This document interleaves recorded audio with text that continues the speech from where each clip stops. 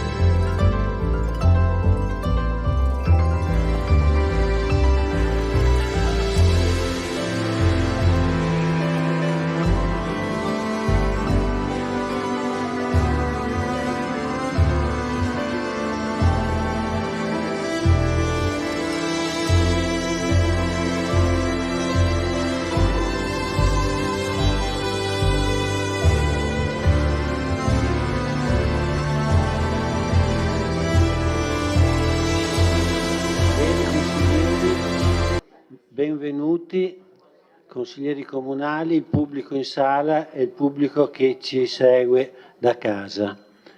Iniziamo questa seduta del Consiglio Comunale con il consueto appello.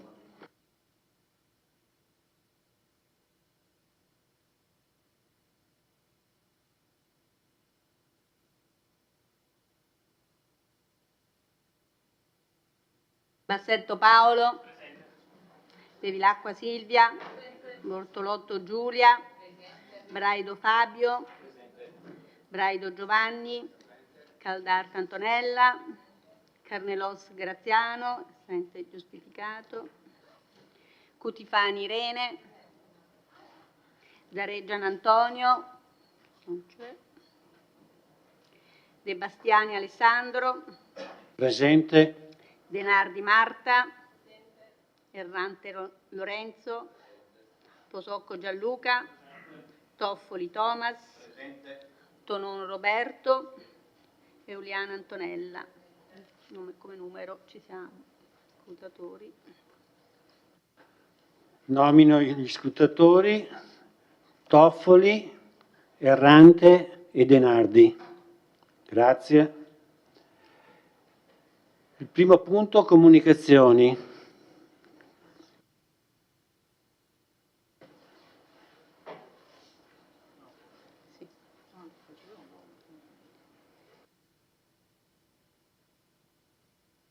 Comunicazione del sindaco, prego. Grazie Presidente, saluto tutti coloro che sono collegati da casa e saluto anche i cittadini che sono presenti in aula questa sera. Saluto tutti i consiglieri e buon consiglio comunale. La comunicazione che vado a fare sono due comunicazioni molto veloci, sono due informative su due iniziative che verranno fatte lunedì 28 luglio.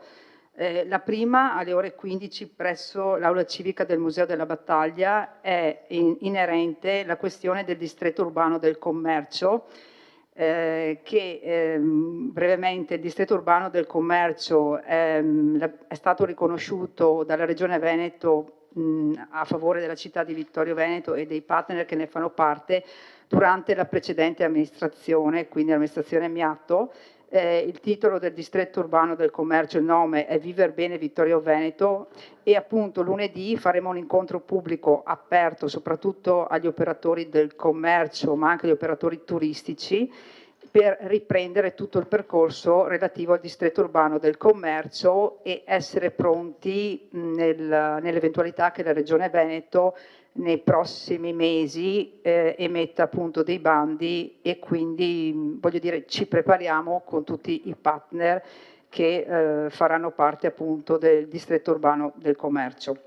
Mentre la seconda comunicazione, anche questa è un'iniziativa pubblica organizzata dal GAL in collaborazione col Comune, sempre lunedì 28 luglio alle ore 20:30 presso la Biblioteca Comunale, e qui il GAL, l'ente territoriale, ci presenterà un bando relativo ai finanziamenti a contributi a fondo perduto a favore di attività produttive, attività artigianali che si sono sviluppate negli ultimi 6 mesi, bando che era già stato fatto precedentemente, quindi verrà riproposto, e quindi anche qui tutti coloro che sono interessati e che hanno interesse ad aprire una nuova attività o che l'hanno già aperta negli ultimi 6 mesi, invito a partecipare alla serata. Grazie. Grazie Sindaco. Ci sono altre comunicazioni? No? Allora, in conferenza dei capigruppo abbiamo deciso di spostare l'ordine del giorno, poiché abbiamo in aula l'ingegner Gobbo che ha redatto il piano degli interventi. Portiamo al primo punto dell'ordine del giorno il piano degli interventi, poi faremo seguire le 9 interpellanze, interrogazioni e quindi la mozione prevista al punto 11. Quindi adesso io passo al punto numero 10.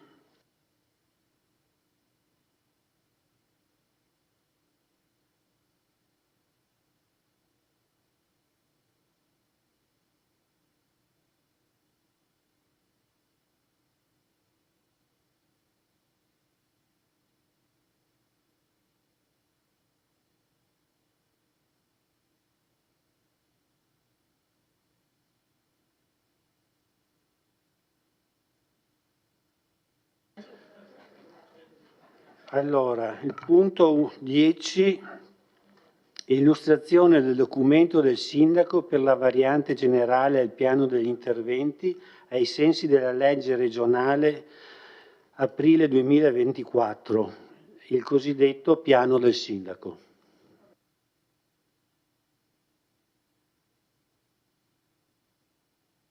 Sì, il documento sarà illustrato, poi sarà discusso, e però non c'è una votazione finale perché il documento si risolve con una semplice presa d'atto che non ha bisogno di votazione.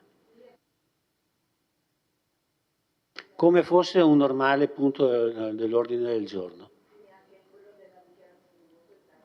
No, dichiarazione di voto no, perché non c'è. I 7 e i 5.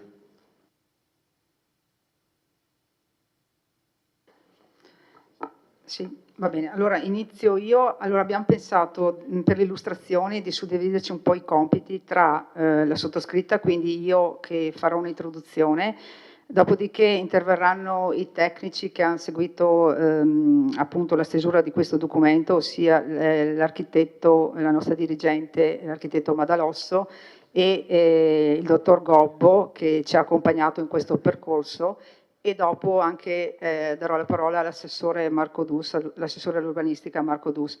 Cercheremo di essere un po' succinti appunto nell'intervenire, ma insomma ecco questo è quanto.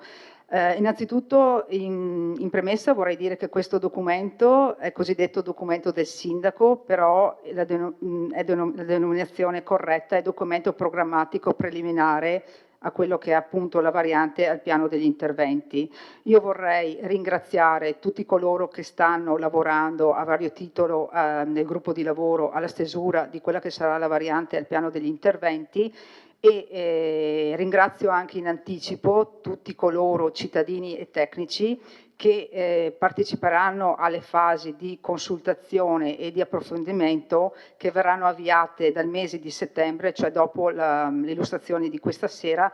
Ci sarà una fase ripeto, di consultazione e di presentazione alla cittadinanza del documento, e quindi quello che voglio dire è che siamo giustamente aperti alle osservazioni, ai contributi di associazioni, di cittadini, dei tecnici. Questi piani urbanistici si costruiscono dal mio punto di vista tutti assieme, ognuno facendo la propria parte e dando il proprio contributo. Questa sera andiamo ad illustrare, io in particolar modo, quelli che sono gli obiettivi e gli interventi che verranno perseguiti appunto per la stesura di questo piano degli interventi, in sintonia naturalmente a quello che è il piano di assetto del territorio, il famoso PAT, che è stato approvato nella consigliatura precedente durante l'amministrazione Amiatto nel 23.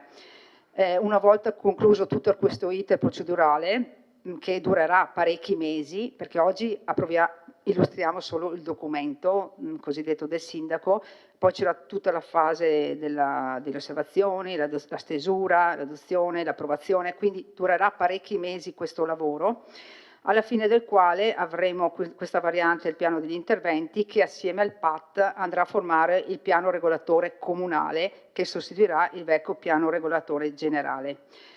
Ci sono dei riferimenti normativi a cui facciamo riferimento, e innanzitutto la Regione ha provveduto ad aggiornare la legge 11 del 2004 introducendo nuove leggi regionali, la 14 del 2017, la 14 del 2019, e soprattutto su quella del 14-2019 vorrei soffermarmi un attimo sull'articolo 1 per appunto evidenziare che la Regione del Veneto, nell'ambito delle finalità di contenimento del consumo di suolo, nonché di rigenerazione e riqualificazione del patrimonio immobiliare, promuove misure volte al miglioramento della qualità della vita delle persone all'interno delle città e al riordino urbano mediante la realizzazione di interventi mirati alla coesione sociale, alla tutela delle disabilità, alla qualità architettonica, alla sostenibilità ed efficienza ambientale,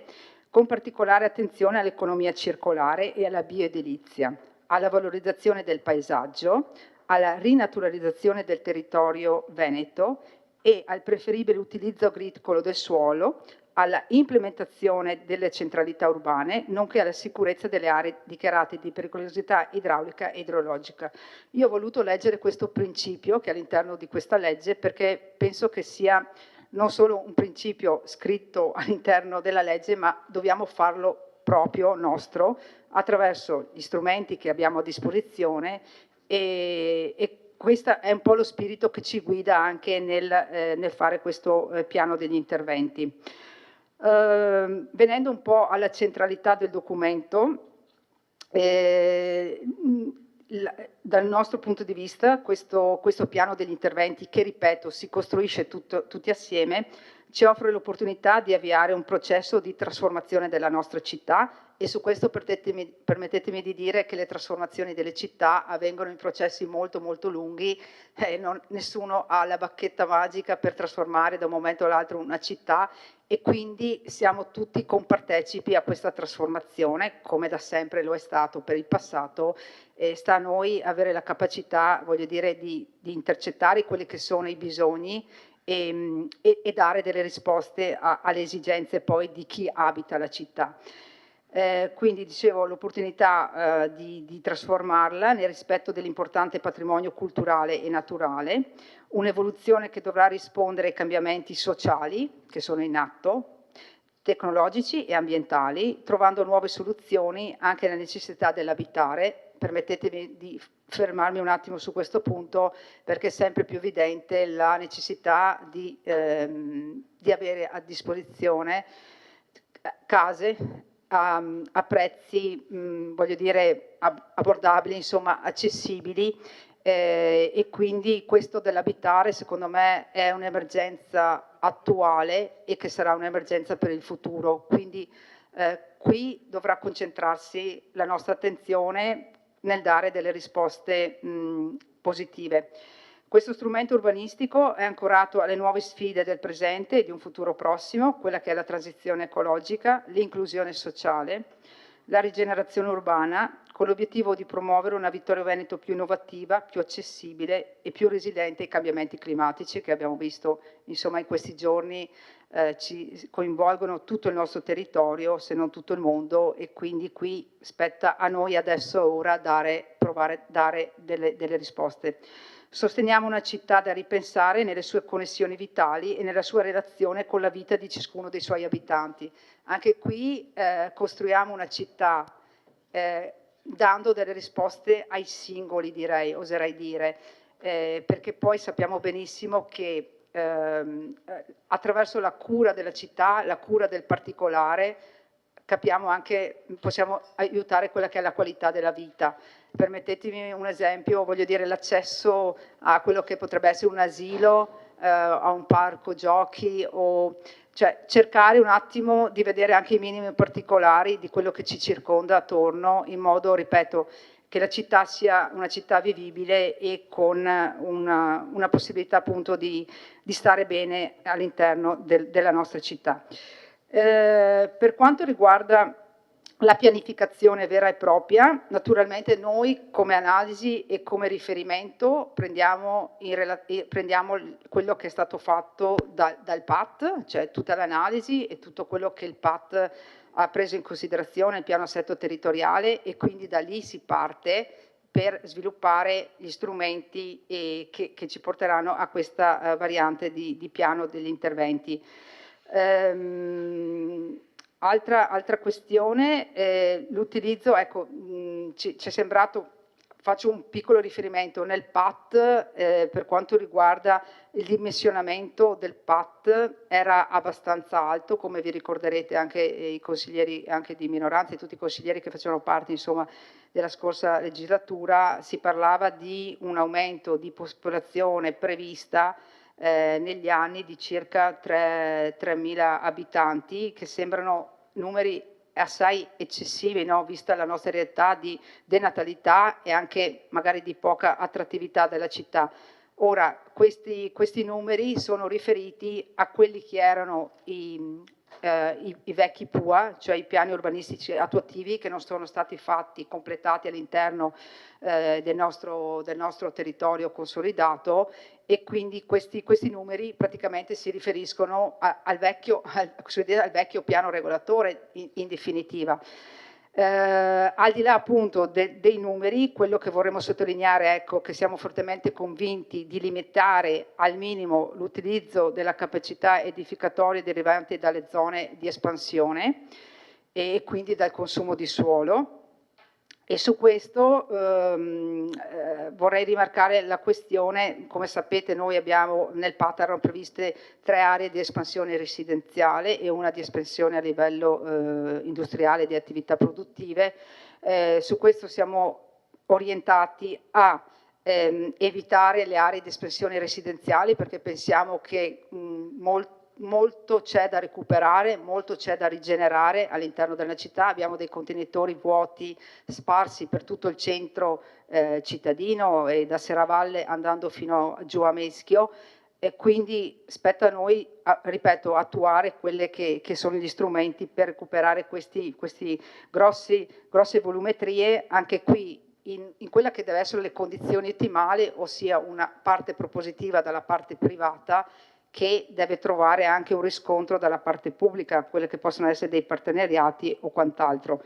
Per quanto riguarda le attività produttive, ecco, nell'eventualità noi saremo propensi solo a espandere eventualmente zone produttive, però in una omogeneità e in una area organica, cioè qualora ci siano veramente aziende che hanno necessità e mettendoci insieme sviluppano una progettualità di ambito importante con tutto quello che ci va attorno, quindi l'aspetto di urbanizzazione, dei sottoservizi e quant'altro. Questo è il nostro intento.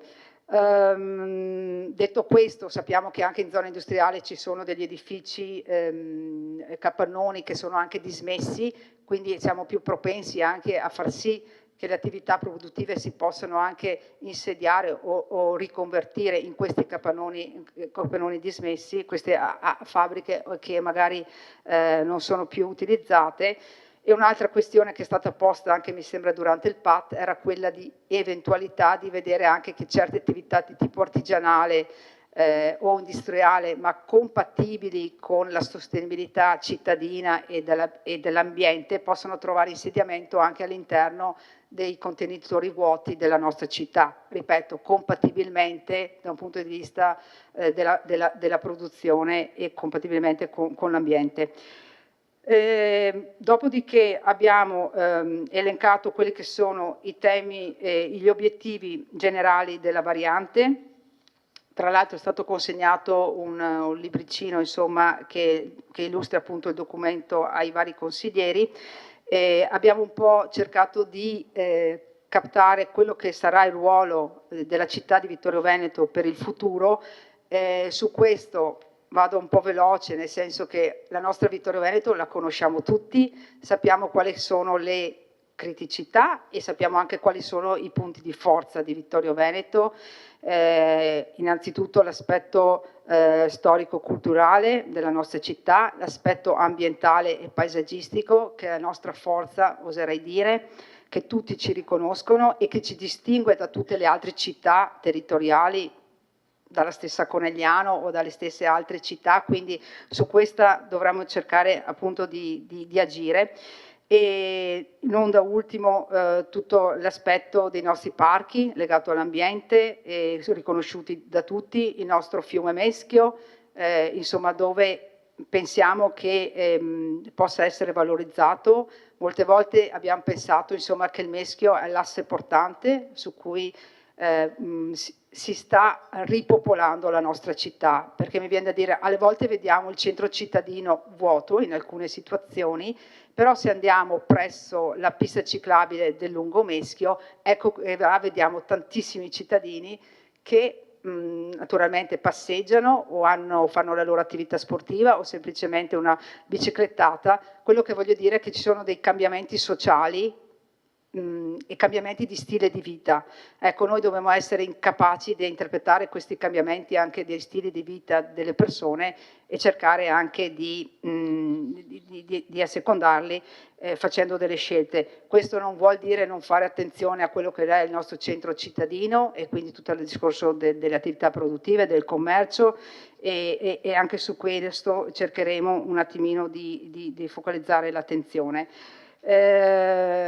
Dopodiché, sempre negli obiettivi generali, abbiamo ripreso quelli che sono gli obiettivi che avevamo inserito nel nostro documento programmatico di mandato, quelli che sono la partecipazione, la connessione e la sostenibilità, il turismo, la cultura, lo sport, l'ambiente e la gestione delle risorse. Per quanto riguarda la partecipazione, mi viene da dire, appunto, dobbiamo agire tutti assieme. Gli strumenti ci sono, e questo documento è senza dubbio un documento che offre questa possibilità di condivisione e quindi cerchiamo appunto di partecipare. Per quanto riguarda invece la sostenibilità, naturalmente è il nostro intento quello di riuscire a implementare quelle che sono le piste ciclabili e il collegamento pedonali, favorendo la connessione appunto tra le persone e tra le zone. Quella che è l'accessibilità agli spazi per gli utenti più deboli e qui appunto attuando quello che era il piano dell'eliminazione delle barriere architettoniche approvato anche questo durante la precedente amministrazione. Per quanto riguarda il turismo, la cultura e lo sport, ci sono tantissime tematiche da sviluppare, dai cammini, dalla parte strategica dei cammini che insomma siamo circondati, a parte dei cammini locali, abbiamo anche il passaggio di cammini importanti a livello europeo e tra l'altro anche dell'implementazione della ciclabile Monaco-Venezia e quindi abbiamo di che occuparci. Stessa cosa per quanto riguarda investire nella riqualificazione degli impianti sportivi esistenti, rendendolo più funzionali e sempre più ecosostenibili, e su questo abbiamo appunto avviato un intervento importante, avvieremo a breve sul palazzetto dello sport, ovviamente la palestra Bortoluzzi di Costa, e insomma ci sono situazioni da sistemare. Ancora per lo sport c'è l'impegno insomma di quanto riguarda la questione della piscina comunale, del campo da rugby, e tutto questo per dire che anche lo sport sta vivendo c'è una nuova visione, no? In questo ambito, e potrebbe fare da traino a quello che è poi l'offerta della città. Riqualificazione dell'edilizia scolastica ai fini della sicurezza e del risparmio energetico. Per quanto riguarda l'ambiente, tutelare il paesaggio rurale e montano, valorizzando le componenti naturalistiche e ambientali.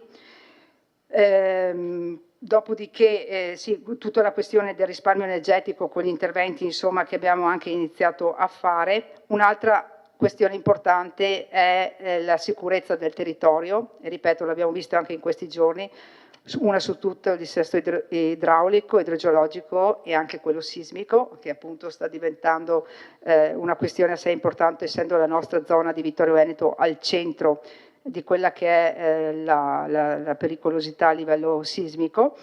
E non da ultimo abbiamo appunto nel documento, che non vado a leggere nel dettaglio ma che troverete poi pubblicato nei siti, e adesso gli architetti vi diranno anche dove lo troverete, c'è tanto da sviluppare. Ci sono delle zone da implementare, quella che è la Valle Appesina sul discorso del Lago Morto, dove tutti noi, l'abbiamo sempre detto, è stato detto anche dalla precedente amministrazione, cercheremo di offrire dei servizi, di portare dei servizi e quant'altro. Mi fermo qua, dico solo che il PI, oltre a questo, lo diranno meglio i tecnici, ci sarà anche l'affiancamento di quelli che sono gli strumenti, no, per mettere in atto queste azioni, uno su tutto il regolamento della perequazione urbanistica e quello che è il regolamento per i crediti edilizi, che però lascio dopo la parola a chi segue e che spiegheranno meglio di me. Mi fermo qua e lascio la parola, penso, all'architetto Madalosso, giusto? Grazie. Grazie Sindaco.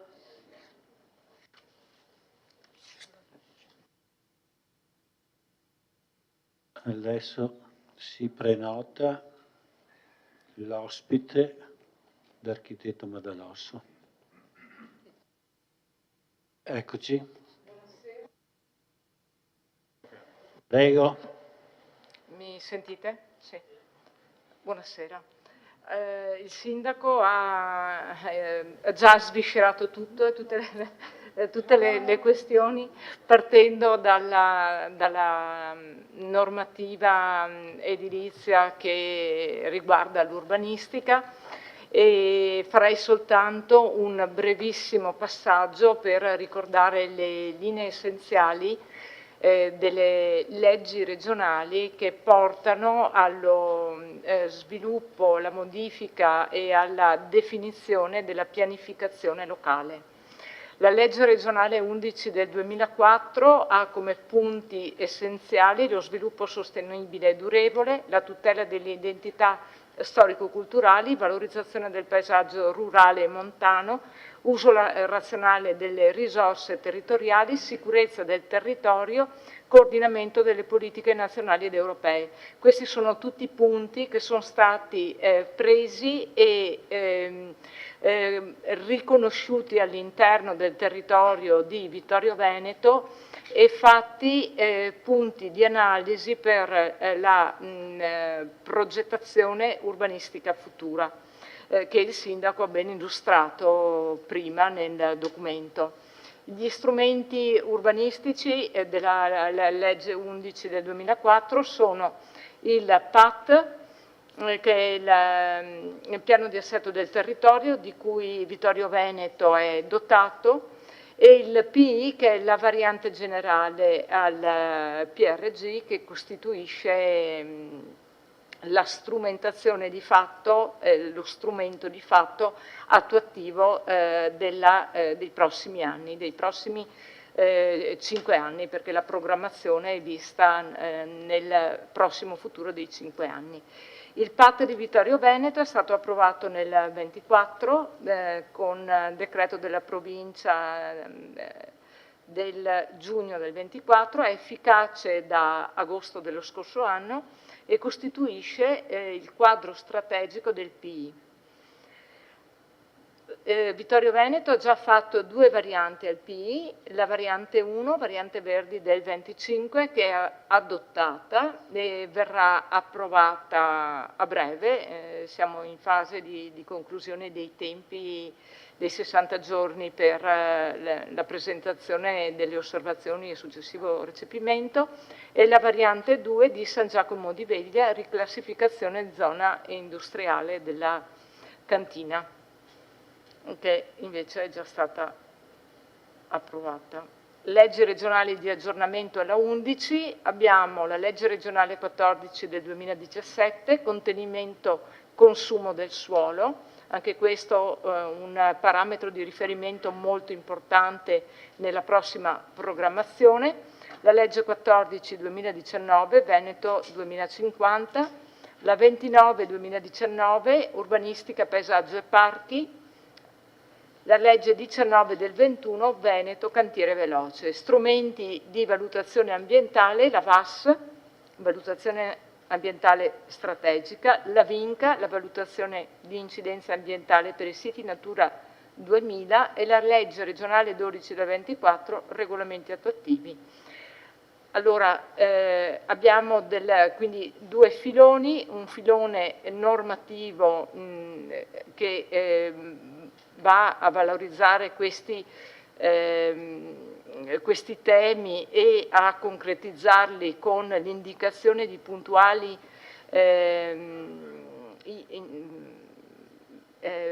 tematismi che poi devono essere presi a riferimento per la pianificazione, e poi invece abbiamo tutta la parte che riguarda la valutazione ambientale puntuale, che dà quindi le garanzie per il mantenimento dell'equilibrio ecosostenibile del territorio con VAS e VINCA.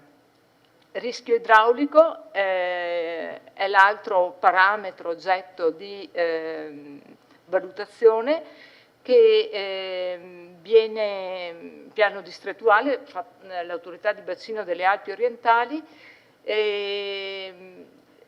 va a incidere sul PRG, sul PAT, sul PATI, sul PI e sul PUA. E poi c'è la questione della zonizzazione sismica, quindi l'adeguamento delle zone sismiche. Per Vittorio Veneto abbiamo la zona 1 ad alta pericolosità e anche questo dà delle indicazioni puntuali. Tenete conto che da una parte abbiamo il PGRA che dà indicazioni sulle zone a rischio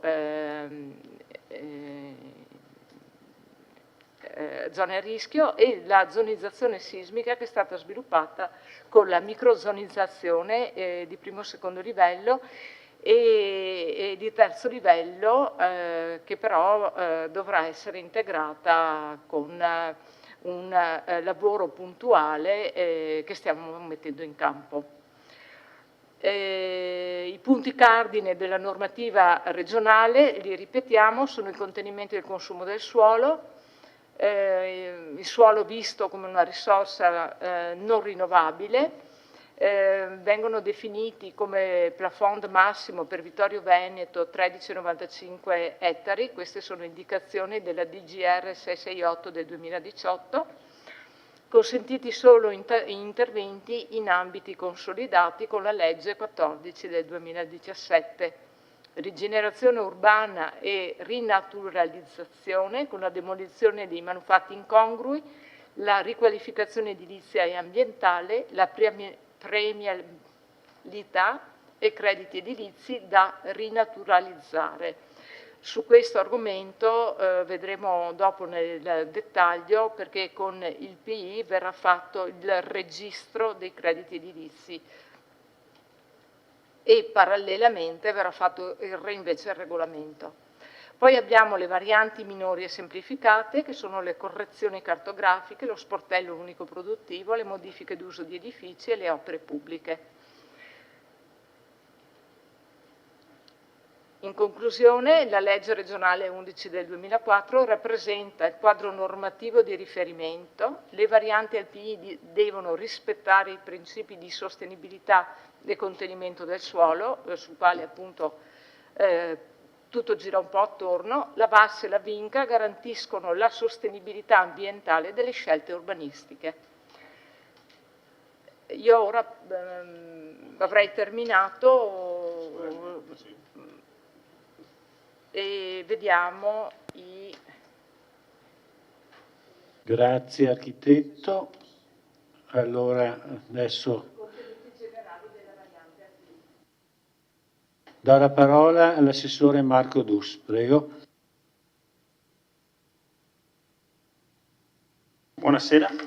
Innanzitutto mi prendo anch'io 2 secondi per dei ringraziamenti, in prima persona il sindaco, poi la dirigente Maddalosso e tutto lo staff, il suo staff, e naturalmente il dottor Gobbo che ci ha guidati in questa prima fase di stesura appunto del documento del sindaco, che poi darà il via a questa fase rilevante, la prima, quella della concertazione con i vari stakeholder del territorio, e poi le successive che ci porteranno all'approvazione del piano degli interventi. Dunque, questo documento del sindaco contiene molto, non contiene tutto naturalmente.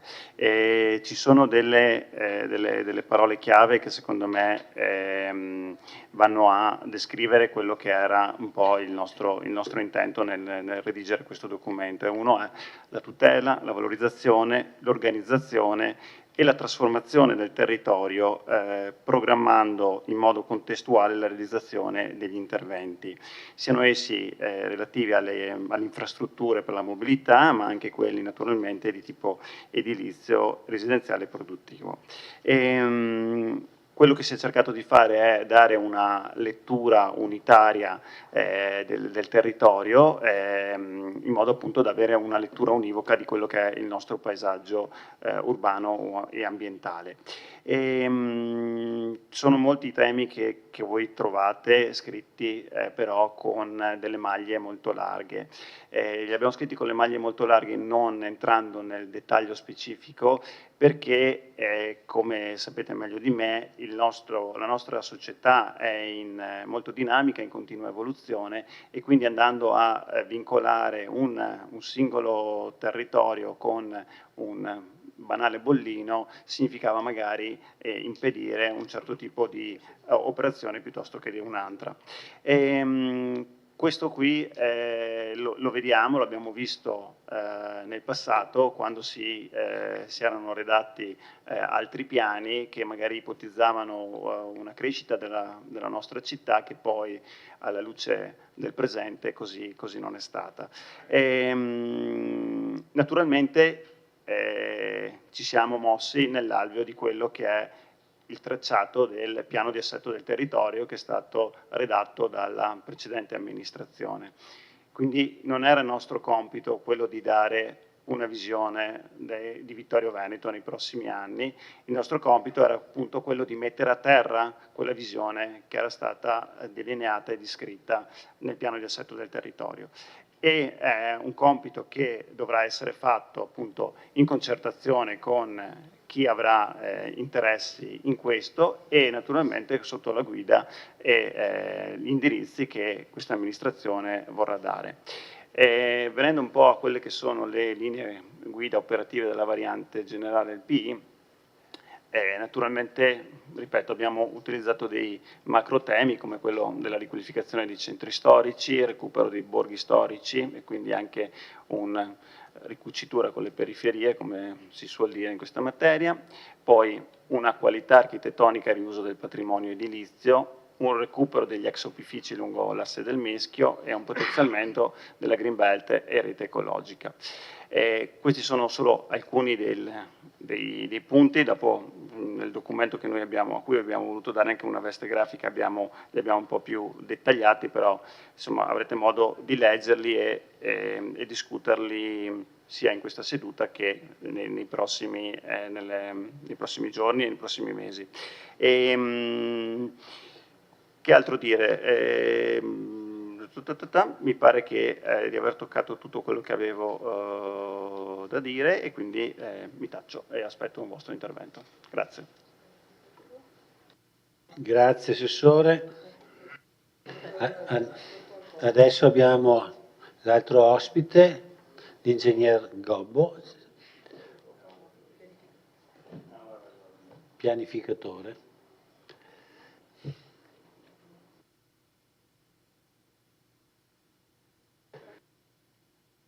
Grazie e buonasera a tutti i presenti.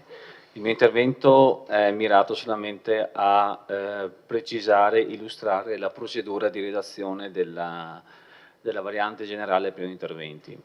Gli obiettivi, le linee guida, le strategie sono state ampiamente descritte e illustrate negli interventi che mi hanno preceduto, quindi ora mi sembra corretto necessario fare una sintesi sull'iter procedurale. Questa di stasera è la prima tappa di questo, chiamiamolo viaggio pianificatorio, un viaggio che ha assunto con una missione e delle finalità molto importanti ed è lodevole che questa amministrazione abbia mirato, voglia puntare a queste azioni pianificatorie volte più che altro alla riqualificazione, alla rigenerazione del tessuto urbano del territorio di Vittorio Veneto.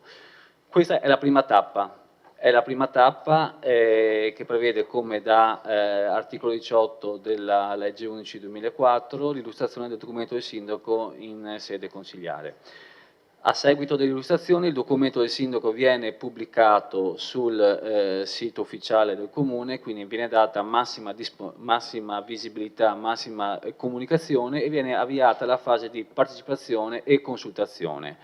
La legge urbanistica regionale non definisce le modalità, demanda, quindi dà ampia discrezionalità al Comune nel definire le modalità di costruzione di questa fase di consultazione e di partecipazione. Essendo il primo piano di interventi, ovvero la variante generale dello strumento urbanistico operativo del Comune di Vittorio Veneto, organizzeremo nel mese di settembre tavoli tecnici, incontri pubblici proprio per diffondere, per dare comunicazione e per stimolare gli aventi titolo, la popolazione, gli stakeholders a manifestare, a presentare proposte per la formazione di questa variante generale.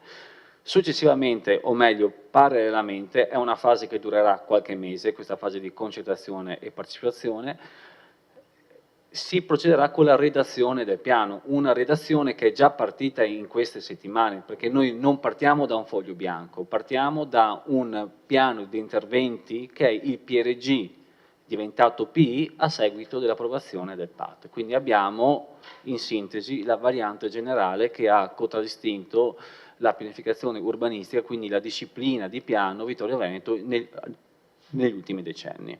Da questa base qua noi partiremo con tutto un lavoro di armonizzazione, di omogeneizazione, di aggiornamento e adeguamento della base non solo cartografica ma soprattutto della disciplina urbanistica. Quindi non saranno mesi in cui attenderemo o faremo solamente attività di partecipazione e di concentrazione, ma sarà un'attività quotidiana fatta dall'ufficio di piano nel aggiornare, nel rendere diciamo attuale una base di piano che è il risultato della stratificazione pianificatoria di Vittorio Veneto degli ultimi decenni.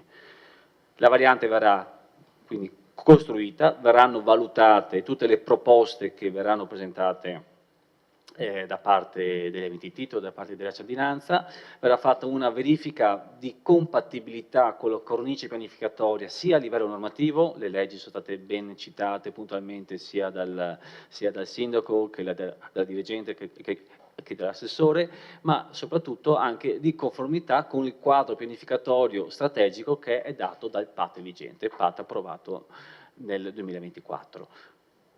Queste proposte verranno poi inserite in questo nuovo piano variante generale che è in fase di redazione e di costruzione. Il piano, come ben sapete, perché di recente il Comune ha adottato delle varianti parziali, viene adottato dal Consiglio Comunale, viene depositato secondo i termini di legge per 30 giorni e nei successivi 30 giorni qualsiasi cittadino può presentare, avente il titolo, può presentare delle osservazioni alle modifiche apportate alla variante adottata. Parallelamente la variante generale viene valutata dal punto di vista ambientale in termini di VAS, quindi valutazione ambientale strategica. L'autorità competente è la Regione Veneto, e verrà anche valutata l'incidenza per quanto riguarda i potenziali impatti sui siti Natura 2000, quindi questa valutazione si chiama VINCA. Quindi la VINCA è un endoprocedimento alla VAS, l'autorità competente è la Regione Veneto. Di parallelo il piano verrà valutato dal punto di vista idraulico. Abbiamo prima detto che abbiamo una criticità, e purtroppo è cronaca anche di questi giorni, di tipo idraulica. Il PGRA lo ha ribadito già nel 2021 con il primo piano di gestione del rischio e alluvioni che scade nel 2027 e verrà ovviamente aggiornato il prossimo anno per essere operativo nel successivo periodo di cogenza, e dovremo poi portare dentro al PI le limitazioni e le prescrizioni derivanti dalla microzonazione sismica. Quindi noi dovremo valutare la nuova pianificazione urbanistica del Comune di Vittorio dal punto di vista idraulico, PGRA, quindi le criticità P2, P3, zone di attenzione, i conoidi alluvionali che purtroppo caratterizzano la parte alta del territorio, la zona di Serravalle, e la microzonazione sismica, sapendo che il Comune, come tutta la vallata, è caratterizzata da una faglia attiva capace, già rilevata, già censita e già parte della strumentazione specialistica. Quindi ogni valutazione dovrà tener conto, dovrà poi essere valutata in termini specialistici, quindi sismici, idraulici, VAS e VINCA, come vi ho detto. Per andare in approvazione della variante dovremo ottenere pertanto il parere della Regione Veneto in termini di VAS VINCA, difesa del suolo, Genio Civile di Treviso per quanto riguarda la questione, gli aspetti idraulici e sismici, e non ultimo il consorzio di bonifica per quanto riguarda gli aspetti idraulici minori. Acquisiti tutti i pareri, porteremo la variante generale in Consiglio Comunale per l'esame delle osservazioni pervenute con le controduzioni e l'approvazione della variante generale. Quindi questo di stasera è la prima tappa, potrei definirla, quindi è l'inizio di un lungo percorso complesso dove speriamo che anche l'apporto di cittadini, che può già manifestarsi nelle prossime settimane con la presentazione di istanze, può diciamo, dare il proprio contributo, il proprio diciamo, indirizzo alle scelte pianificatorie dell'amministrazione. Vi ricordo che i cittadini possono intervenire nella fase ovviamente della partecipazione. Andremo poi a illustrare nel mese di settembre anche la modulistica per la presentazione del proprio contributo, e poi potrà dare il proprio contributo in fase delle osservazioni, ma a piano già adottato. Quindi secondo noi la fase più importante per l'apporto dei cittadini è quella che si attiva da settembre in poi, perché il cittadino lì può manifestare diciamo, le proprie diciamo, volontà e il proprio apporto per la pianificazione, per la nuova pianificazione del Comune di Vittorio Veneto. Grazie. Grazie. Ingegner Dobbo. Ingegnere. Bene, dopo questa illustrazione abbiamo capito che d'ora in poi prenderà avvio una discussione che coinvolgerà il maggior numero di persone, di cittadini possibili, e i primi interventi sono riservati a voi consiglieri in questa seduta per avviare questo dibattito lungo e speriamo proficuo per la nostra città.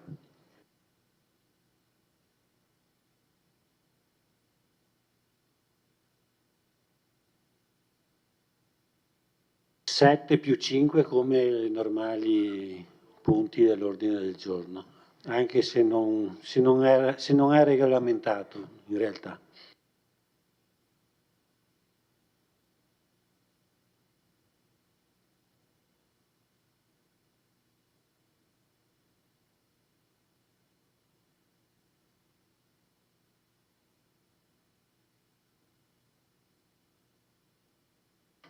Bene, ringraziamo Antonella Caldat che rompe il ghiaccio.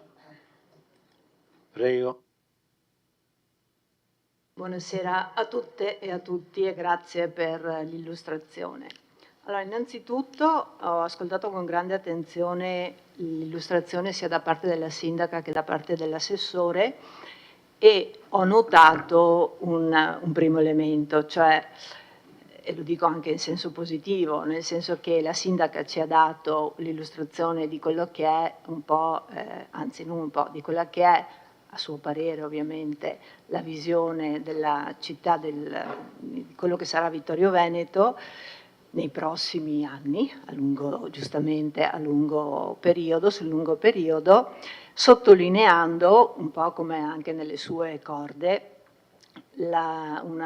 l'attenzione a tutto il tema dell'ambiente, del rispetto all'ambiente, dell'aspetto del non consumo del suolo, cioè tutti quegli aspetti un po' diciamo legati all'ecologia, no? In senso lato. L'assessore Dus ha esordito con 4 o 5, scusi, non mi ricordo più, temi, che sono i temi su cui a suo parere si lavorerà, e ho notato che mancava in questa lista proprio il discorso dell'ecologico-ambientale, cioè erano 4 tematiche molto più, diciamo, pragmatiche. Ecco, quindi leggo da una parte questa visione un po' ideale, se vogliamo, anche dall'altra invece il lavoro di chi deve mettere a terra i contenuti e si rende conto di ciò che bisogna fare concretamente giorno per giorno, dove appunto mi ha colpito che non abbia parlato di questo tema dell'ambiente in senso lato, in modo particolare del consumo del suolo. E poi arrivo al punto. Volevo però fare una premessa. Mi è capitato recentemente di partecipare a Conegliano ad un incontro con i rappresentanti di tutte le categorie produttive, artigiani, imprenditori, aziende vere e proprie, poi rappresentanti del turismo, eccetera. C'erano davvero tutti.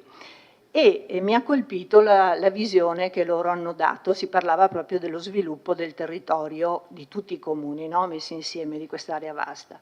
E mi ha colpito in senso positivo una cosa che volevo condividere con voi, perché può essere anche un punto di riflessione sul lavoro che c'è da fare. Quindi è una prima proposta, anche se non è formalmente presentata sui documenti, quello che l'ingegnere ha detto che ci verrà consegnato per presentare le osservazioni.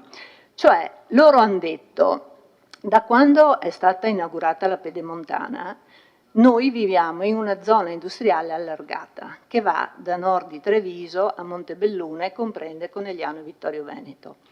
Quindi dobbiamo immaginare non più le singole zone industriali, ma questa grande zona industriale attorno a cui c'è una città diffusa che poi si chiami Montebelluna, Treviso, Conegliano, Vittorio, però di fatto un luogo dove, o più luoghi, dove le persone vivono per lavorare all'interno di questa grande zona industriale.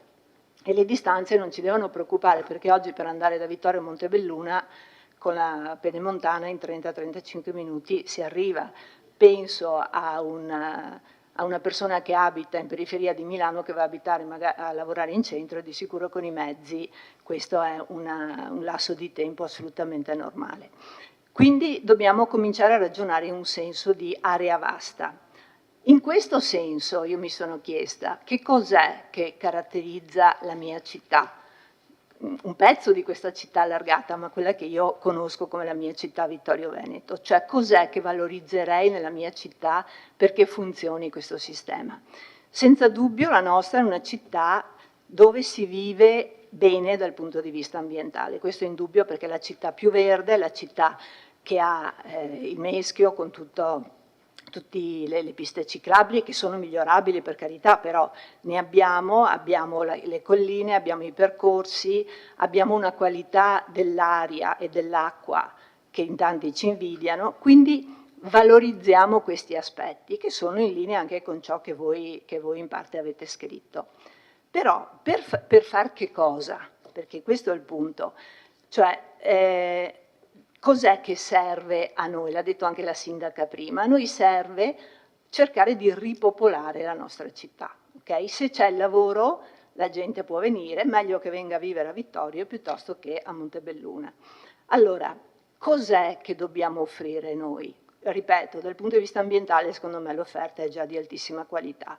I collegamenti ci sono perché abbiamo più strade che altro, si può incentivare le ciclabili, ma non è quella che veramente fa la differenza, anche se è importante. Certamente abbiamo buoni servizi, abbastanza buoni, migliorabili. Se devo guardare il flop dei recenti centri estivi, direi che i servizi sono senza dubbio migliorabili, ma ovviamente c'è spazio per tutto. Ma il vero tema, poi avete parlato dello sport, giustamente, lo sport è un punto attrattivo, ma il vero tema è dove va a vivere sta gente. Allora, io non credo che parlare di edilizia popolare e basta sia giusto. Primo perché, e ne abbiamo discusso, mi ricordo c'era anche il consigliere Carnelos, primo perché l'edilizia popolare che va realizzata perché ci sono dei bisogni, non è l'edilizia che fa crescere l'economia di una città. Quindi noi dobbiamo essere in grado di dare tipologie di abitazioni a prezzi umani, calmierati, a prezzi buoni, diciamo, di mercato, che non possono, questo è il punto, non possono essere previsti solo nelle ristrutturazioni e nel recupero, perché recuperare un'abitazione, una casa, uno stabile, significa, e lo sappiamo, tutti quelli che hanno provato a farlo, andare incontro a una serie di imprevisti incredibili, che costano perché c'è di sicuro qualche tubo, insomma sappiamo, no? Poi tutti i vincoli, oltre a tutti i vincoli ambientali e della sovrintendenza che pesano sul nostro territorio. Anche se qui, bene, avete detto, semplificazione della parte amministrativa. Allora, siccome non è possibile pensare che tutte le persone che noi abbiamo arrivino qua, vadano ad abitare in case ristrutturate, dobbiamo pensare di recuperare, certo, ma cioè non edificare in senso libero, ma dare la possibilità di edificare, per esempio, e poi ne parlerò nel secondo intervento, per esempio recuperando tutte le aree intercluse. Ecco, mi fermo qua perché ho finito il tempo e poi riprendo il discorso. Grazie consigliere.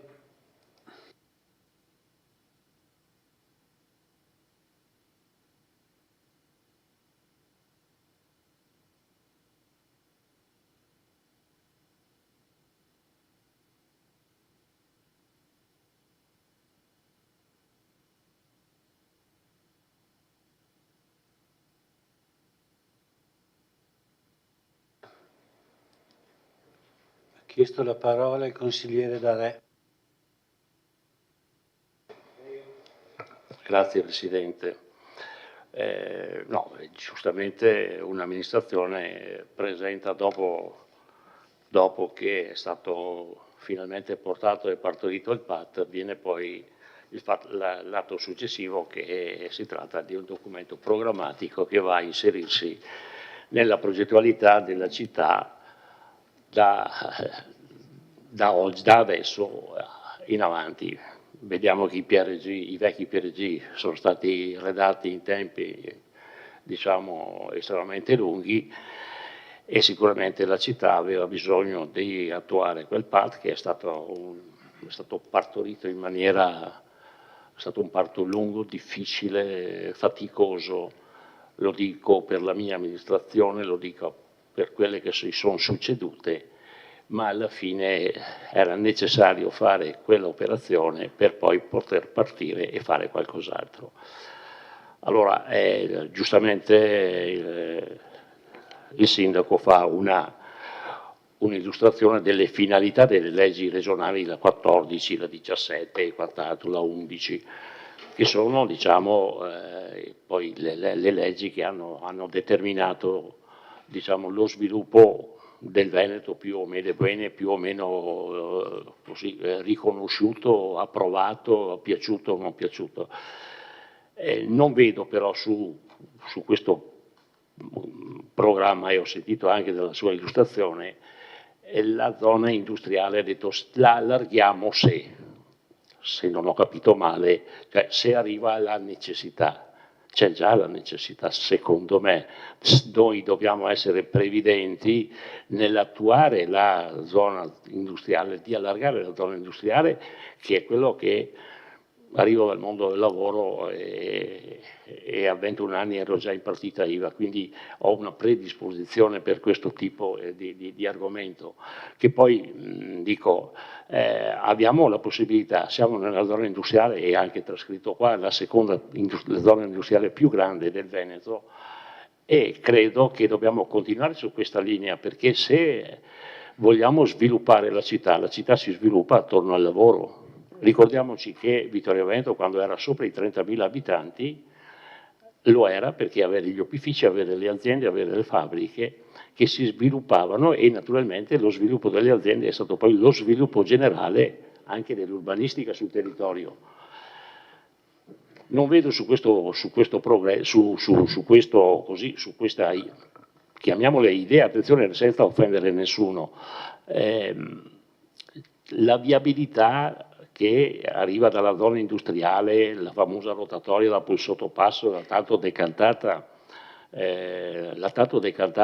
bretella infame, perché è un qualcosa che ho portato io e ho portato e sostenuto in maniera decisa e forte, ma in questo momento funziona, come ho portato avanti il traforo con le amministrazioni prima della mia e portato avanti, ma vediamo che il traforo in questo momento serve come. Allora non possiamo pensare di sviluppare una città se non abbiamo anche un'idea di viabilità generale. Poi piace o non piace, qualcuno le strade non le vuole, qualcuno anch'io preferisco i sentieri, anch'io faccio mountain bike e quindi frequento le strade non asfaltate possibilmente. Però credo che su questo bisognerà sicuramente intervenire in maniera, cioè non si può non pensare a uno sviluppo di una zona industriale al di là, cioè nel contesto generale, come d'altra parte lei ha detto nelle finalità, che è contigua a quella esistente. Non chiediamo di può fare altre zone industriali, chiediamo di allargare quella zona industriale che è necessaria se vogliamo, ripeto, sviluppare questa cosa. Ripeto, la viabilità l'ho detta. Se poi pensiamo a un'edificazione popolare, sicuramente sì, vediamo che però tanti edifici, diciamo tante abitazioni, tanti numeri civici che erano abbandonati sono stati occupati un po' progressivamente da tanti extracomunitari che con il lavoro e grazie al lavoro si stanno insediando su tanti siti abitativi, pensiamo al Fadalto, ma pensiamo anche nella nostra città. Quindi l'esigenza di un'edilizia popolare è compensata forse anche con questo, ripeto, forse anche con questo. Uno studio approfondito di quanti numeri civici abbandonati o chiusi, sarebbe bene che nella stesura di questo piano importante sia fatto e portato avanti. Quante abitazioni sfite chiuse abbiamo, quante case abbiamo, per 1000 motivi. E questo è un'amministrazione, la deve portare fare un'indagine generale se vogliamo parlare di residenza più o meno diciamo importanti. Poi è chiaro, se noi andiamo a vedere alcuni interventi fatti nel passato della nostra città, e penso alla zona del Marco Polo, no? Dove si è realizzato poi un grosso complesso industriale, un grosso complesso abitativo, ma non solo, anche sportivo, e lo vediamo e funziona. Assessore, può capire che lei non è d'accordo? No, ma vede che cos'è? È riluttante, muove la testa, allora bene, io le dico la mia, poi lei fa il suo intervento e magari possiamo anche confrontarci, ma che mi venga a dire che quell'area non è stato un intervento urbanistico importante e sicuramente che ha di pregio della città e ha valorizzato la città, perché con i piani sportivi, con il golf, con il padel, che abbiamo visto la storia del padel che è stata dibattuta anche all'interno di questo Consiglio Comunale con tante persone presenti, ma allora io il concetto urbanistico lo vedo in quel tipo, l'edilizia popolare le abbiamo viste nel passato, forse l'edilizia popolare si può fare con altre motivazioni, con altre finalità, con altre possibilità, ripeto, questo è quello che io mi sento di dire e penso. Grazie consigliere Darè. Adesso ha chiesto la parola il consigliere Gianluca Posocco. Sì, grazie.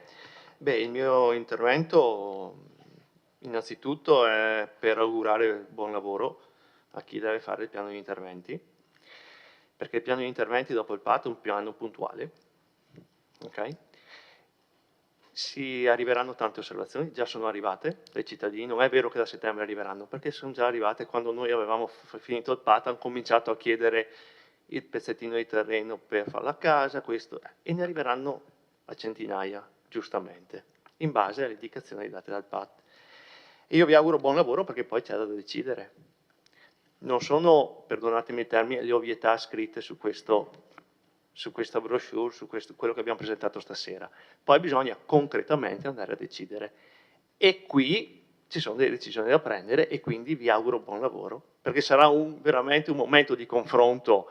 Cioè io mi immagino, quando ero in maggioranza, immagino voi in maggioranza, in cui importante e anche molto, molto difficile. Perché tutte le belle parole che sono state dette questa sera, poi andiamo a confrontarci con le richieste che arrivano dai cittadini in base a un piano che è stato, a un PAT che è stato approvato nel 2024.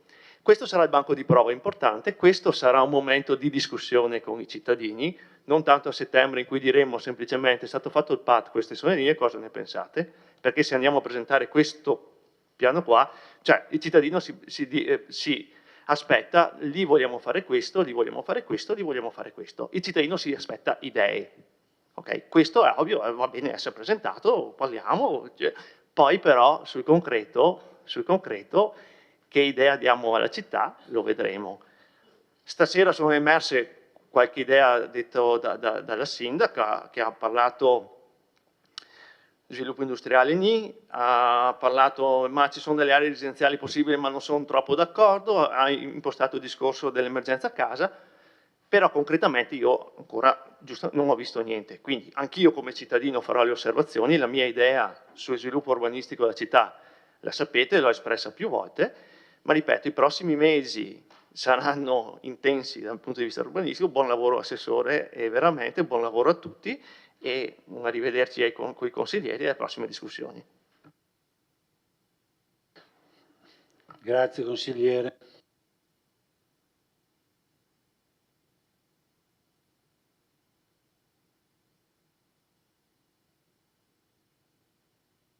Antonella Caldart per la replica. Più che la replica, concorso. Allora, il tema, la premessa era per spiegare che io non sono a priori contro, anzi, il consumo del suolo, assolutamente, però credo fortemente che sarebbe una follia bloccare qualsiasi tipo di ulteriore costruzione, perché i nuovi edifici, se noi riusciamo a permettere a chi può farlo, a chi vuole farlo, di costruire nuovi edifici, adesso vi farò qualche esempio, magari anche quelli in edilizia convenzionata, questi senza dubbio poi permetteranno e saranno un ulteriore volano per chi poi, se aumenta la città, migliora la situazione economica, per chi vuole investire anche nel recupero del vecchio. Parlavo prima come esempio dell'utilizzo delle aree intercluse. No? Noi abbiamo un sacco di aree a Vittorio dove c'è una casa che magari sul retro è chiusa, che non ha accessi, eccetera, che ha il cortile. Ecco, quelle aree lì, che sono poi tutte aree urbanizzate, se noi permettessimo la realizzazione di quei piccoli interventi che la gente di sicuro, i cittadini di sicuro vi chiederanno di fare, E avremo anche il vantaggio che, essendo aree già urbanizzate, non ci sono spese di urbanizzazione, però incassereste gli oneri di urbanizzazione. Questo permetterebbe di avere dei piccoli nuclei nuovi che crescono e attorno magari anche di favorire il recupero di ciò che è esistente. Per cui è un'idea semplice. Chiaro che poi il nuovo deve essere regolamentato, non vogliamo certo che succeda ciò che sta succedendo a Milano, cioè in un cortile, se si costruisce, in uno spazio intercluso, se si costruisce devono esserci delle regole di altezza, eccetera. Cioè, su questo siamo tutti d'accordo, però non bloccate, non dite a priori nessun consumo del suolo, perché è veramente anacronistico, cioè non possiamo pensare è il nuovo che porta al recupero del vecchio. Questo deve essere il mantra, non nessun consumo del suolo. Crediamoci, guardate, avete in mano uno strumento importantissimo, avete una grandissima responsabilità nei confronti dello sviluppo di ciò che sarà Vittorio Veneto, però non può essere, come leggo nelle conclusioni del documento che era allegato al Consiglio, dove proprio nelle conclusioni si dice Vittorio Veneto nel futuro, Vittorio Veneto ha tutte le caratteristiche per diventare la città ideale per un futuro da costruire. Ecco, io non credo che questa che avete descritto qua sia la città ideale, io credo che sia una città idealizzata piuttosto, una città dei sogni, mentre noi abbiamo bisogno di concretezza, quindi per favore non sprecate questa opportunità perché davvero è unica e passa una volta solo. Noi siamo ad aiutarvi, a supportarvi, speriamo che questa volta quando faremo le osservazioni vengano prese in considerazione, anche se vengono da questi mostri della opposizione, ma questo è un documento serio su cui veramente bisogna lavorare insieme. Grazie e buon lavoro. Grazie.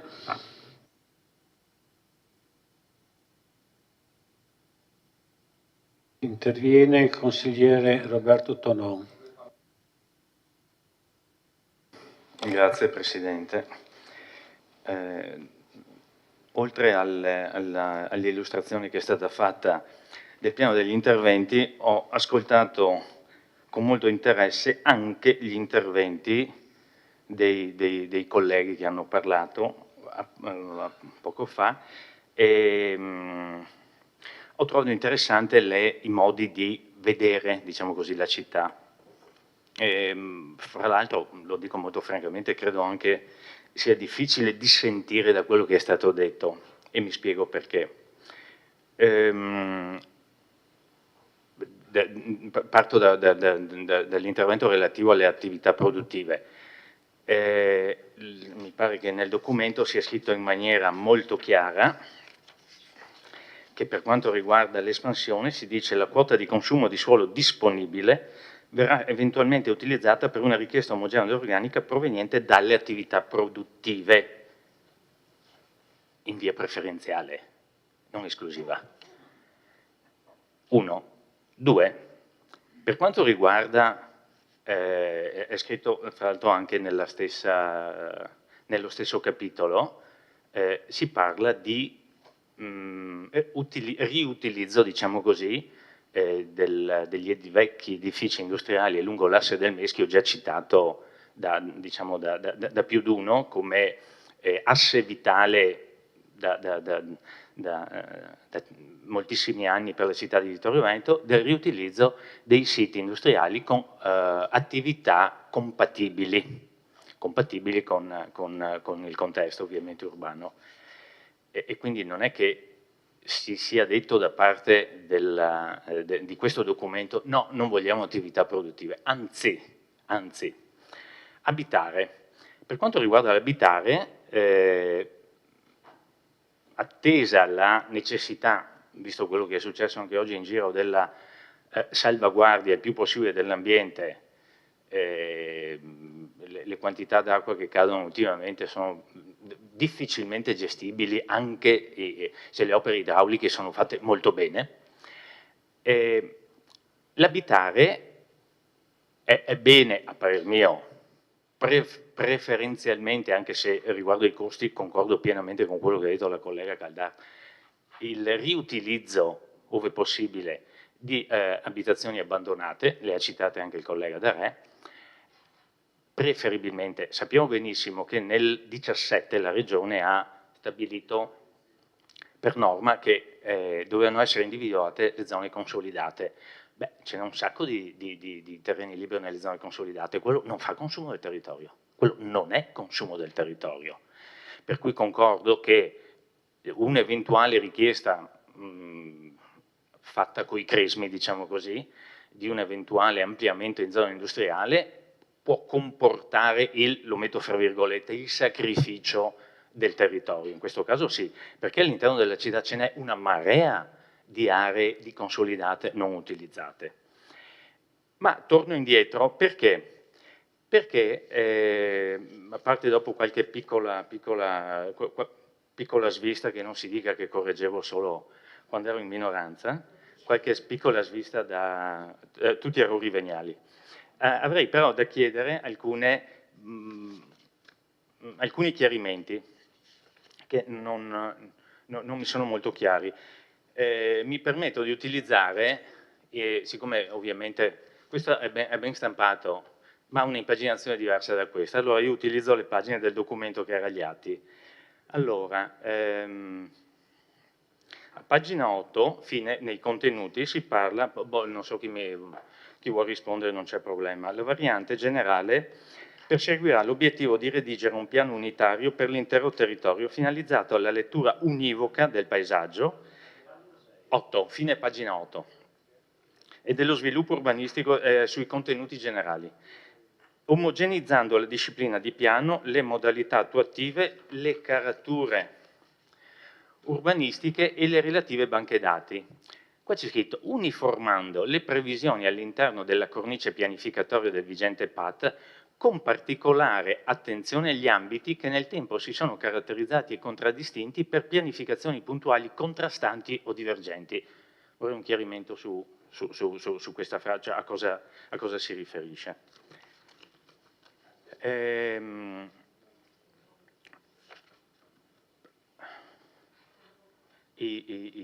Vabbè. Per quanto riguarda poi la visione della città, si parla di la città, il terzo capoverso, la città, il ruolo e la visione futura di Vittorio Veneto, la città rappresenta la porta di accesso al territorio dolomitico in quanto riveste il ruolo di grande area urbana dotato di servizi territoriali, valenze culturali e aree produttive di importanza provinciale. Non è molto chiaro, secondo me, questo pensiero. Poi si parla, vabbè, viali monumentali, parchi secolari, non so a quali si riferiscano, e altre cose. Per quanto riguarda i temi principali del piano, vorrei far notare una cosa. Si è sempre parlato di quest'asse del Meschio. E diciamo che il Parco del Meschio data ormai decenni addietro, non è una novità. È stata citata anche, mi pare, dalla collega Caldart, riprendendo un'affermazione del sindaco della pista ciclabile, tutto incrementabile, tutto migliorabile, eccetera, ma quella pista mi pare dati dal 95, se non ricordo male, quindi ormai è ben più che maggiorenne. All'interno del Parco del Meschio, meglio, lungo il nostro Meschio, sono citati gli ex opifici, nuovi spazi per la comunità. I numerosi ex opifici lungo il Meschio hanno le potenzialità per poter diventare abitazioni, spazi coworking, centri culturali e luogo di aggregazioni, attività economiche e direzionali. Volevo solo far notare che sarebbe bene fare una riflessione su quali sono. Se posso dire, sono pochi ormai, sono veramente pochi quelli da sistemare. Visto che ho finito il tempo, continuo dopo, grazie. Grazie consigliere.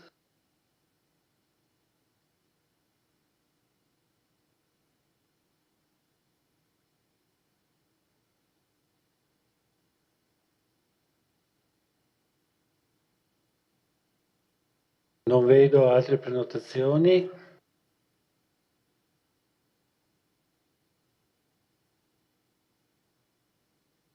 Prenotato? No, non mi appare la prenotazione.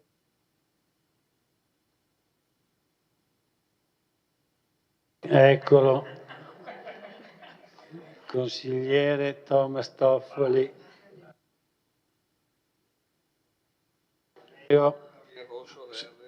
Buonasera Sindaco, consiglieri, assessori e il pubblico presente.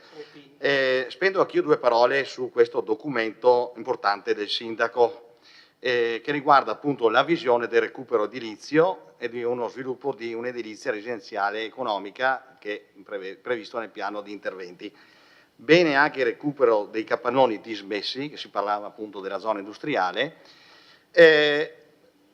non anche tanto un ampliamento della zona industriale, il recupero dei capannoni, però se puntiamo a uno sviluppo del lavoro dobbiamo puntare anche per riempire questi capannoni, invitare aziende anche da fuori ad investire. Perché? Perché poi porteranno operai, gli operai porteranno lavoro, porteranno anche famiglie che andranno ad acquistare e occupare case. Bisognerà aiutare queste famiglie, questi lavoratori, anche attraverso, speriamo nel futuro, visto che ci saranno le prossime elezioni regionali, attraverso degli aiuti dalle regioni, col comune, eccetera, dei fondi dove la regione sarà garante appunto per aiutare queste famiglie. Questo è importante, un tema importante che è da salvaguardare il territorio e tutto quello che rientra in questo documento. Un'altra cosa sul recupero edilizio, va bene il recupero, ma magari anche la demolizione e la ricostruzione di un fabbricato, anche in un altro sito che si aveva già parlato nei precedenti consigli comunali. Quindi auguro buon lavoro e tenendo presente anche di queste mie idee. Grazie. Grazie consigliere Toffoli.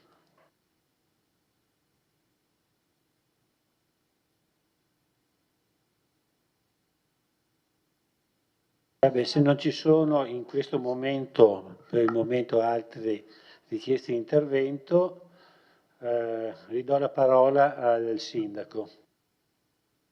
Grazie. Vado un po' così a interpretare anche gli spunti che sono arrivati e grazie degli interventi che sono stati fatti, perché insomma ci danno anche la possibilità di poter spiegare i nostri intenti, no?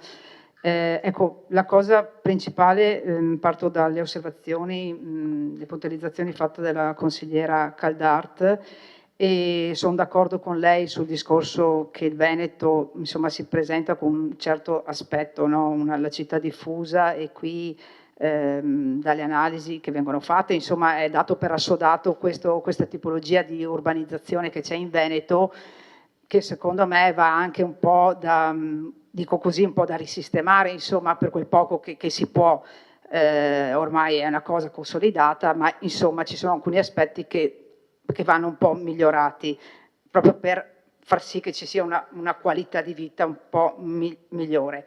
Detto questo, rispetto alla questione del consumo di suolo c'è un equivoco di fondo, l'ha segnalato adesso il consigliere Tonon nel suo intervento. Allora, quando andiamo a parlare di consumo di suolo, vergine, tra virgolette, è quello riferito ai famosi 13 ettari, se non sbaglio, che la Regione Veneto ci ha riconosciuto nell'ultima legge decreto regionale.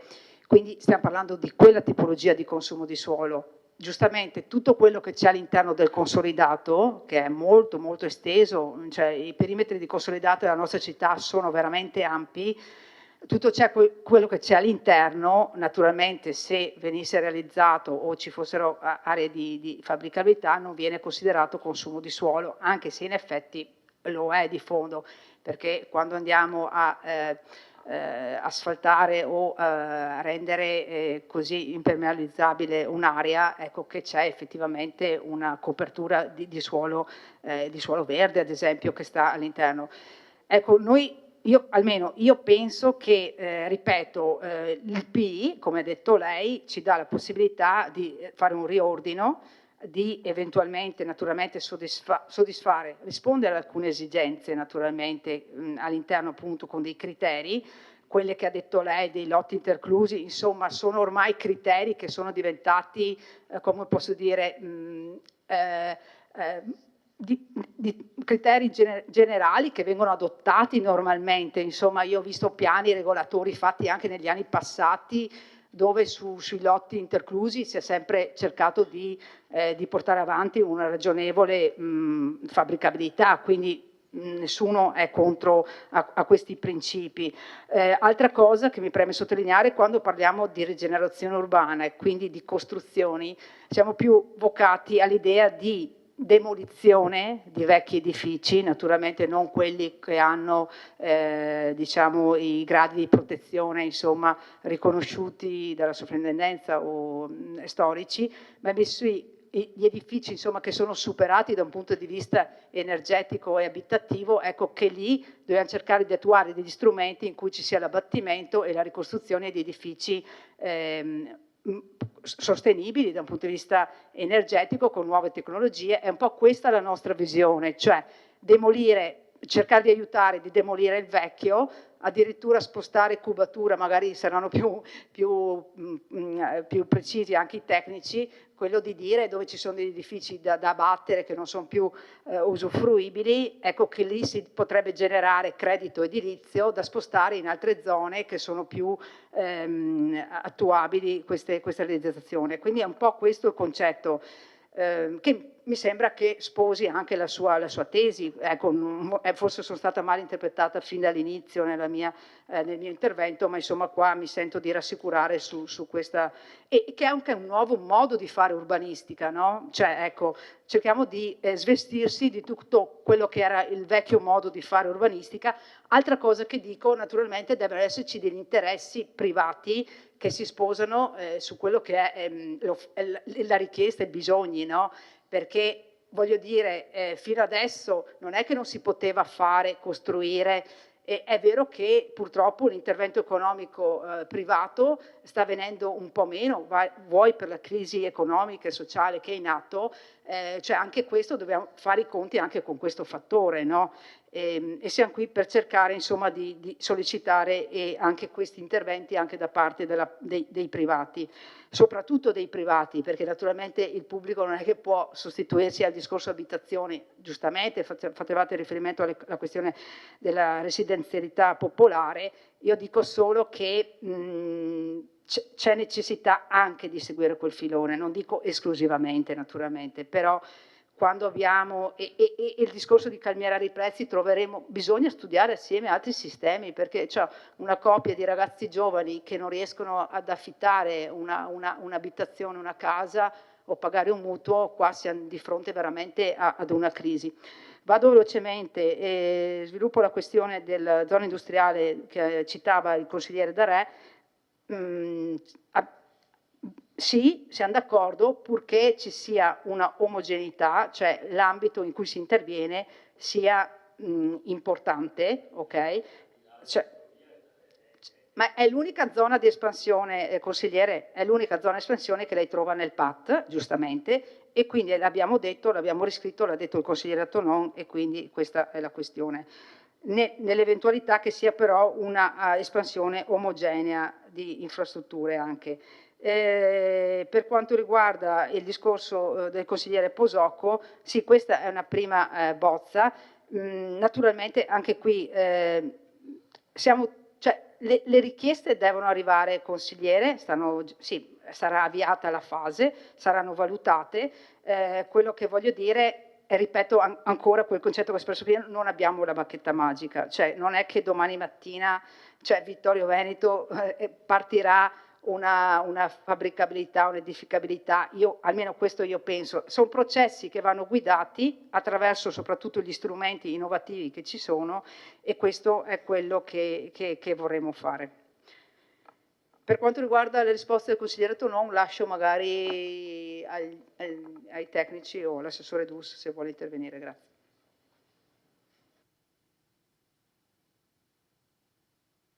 Grazie. Do la parola all'assessore Dus. Sì, dunque, anch'io sono qui a ringraziarvi perché gli interventi sono stati molto centrati, nel senso che avevano lo scopo di portare un contributo fattivo a questo documento, e spero che questo dialogo che abbiamo iniziato questa sera potrà svolgersi anche in futuro. Una precisazione, il mio naturalmente è un intervento di completamento a ciò che il sindaco ha presentato, quindi mi sembrava ridondante ritornare su alcuni temi che erano già stati esplicitati. E sulla visione, sulla lettura univoca che questo documento ha voluto presentare, anche qui è quello che ha appena espresso il sindaco, la nostra visione sulle aree di completamento e su quei famosi 13 e passa ettari che abbiamo, diciamo, a disposizione. Quindi non possiamo più immaginare di avere un'urbanistica à la carte dove il singolo viene a chiedere il pezzettino di terra, ma dovremmo tentare di dare una visione il più possibile univoca e armoniosa, sapendo che però il costruito è già il 90%, quindi non è che si possano modificare e fare delle trasformazioni così importanti e impattanti. Importanti anche le questioni legate alla città diffusa, i nuovi collegamenti viari che aprono magari anche nuovi scenari sia dal punto di vista produttivo ma anche abitativo, sul completamento delle aree rimaste appunto incomplete. Anche lì non si tratta solo di riempire delle singole caselle, ma è capire se quell'area lì ha senso che continui ad avere un certo tipo di sviluppo oppure si deve pensare a qualcos'altro. Io non sono entrato nel tecnico dicendo quali sono un po' le chiavi di lettura che vogliamo dare per incentivare alcuni strumenti, no?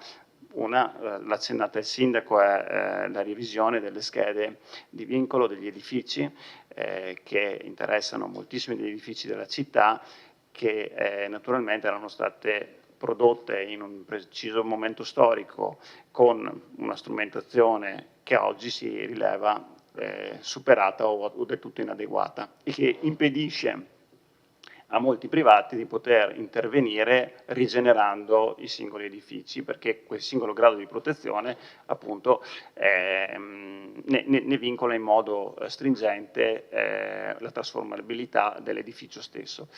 E quindi lì cosa abbiamo detto? Andiamo a rivedere i 4.000 edifici schedati? No, sarebbe un lavoro che non finirebbe mai, però possiamo immaginare che se qualcuno ha un interesse appunto la revisione di quella singola scheda possa venire a presentarci quella revisione, quindi poi quello sì dovrà essere valutato e quindi dare eventualmente la possibilità di una riduzione del grado di protezione. E questo è una cosa che è avvenuta in passato, come sapete meglio di me, e che continua ad essere richiesta perché alcuni degli immobili che avevano una loro ratio, insomma, quel tipo di protezione ora magari non ce l'hanno più perché di quell'immobile è rimasto solo il sedime di fondazione, quindi non c'è più nulla da salvaguardare. Quindi già questo strumento qui può essere importante. L'istituzione del regolamento e poi del registro dei crediti edilizi è un altro strumento che stiamo portando e che accompagnerà il percorso del piano degli interventi, e anche questo dovrà generare con il giusto punteggio, diciamo, di valutazione all'interno dei lotti un'idea appunto di rigenerazione di alcuni spazi. Quindi io posso abbattere un edificio, posso mettere questi crediti edilizi in questa banca virtuale e qualcuno può andare a pescarli per poi realizzare di più o diversamente nel singolo lotto, che naturalmente verrà valutato. A questi si aggiungono altri strumenti che stiamo cercando di mettere in atto, non ultimo un grandissimo tema e molto complicato che è quello del rapporto con la soprintendenza, che riguarda sia gli immobili nostri, del patrimonio comunale, ma anche moltissimi immobili privati. C'è poi anche questioni legate a temi appunto del fotovoltaico, un tema molto attuale, sugli edifici storici, sui centri storici. Anche questo è insomma, un argomento di importante dibattito. Per quanto riguarda quello che diceva un po' il consigliere Posocco, sì, ha ragione, cioè, hanno sicuramente una fisiologica tensione nell'analizzare alcune proposte, perché sono delle proposte che si inseriscono in un quadro appunto molto urbanizzato, molto complicato e che poi coinvolgono tutta la città. Certo è che se vogliamo avere una visione di futuro della città è importante preservare quello che noi abbiamo ereditato, che è molto, perché abbiamo detto che siamo partiti da un territorio che dal punto di vista urbanistico e ambientale ha una qualità superiore rispetto alle città e che ci contraddistingue rispetto alle altre città della nostra dimensione territoriali, però non possiamo rimanere solo nostalgici di un passato che non tornerà, ma dobbiamo avere anche una visione di futuro. Punto di equilibrio, sì, immagino che non sarà facile trovarlo, perché, ripeto, poi le spinte magari di chi sta fuori di queste aule, sia dal punto di vista commerciale che imprenditoriale, magari non collimano sempre con quella che è la nostra idea di sviluppo, no? E quindi, ripeto, un punto di equilibrio, ma è il mestiere di chi fa politica trovarlo, no? Basta? Mi pare che... no, sì, naturalmente sì, ha ragione il consigliere Tonon quando dice che gli opifici sono stati rigenerati, alcuni sono in corso di rigenerazione e su alcuni stiamo proprio lavorando anche dal punto di vista urbanistico per tentare di trovare anche lì il giusto punto di equilibrio, però ce ne sono anche pochi, ma qualcosa è rimasto da rigenerare oppure da ripensare, perché quel posto lì, in quel luogo lì, magari in questo momento non ha più senso di esistere, e quindi magari anche pensare che quel posto può generare crediti edilizi. Anche su questo ci sarà da fare una riflessione. Torno a dire, su alcuni ex edifici industriali si è deciso appunto di lasciare come indicazione di massima le maglie molto larghe, per capire poi se appunto con singole trattative di pubblico-private, con progetti pubblico-privati possono agevolare magari l'investimento e anche la guida del pubblico, insomma. Questo mi pare di aver toccato tutto. Adesso lascerei invece per la risposta tecnica l'architetto.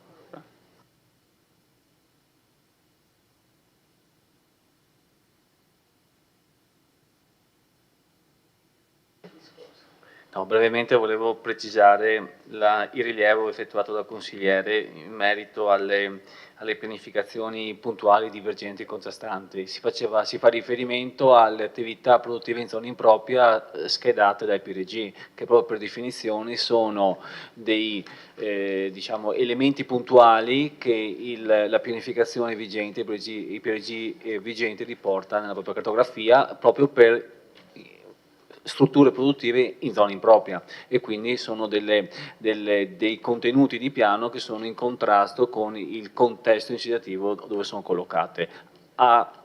Somma, diciamo, in addendum a quanto detto, c'è anche il problema delle aree decadute ai sensi dell'articolo 18,7 della 11, di tutte quelle aree sottoposte a PUA, esempio zone residenziali, che sono decadute, quindi sono tornate da pianificare, quindi senza pianificazione, quindi in contrasto con il contesto incitativo. Quindi diciamo, l'armonizzazione va a trattare anche queste diciamo, questioni tecniche che ereditiamo dalle PRG previgente, attuali P di partenza.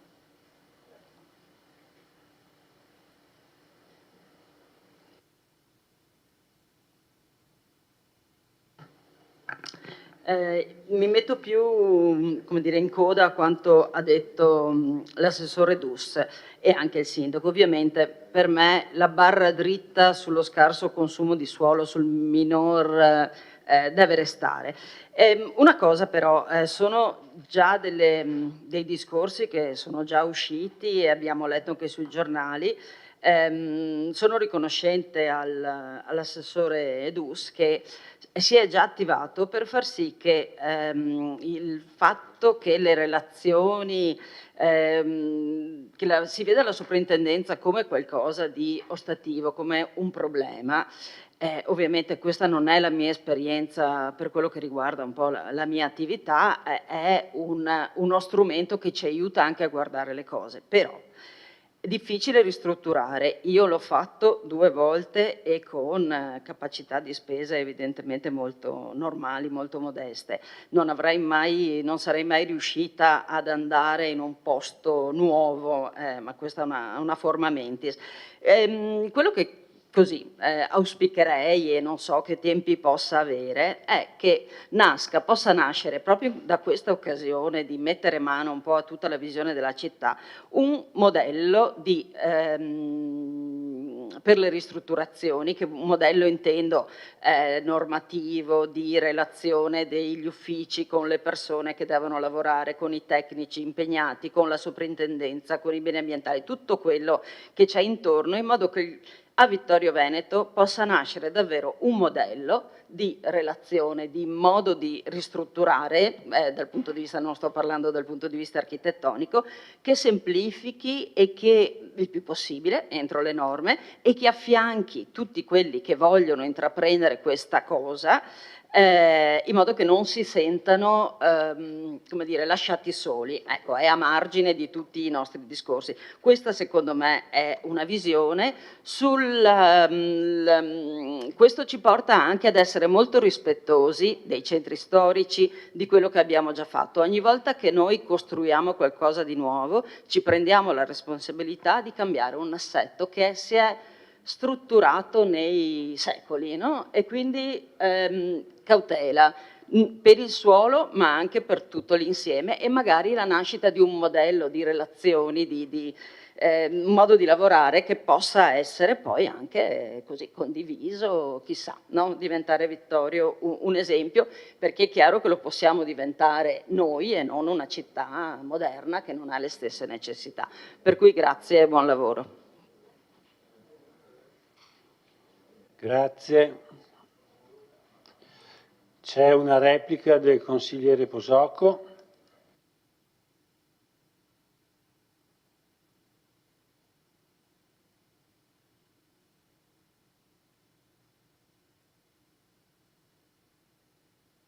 Sì, più che un intervento è una domanda, la faccio all'architetto Madarosso. Ci può far sapere nei prossimi giorni quanta cubatura c'è in ambito consolidato disponibile per la città da costruire? Un'idea? Perché poi sai, in città passa l'idea del consumo del suolo, che non c'è, ma in realtà ce n'è tantissimo, quindi questo vale per Vittorio, ma vale anche per tutte le altre città d'Italia. Quindi anche sapere cosa si può costruire, la quantità che ce n'è, come diceva, mi ricordo la sindaca, ce n'è tantissimo, che ci basta e avanza non so per quanti decenni. Quindi se ce lo dice nei prossimi giorni la ringrazio. O se lo sa già.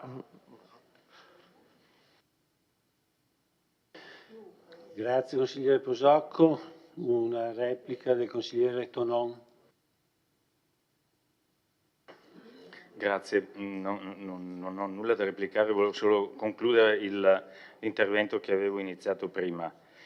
Siccome ci vuole anche un po' di estetica, allora mi riferisco sempre al documento che era agli atti. Alla fine della pagina 1 si cita l'articolo 1 del comma 7 della legge regionale 11/2004, secondo me è l'articolo 15, perché di solito l'1 è l'oggetto. Allora direi di verificare. Così come all'inizio di pagina 2 si parla di legge 11/2024 e presumo ovviamente sia 2004, ovviamente. E poi vabbè, la variante, altro errore veniale, è stata adottata il 30 del 4, non il 30 del 5. A qualcuno piace scherzare, ma evidentemente non ha gusto estetico, perché le cose fatte bene secondo me sono più belle, a proposito di sovrintendenza. Poi, a parte che si cita il cammino di San Cristoforo a pagina 12, che lambisce il nostro territorio, in realtà non tocca il territorio. Quindi, così come il sentiero E7 è noto per tutti come Venezia-Monaco, ma non arriva né a Venezia né a Monaco, perché parte dalle Canarie e arriva a Costanza nell'est Europa. Però volevo finire di sottolineare, così concludo il mio intervento, ribadendo mettendo insieme due pensieri che sono stati espressi sia dal vice sindaco che dal collega Darè, quello della viabilità. Quando si parla di nuovi collegamenti viari, lo ha fatto anche la collega Caldart a proposito di città diffusa, quindi non parlo solo dei collegamenti del territorio, ma anche quelli della città, nuovi collegamenti, il traforo, ma anche rinnovati collegamenti, tipo l'elettrificazione ferroviaria. Anch'io sono convinto che oltre ai collegamenti immateriali, pensiamo alla banda larga che diciamo, è sempre più necessaria, e tanto per dire a Serravalle è già un problema. È già un problema perché oltre a quello non si arriva in centro storico di una città di 28-27 rotti mila abitanti. A Serravalle ci sono problemi di banda larga. Una città moderna, non è colpa del comune in questo caso, né di questa né della precedente amministrazione, ma evidentemente chi deve pianificare questo tipo di interventi dovrebbe forse guardare con un po' più di attenzione, perché come è possibile portare nuove attività se non c'è collegamento, non c'è banda dati? È chiaro che nessuno va. Quindi non solo collegamenti immateriali, anche collegamenti materiali. Perché? Perché sappiamo benissimo che in talune zone se ci si arriva, si va. Se non ci si arriva, va bene, un'altra volta. Nel massimo rispetto dell'ambiente, ma anche della mobilità che sappiamo in questi anni è sempre più ampia. Credo sia un dato di fatto che nessuno può smentire. Per quanto riguarda poi, le ha citate il vice sindaco, le schede di protezione, è un tema non facile da affrontare, sicuramente in accordo con la sovrintendenza, ma anch'io sono convinto che le schede fatte 30 anni fa non è detto che oggi siano attuali, o meglio, che contestualizzate oggi possono avere un significato ben diverso da quello che aveva 30 anni fa. È cambiato il mondo in 30 anni, non una volta, più di una, non possiamo restare ancorati a schemi e a documentazione, meglio pianificazione ormai vetusta, ma vetusta perché sono passati gli anni. Chiudo solo sottolineando, diciamo, che non ritengo sia idealizzata la città, ma forse come città ideale se uno non ha non una visione, perché i visionari una volta erano considerati quelli che erano un po', che avevano le travegole, ma quelli che hanno una bella e buona idealità possono fare belli e buoni progetti. Grazie. Grazie consigliere Tonon.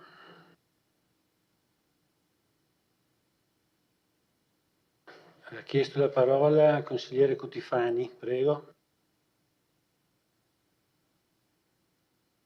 Sì, grazie Presidente. Volevo solo fare una riflessione un po' su quello che ho sentito finora. Si è parlato di lavoro, di cercare di far arrivare persone che in città in generale e di farlo attraverso l'ampliamento dell'offerta lavorativa, si è parlato di ampliamento della zona industriale, sono tutte cose per carità giuste, però forse sarebbe importante fare anche una riflessione che va un po' oltre, no? il posto di lavoro in sé, che parla un po' a chi arriva e a cosa trova, no? Perché continuare a ragionare nell'ottica del Veneto che lavora, il Veneto che produce, rischia un po' di farci perdere di vista altro che ci stiamo accorgendo che è molto importante. Perché? Perché siamo pieni di realtà lavorative in cui c'è lavoro, ma nessuno che accetta di lavorare in quel posto per vari motivi.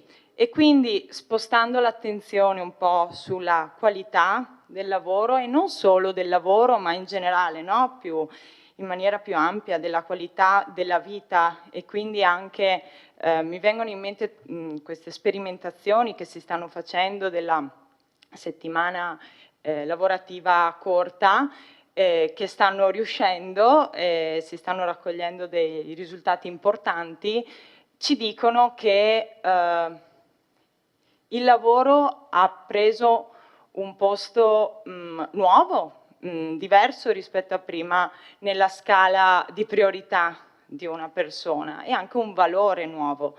E quindi sì, pensare la città come un posto in cui si lavora, ma anche la città come posto in cui si vive, e quindi in questo documento è interessante anche tutta la parte, le parole coesione sociale, partecipazione attiva della cittadinanza alle scelte e non solo, anche al prendersi cura della città, perché è vero che la pista ciclabile in un'ottica della persona che parte alle 7 di mattina e torna alle 7 di sera diventa relativamente importante, magari importante nei sabati e nelle domeniche.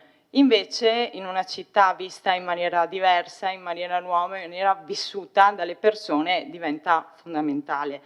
E poi l'ottica nuova è anche per chi vogliamo aprire l'attrattività della città, per pochi o per tanti, e se, come almeno a me arriva da questo documento, l'idea è di arrivare a tanti, anche i servizi che offre la città devono essere per tanti, e quindi servizi che aprano a tutte le famiglie, quindi servizi con prezzi calmierati, per esempio sulla base dell'ISEE, e quindi non più qualcosa a cui alcuni non possono accedere, e sono sempre più le famiglie che non possono accedere a dei servizi. Quindi ecco, volevo solo portare una riflessione un po' più ampia, perché mi sembra che si ricade sempre sul aumentiamo i posti di lavoro in modo tale che le persone arrivino a Vittorio Veneto, però forse aprire un po' di più ci permette di vedere la città nelle sue tante sfaccettature che ha e tante sfumature che sono tutte importanti. Grazie. Grazie consigliere. Una replica per il consigliere Darè. Rispondo così in maniera marginale.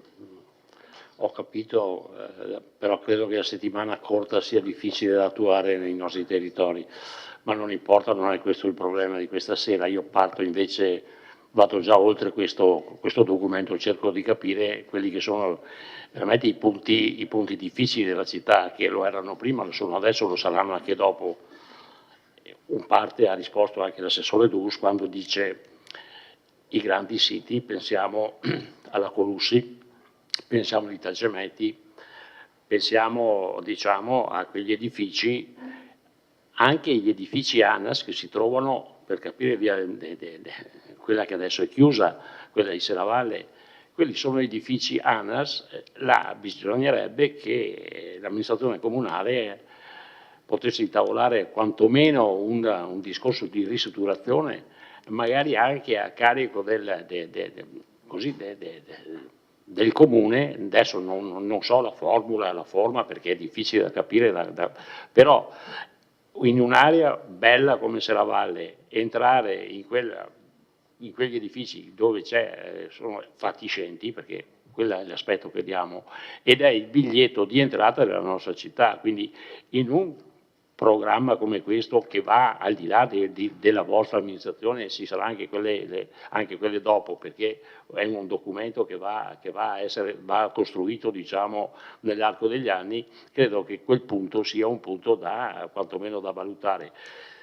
Chiedo poi anche diciamo l'edificio della Cosmo. L'edificio della Cosmo, la vecchia Cosmo, ci sono dei fondi regionali per l'abbattimento di quei siti. e sono fondi, tra l'altro è una delle tante leggi o delle proposte di legge che poi sono diventate tali dell'avvocato, il nostro paesano, avvocato Barel. E quindi anche questa è un'opportunità che va sfruttata, va vista, perché ci sono poi aree di completamento, e parlo ancora del Marco Polo. Là c'è una zona di completamento di edilizia convenzionata che è ferma ormai da 20 anni, 25-30. Forse è il caso di andare a una contrattazione con la parte privata e risolvere quel problema, perché è un'area bella, è giusto anche che sia completata, poi arriviamo in consiglio comunale, magari con un accordo pubblico-privato, però quella è qualcosa che va risolto, cioè sono dei nodi della città che secondo me vanno affrontati con serietà, con senso di responsabilità da parte della maggioranza ma anche da parte della minoranza, perché credo che lo sviluppo della città si fa anche su queste che non sono piccole cose, ma sono dettagli importanti per un completamento della bellezza del nostro territorio. Ripeto, le cose che sono andate avanti bene con i privati nel nostro territorio, le centraline sì, quelle hanno avuto un sviluppo strepitoso, non ce n'è una sola ferma, ma per contestazioni, però diciamo che hanno anche delle criticità per quanto riguarda quando si parlava del fiume Meschio. Quindi una valutazione va fatta, diciamo, nel contesto generale. Ripeto, chiedo un censimento dei siti chiusi, perché questo permette all'amministrazione di avere degli interventi precisi per non attuare, per far sì del consumo del suolo. Quindi, ripeto, queste sono documento è ampio, dice tutto, però io porto anche dei punti e delle puntualizzazioni che l'amministrazione non può e non deve evitare. Grazie consigliere. E chiede la parola l'assessore Dus, però. Prego. No, già, a parte che ha fatto 2 interventi, ma così può fare. Ma poiché l'argomento è molto importante, vorrei anch'io fare una piccola riflessione, lo faccio come consigliere comunale, nella veste di consigliere, anche se premetto che il tema dell'urbanistica non è il terreno sul quale io mi muovo con più disinvoltura. Della discussione di questa sera mi ha colpito una definizione che ha fatto la consigliera Caldar, quando parlava di questa vasta area industriale connessa, e mi ha fatto balenare un'idea di questa appunto immensa area industriale nella quale noi ci viviamo dentro, e probabilmente la visione è corretta. Mi sono accorto che io invece ero ancora legato all'idea del Veneto dei campanili, no? Con tutti i vari centri piccoli o medio grandi, dove a fianco sono sorti poi anche le aree industriali. Però effettivamente probabilmente ha ragione la consigliera, c'è stato questo sviluppo disordinatissimo e brutto da vedere, che ha caratterizzato il nostro Veneto e che purtroppo lo ha reso anche molto più brutto, anche se più ricco, dobbiamo considerare anche questo. Comunque io voglio ritornare sul concetto di consumo di suolo, perché il consumo di suolo non è un affare dei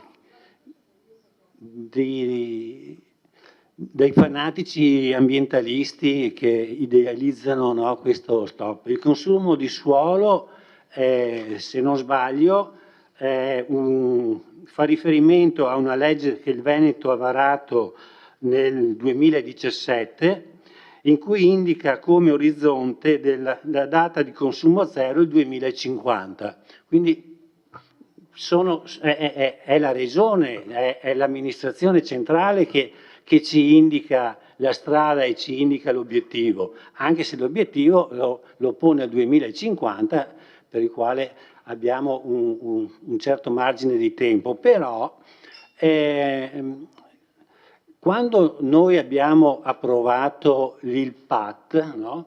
Ci sono, per questi meccanismi la Regione affida al comune che deve approvare il PAT una quota massima, no? Di consumo, che erano appunto quei 13.000-14.000 metri quadrati. Ecco, la cosa che io non ho condiviso allora, è stata l'adozione di tutto il terreno possibile, cioè di tutta la quota possibile, no?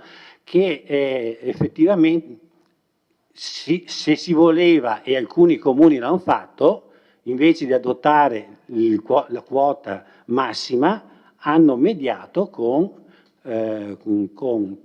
porzioni inferiori proprio nell'ottica del risparmio del consumo di suolo. Noi invece nel 2024, quando abbiamo approvato il PAT, la maggioranza ha voluto porre questo termine, questo obiettivo, e mi ricordo che c'era anche un professionista che coadiuvava, dava una mano all'amministrazione di allora per appunto lo svolgimento del PAT, che aveva commentato, lo dico in termini grezzi, ma aveva detto così, cioè intanto portiamo a casa questo che è il massimo che possiamo portare a casa, però dopo c'è un escamotage per il quale potremo averne ancora. Ecco, voglio dire, ritorniamo secondo me nella realtà. C'è un bel articolo di Francesco Iori di qualche anno fa che lo aveva intitolato "Il cemento che cresce più della popolazione". Questo è il Veneto purtroppo. E ce lo dice l'ISPRA, ce lo dice tutti gli anni, ci dice che il Veneto dopo la Lombardia è la regione che consuma più suolo, e ci dice che in Veneto dopo la provincia di Verona viene la provincia di Treviso. Noi siamo dei insaziabili consumatori di suolo. L'ultima considerazione è che se noi guardiamo questa visione che abbiamo prospettato di area industriale, area produttiva, area abitativa, ci mancava solo da mettere l'area di coltivazione intensiva, e ci rendiamo conto che praticamente il suolo è completamente consumato. Cioè, suolo da consumare non mi sembra che ce ne siano ancora. Grazie.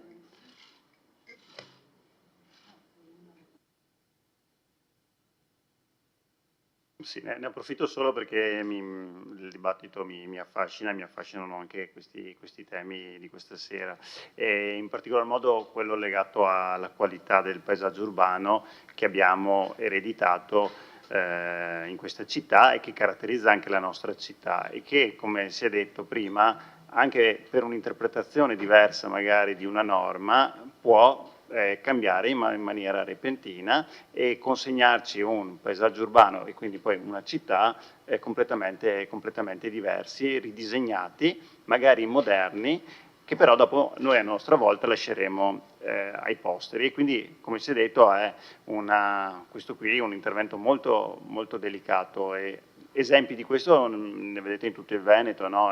Interpretazioni o applicazioni di norme di un certo tipo generano magari appunto un'attrattività e un'energia di investimenti molto forte, e però ci consegnano un paesaggio abitativo che non era più quello di un tempo.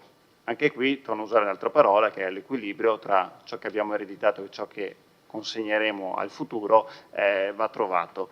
Prima parlava il consigliere Darè delle case ANAS, no? E quelle lì ad esempio hanno un fascino dal mio punto di vista architettonico che diciamo, personalmente le trovo molto affascinanti. È chiaro che però si inseriscono in un contesto che in questo momento non può essere goduto, perché sono praticamente su una statale, non ci puoi far nulla di quella cosa lì, non la puoi neppure abbattere, perché i dialoghi con la sovrintendenza anche su quegli edifici sono stati fatti, che però si portano dietro dei vincoli tali per cui il loro eventuale ipotetico abbattimento comporterebbe poi una ricostruzione, il che è un paradosso perché noi ci troveremo a ricostruire qualcosa che già ad oggi non ha senso di esistere più, purtroppo dico. E questo vale anche per le case che su quella strada lì insistono in questo momento, per cui da qui la necessità di ripensare questi luoghi. De Bastiani, prima il Presidente De Bastiani ha citato, io faccio un'altra citazione, dai, molto più semplice, per dire che alla fine sono decenni che giustamente ci confrontiamo con la pianificazione del nostro territorio e Calvino nel 1956 scrive un libro sulla speculazione edilizia che va a descrivere la trasformazione che aveva subito Sanremo, in quel caso lì a causa dell'overtourism, cioè una denuncia di overtourism già nel 1956, e noi adesso, no, magari anche noi, su alcune parti del nostro territorio ci stiamo interrogando. Anche di questo sarebbe bello parlarne magari in un'altra serata, perché è un tema anche lì di equilibrio molto fragile, che come abbiamo visto abbiamo le code chilometriche per andare a prendere le seggiovie, le funivie, no? Nei luoghi montani, abbiamo dei posti che sono completamente gentrificati, insomma sono i danni dell'algoritmo, però voglio dire, non è forse questo l'ora di parlarne nel momento, però anche lì bisogna trovare degli strumenti oggi per evitare poi che i danni li abbiamo in futuro e che poi sarà troppo tardi per mettere una pezza. Veramente mi fermo, basta.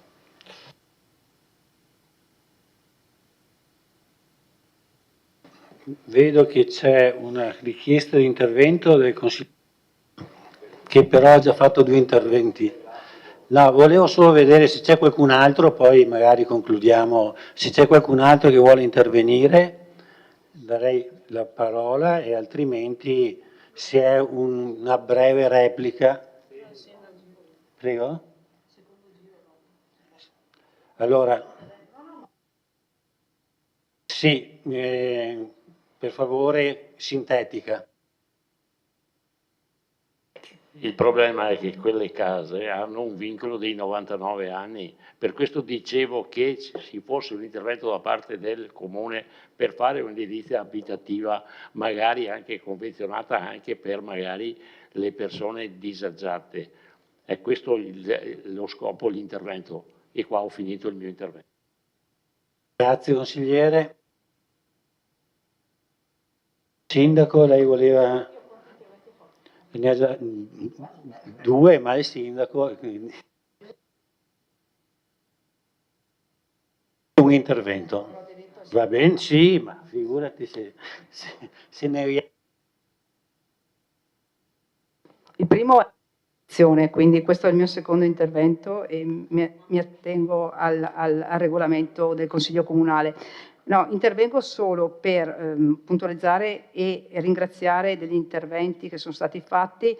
In particolar modo mi aggancio alla questione appunto evidenziata dalla consigliera Bevilacqua quando parla della parte storica, no, del recupero, a cui sono molto affezionata anch'io, perché nella storicità, in queste strutture storiche, c'è la nostra identità di Veneto, no, anche, quindi veramente siamo fortemente, almeno io personalmente, legata con tutte le difficoltà che ci sono, quindi è vero che andrebbero anche premiate, cioè dovrebbero mettere in atto delle agevolazioni e delle premialità rispetto a tutti coloro che si mettono su questo cammino della ristrutturazione degli edifici storici, e su questo mi collego direttamente ai nostri borghi, no? Borghi che hanno già un ripopolamento, e con molta soddisfazione i nostri borghi si stanno ripopolando, quindi molte persone che provengono anche da fuori, soprattutto persone che arrivano da Castelfranco, da altre zone, stanno acquistando, stanno recuperando le case storiche all'interno dei nostri centri storici, e quindi c'è un ritorno a questa ricerca, e sta a noi agevolare in qualche modo quelli che potrebbero essere i servizi o la sistemazione della parte di competenza poi dell'amministrazione comunale. E su questo mi viene anche da ringraziare tutti coloro che stanno investendo sul nostro territorio per il recupero, ripeto, delle borgate, e questo è giusto. Per quanto riguarda il discorso consigliere, ma architetto Madalosso risponderà a lei, abbiamo già la scheda per quanto riguarda i volumi metri quadri, magari se volete rispondere come tecnici siete un po' più precisi rispetto a quello che potrei fare io. E invece saluto e ringrazio la consigliera Cutifani per l'intervento, nel senso che Cala entra nell'aspetto della disciplina dell'urbanistica, no? Che l'urbanistica non è puramente occupazione di spazio, ma è molto legata all'aspetto sociale, no? Quindi ci riporta al vero senso dell'urbanistica. Tra l'altro io come formazione, tra virgolette, politica, ho sempre fatto riferimento all'urbanistica e ce l'ho molto a cuore. E, insomma, mi sono sempre confrontata con gli urbanisti e quindi dobbiamo cogliere questo aspetto soprattutto sociale, di indirizzo, soprattutto sulla qualità della vita. Per quanto riguarda il consigliere Darè, vorrei non sottrarmi al discorso dell'edificio della Cosmo, no? Dell'ex scuola Cosmo, che più volte è stata citata anche in aula dal consigliere Braido. C'è da fare una valutazione, sono d'accordo con lei. In questo momento noi siamo impegnati su altri fronti in città molto importanti e quindi voglio dire questo sarebbe l'ennesimo e l'ho sempre detto, c'è una questione anche di responsabilità e dico sempre che un'amministrazione sì deve indicare alcune strade ma non ne può aprire 100 di strade, quindi se ne apriamo 2 o 3 è già bene, portiamole avanti. Questo voglio dire non toglie che ci possa essere una discussione su quanto riguarda l'edificio della Cosmo.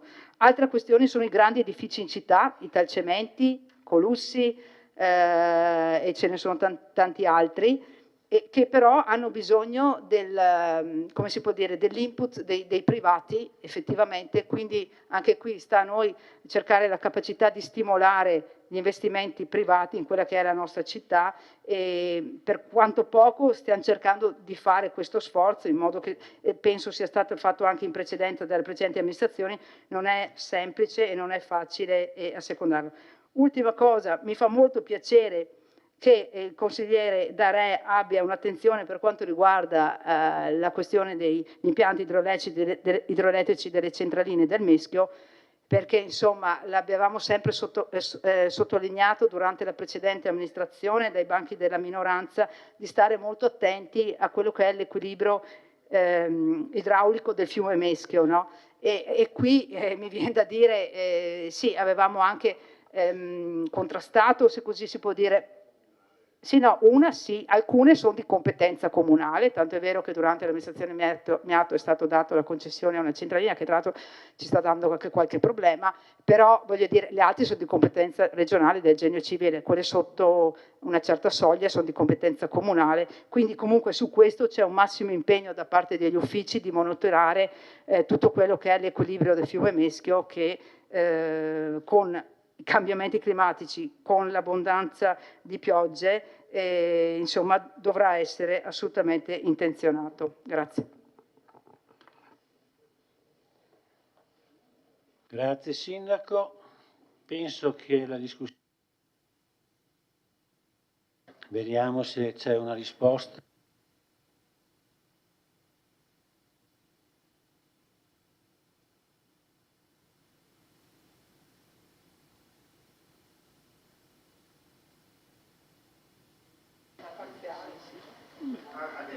Solo quello parziale possiamo, già quello parziale del PUA è abbastanza significativo perché sono 430.000 metri cubi. Quindi, 2100 abitanti teorici. Sì, per 2100 abitanti teorici, quindi sì, insomma, è abbastanza spazio.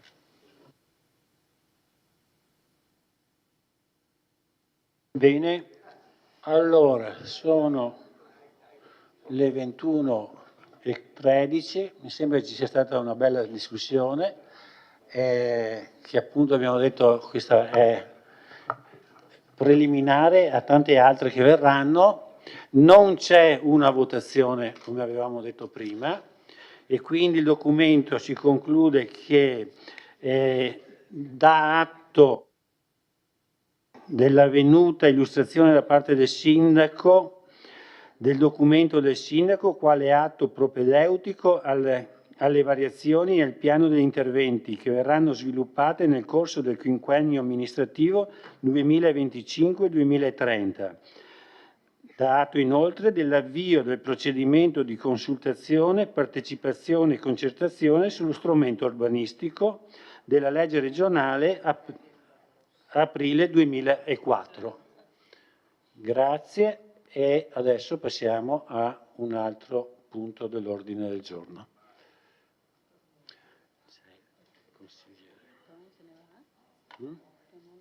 Sì, penso che sia uscito. Allora, se il consigliere Tonon è uscito, per favore dovresti...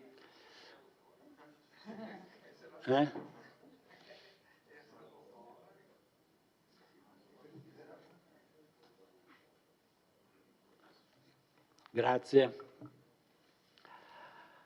Allora adesso diamo inizio alle interrogazioni che avevamo spostato. Torno a capo. Dove è l'ordine del giorno? Eccolo qua. No, ce l'ho. Ce l'avevo in mano. Eccolo qua, segui la potenza. Grazie. Allora, interrogazione a risposta orale del consigliere Thomas Toffoli ad oggetto mappa rete fibra ottica e punti wifi. Prego, consigliere. No.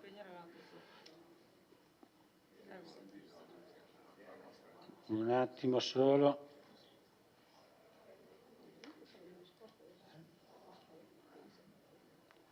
Prenoti, consigliere.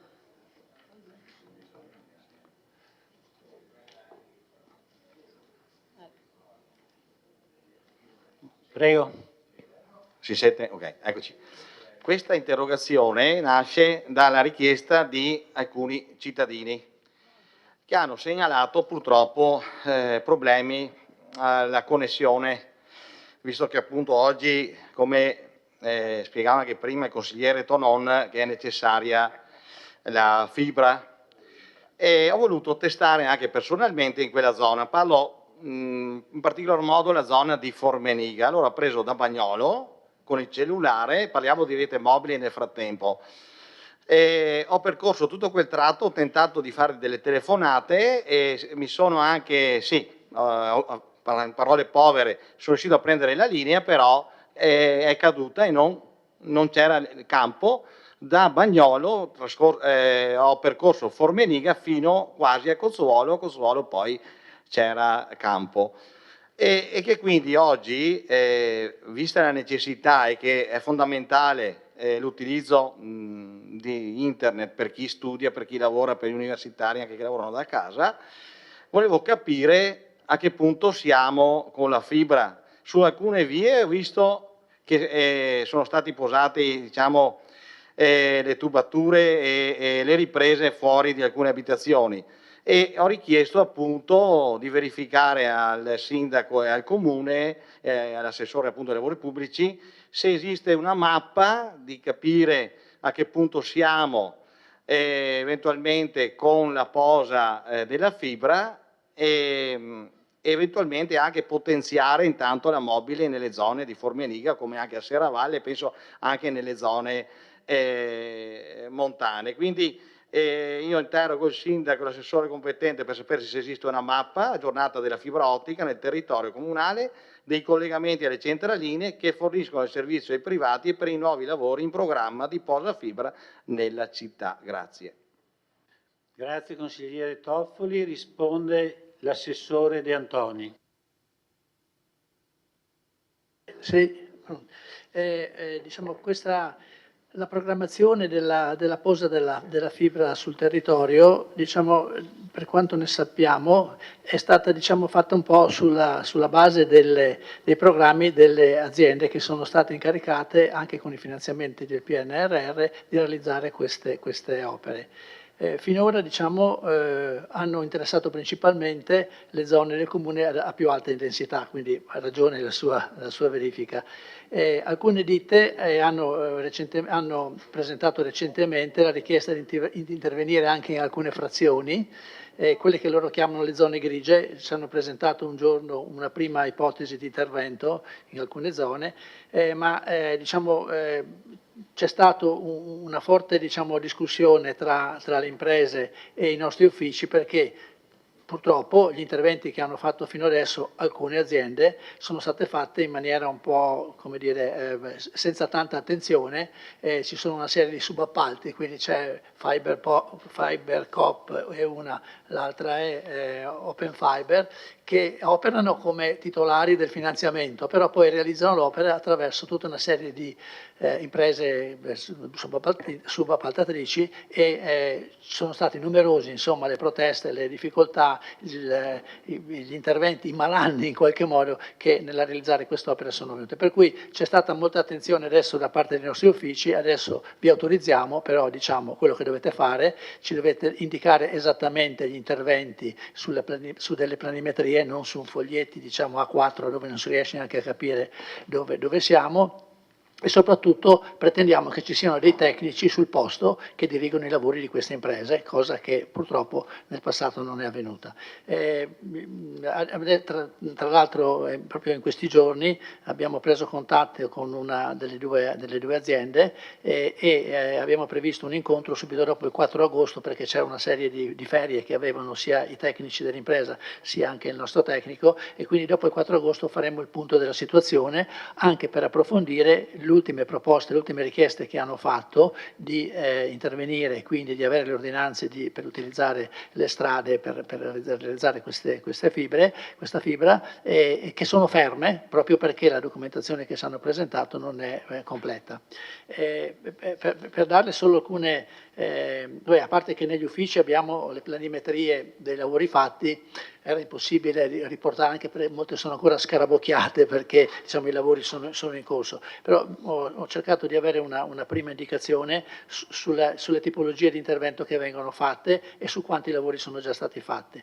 Allora c'è la tecnologia, quella che si chiama FTTC, che sarebbe quella la fibra fino all'armadio, sì, questo tipo, no? Fino all'armadio, o meglio anche l'ultimo chilometro, che poi quest'ultimo chilometro può essere pochi metri ma anche un chilometro vero. E poi c'è l'altra che si chiama FTTH, che invece è quella che porta dall'armadio fino alla casa. E sulla prima parte, cioè questo che arrivano fino all'armadio, praticamente tutto il territorio comunale è stato completato, a parte la frazione di Formeliga e di San Lorenzo. Il resto, in tutta la città, la fibra arriva fino agli armadi.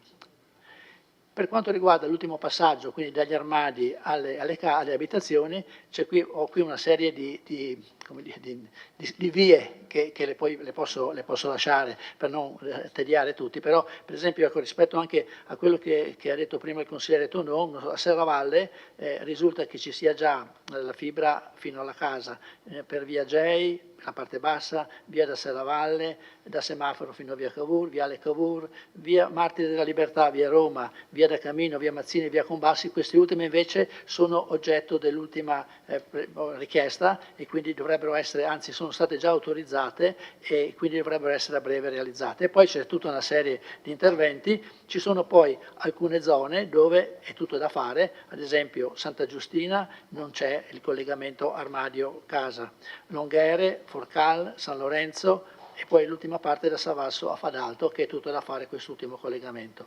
L'idea nostra è di riprendere i contatti con queste aziende, di metterle sulla giusta via per quanto riguarda il rispetto sia la presentazione dei progetti dettagliati, sia anche poi la presenza sul posto di tecnici che possano gestire queste queste aziende, esempio, hanno, a parte quelli che io chiamo i rappezzi sull'asfalto, che sono in certi punti sono stati fatti malissimo, ma a parte quello hanno rotto i pozzetti, hanno rotto i sottoservizi, l'illuminazione pubblica è stata in più punti rovinata, quindi non possiamo più continuare a lasciare fare le cose così. Loro, in base diciamo, a questi decreti nazionali, hanno i soldi, hanno fatto, diciamo, su una carta enorme, hanno individuato le zone e poi partono senza guardare in faccia a nessuno.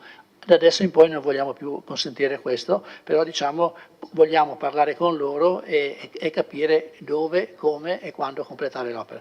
Se poi se volete, ma mi sembra che è un elenco lunghissimo, le lascio poi l'elenco e poi se vuole approfondire anche negli uffici abbiamo la planimetria dove possiamo, diciamo, individuare le zone che più li interessano.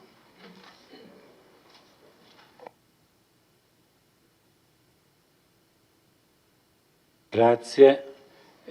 Consigliere Toffoli, se vuole.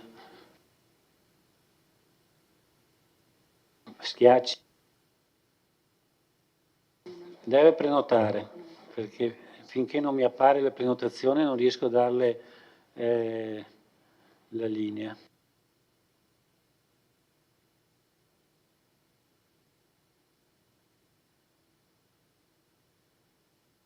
Verde, ok. Sì, prendo atto e capisco appunto la situazione e ho avuto le delucidazioni necessarie, grazie.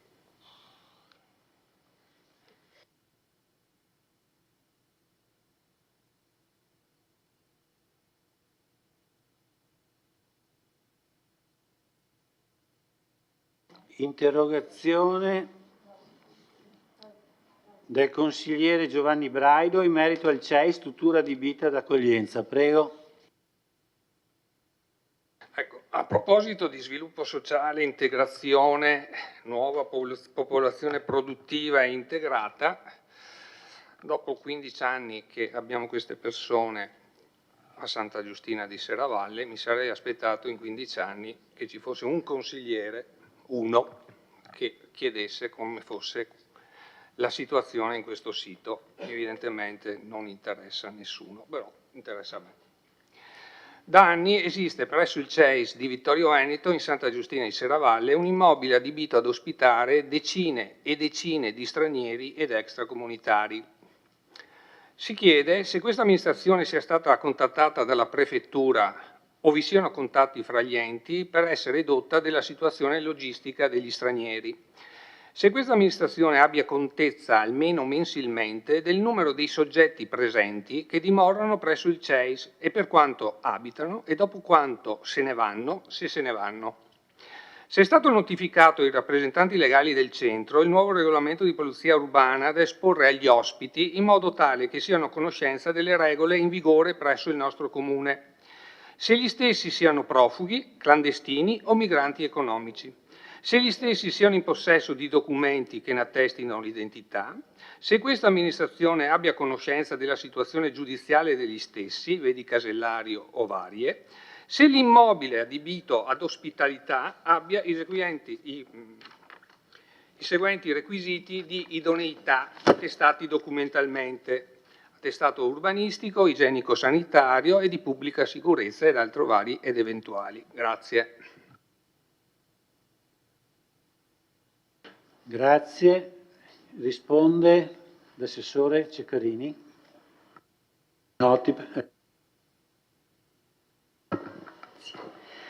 Buonasera a tutte e a tutti.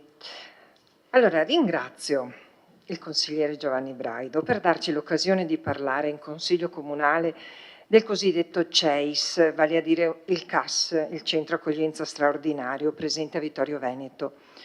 Una struttura reperita dal prefetto a seguito di un apposito bando di gara, conseguente stipula di convenzioni con la cooperativa Integra, con la verifica di tutti i requisiti necessari. Per fare un po' di storia e chiarezza, quando sono iniziati gli arrivi dei migranti e la prefettura ha individuato il CEIS, continuiamo a chiamarlo così per facilità, ha individuato il CEIS quale centro di accoglienza, gli uffici comunali, l'ULS, si sono interessati, ognuno per la parte di competenza. Solo nel primo anno di adesione del CEIS alle convenzioni prefettizie venivano mandati informali elenchi delle presenze agli uffici comunali, poi interrotte per disposizione della prefettura.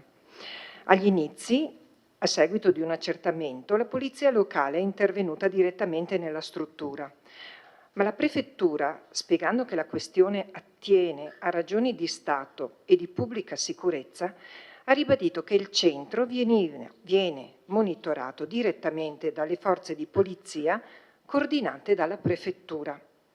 La lettera conteneva anche la diffida ad entrare al CEIS senza la preventiva autorizzazione della prefettura.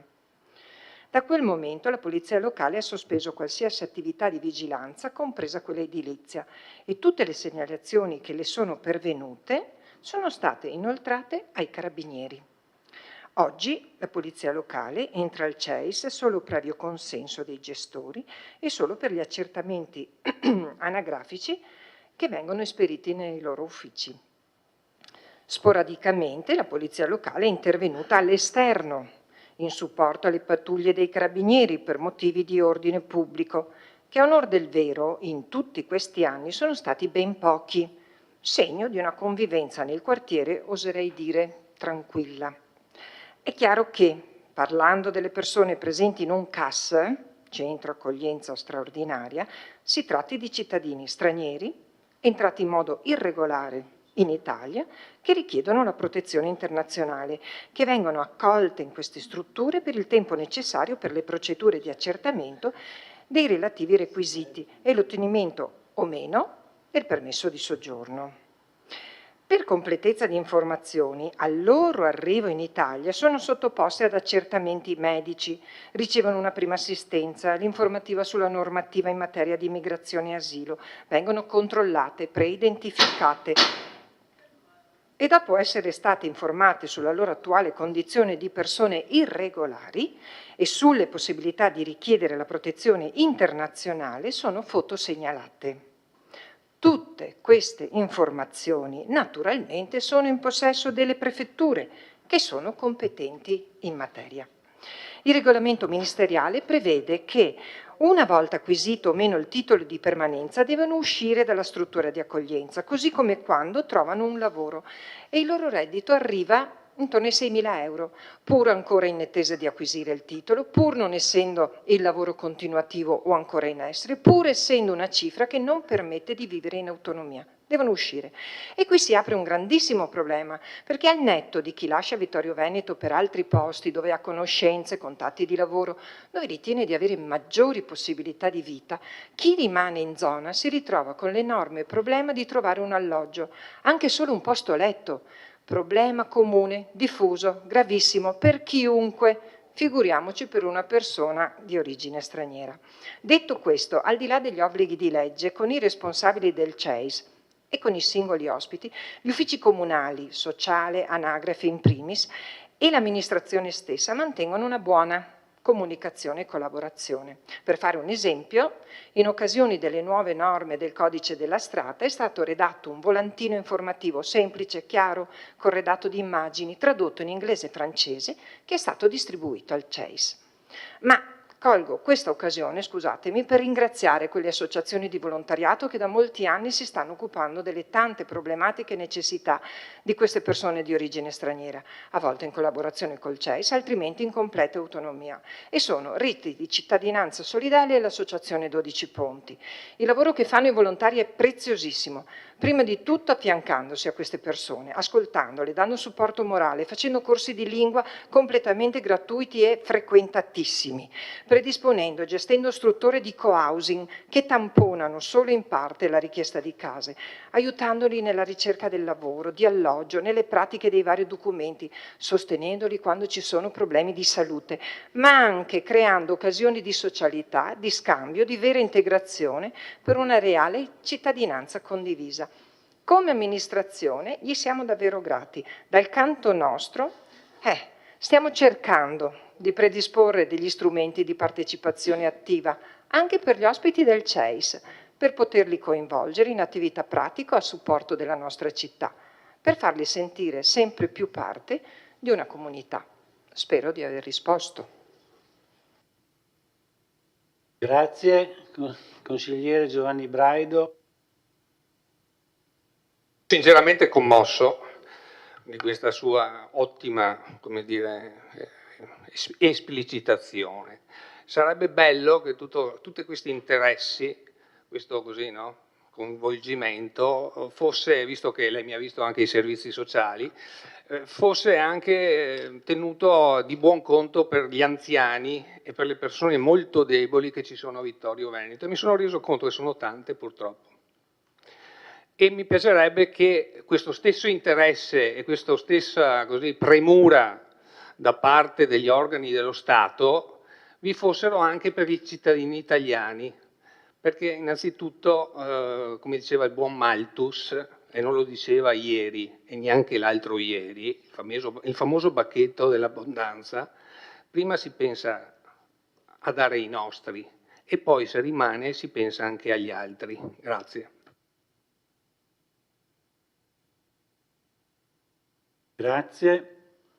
Quindi chiudiamo questo punto e apriamo il prossimo.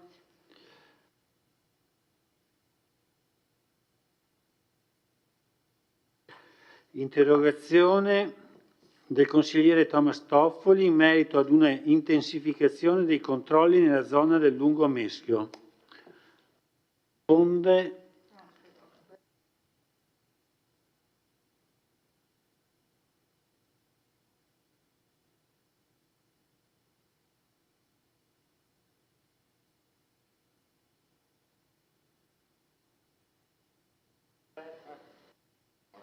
Sì, questa sera continuiamo a parlare di Meschio, dai, speriamo che venga risolto anche il problema delle esondazioni, speriamo appunto, siamo fiduciosi, sono certo. Allora, qua invece parliamo un po', ritorniamo sul tema, purtroppo, sicurezza.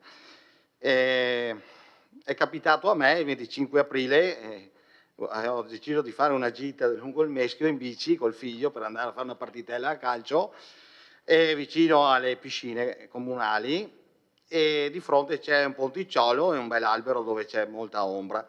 Vabbè, siamo arrivati col pallone per giocare, eccetera, e appena scesi purtroppo siamo stati avvicinati da un cane Doberman.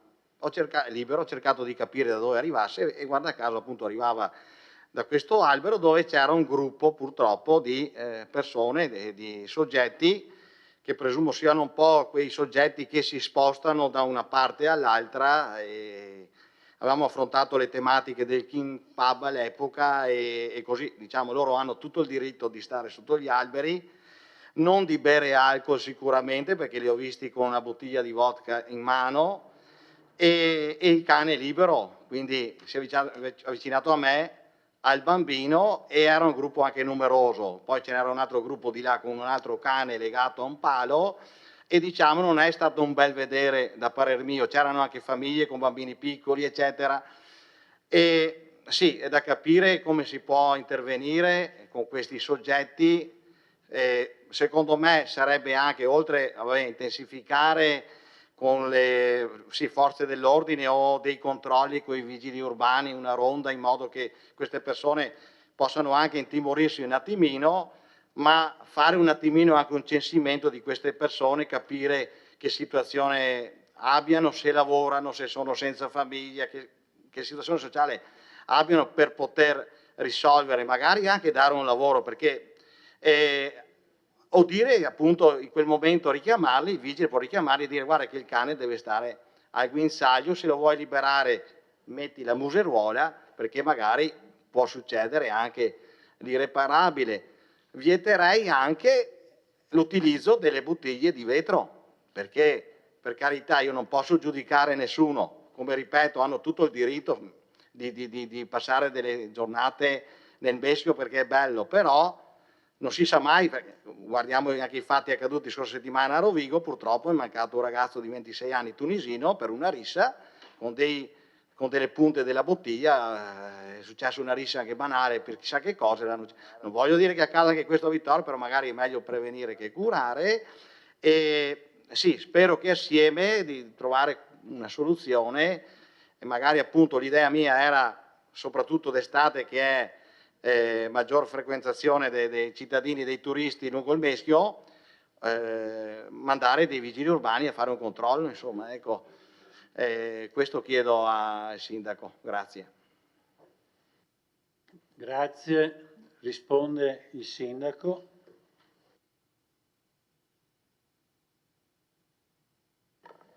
Grazie, ringrazio il consigliere Toffoli perché le sue considerazioni sono insomma anche le nostre preoccupazioni, no? Quello che ha espresso, effettivamente le vediamo anche noi e stiamo cercando un po' di provare a dare delle risposte, di intervenire.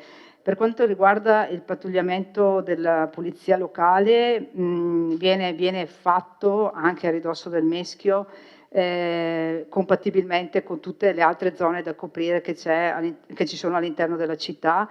Ricordiamo insomma il territorio del comune di Vittorio Veneto è molto esteso, 82 km quadrati, più vorrei ricordare che siamo in convenzione con il comune di Tarzo e Riviere Lago, quindi effettivamente le polizie locali e i nostri agenti escono anche, mi viene da dire, noi abbiamo sollecitato anche la presenza di agenti che possono fare il pattugliamento a piedi, in modo che appunto ci sia un maggiore anche percezione di sicurezza e di intervento nei luoghi insomma, più frequentati della città.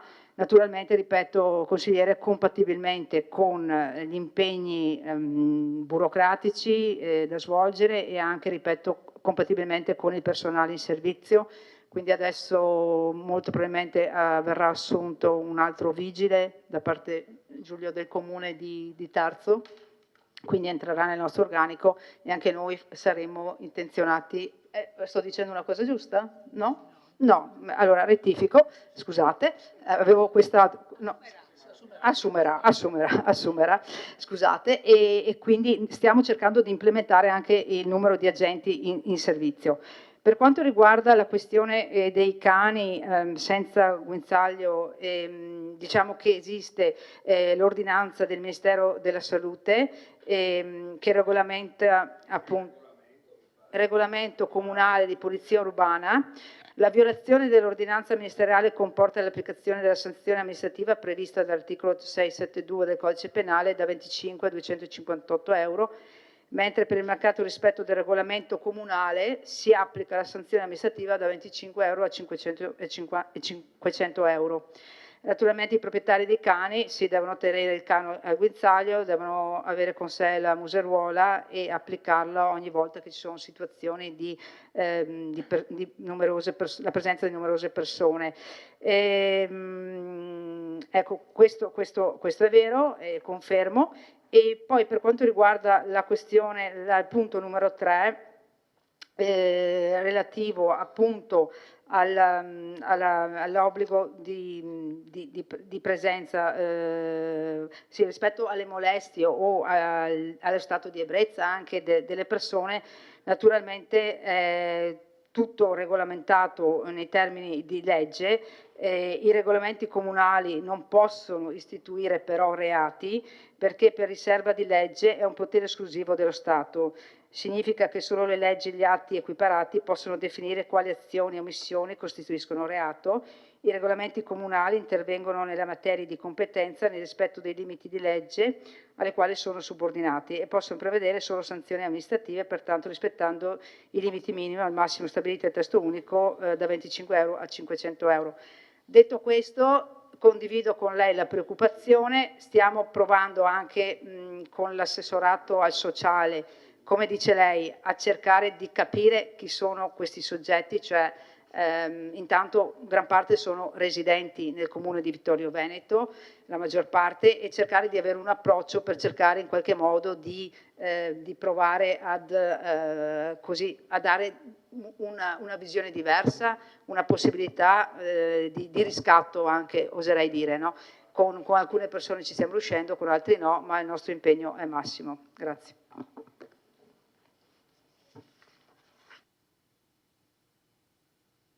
Grazie. Se chiede la replica, la Prenotti, prego. Sì, grazie Sindaco per la spiegazione. Vorrei precisare riguardo anche agli animali, che gli voglio bene, i cani, che c'è sempre l'agility dog se vogliono che il cane sia libero, ecco questo, grazie.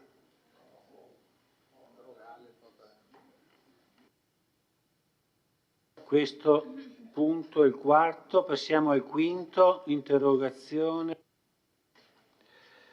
Interrogazione del consigliere Gianluca Posocco, ad oggetto stato iter sostituzione Porfido in via Martiri e lavori primo lotto percorso pedonale di Sant'Augusta. Prego consigliere.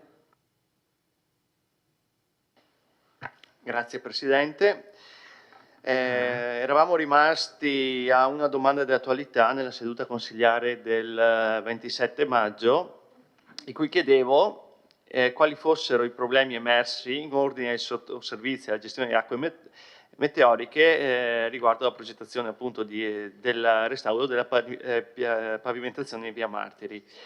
E poi, in secondo luogo, se fosse stata presentata la domanda autorizzativa alla competente sovrintendenza. In quel caso l'assessore ai lavori pubblici De Antoni rispondeva relativamente al primo punto che il professionista incaricato della redazione del progetto intendeva effettuare ulteriori approfondimenti, compreso un sopralluogo nei giorni immediatamente successivi, e relativamente al secondo punto che la necessità o meno della richiesta autorizzativa alla soprintendenza sarebbe stata valutata a seguito degli approfondimenti e imminente sopralluogo annunciato. Martedì 11 giugno, in articolo Sant'Augusta e Sentiero è un disastro, si annunciava l'allungamento dei tempi di attuazione dei lavori del primo lotto già finanziato con 700.000 euro. L'assessore De Antoni affermava che i tempi previsti dalla normativa per poter completare l'iter di applicazione dei progetti sono davvero interminabili e la situazione sembra complicarsi sempre di più. Considerato che relativamente a via Martiri l'assessore De Antoni aveva prima annunciato la caratterizzazione a primavera 2024, poi lo slittamento dei lavori di 6 mesi e infine la valutazione dell'ufficio tecnico comunale delle difficoltà a effettuarle in pieno inverno, che relativamente al primo lotto del percorso pedonale di Sant'Augusta, dopo aver indicato il Consiglio Comunale i primi mesi del 2025 come periodo utile per l'avvio degli stessi, sempre nel citato articolo del Gazzettino dell'11 giugno, l'assessore De Antoni annuncia invece che il progetto stesso era stato approvato dalla Giunta Comunale solo il 5 giugno 2025. Allora chiedo all'amministrazione, relativamente a via Martiri, quali sia stato l'esito degli approfondimenti e sopralluogo del professionista incaricato sugli ipotizzati problemi dei sottoservizi della gestione delle acque meteoriche e se vi sia o meno la necessità di richiedere l'autorizzazione della sovrintendenza. Relativamente invece al percorso pedonale di Sant'Augusta, quali siano esattamente le fonti normative che, come riferito dall'assessore, rendono interminabili i tempi per poter completare l'iter di approvazione dei progetti e soprattutto tali da far sì che la situazione sembra complicarsi sempre di più. Grazie.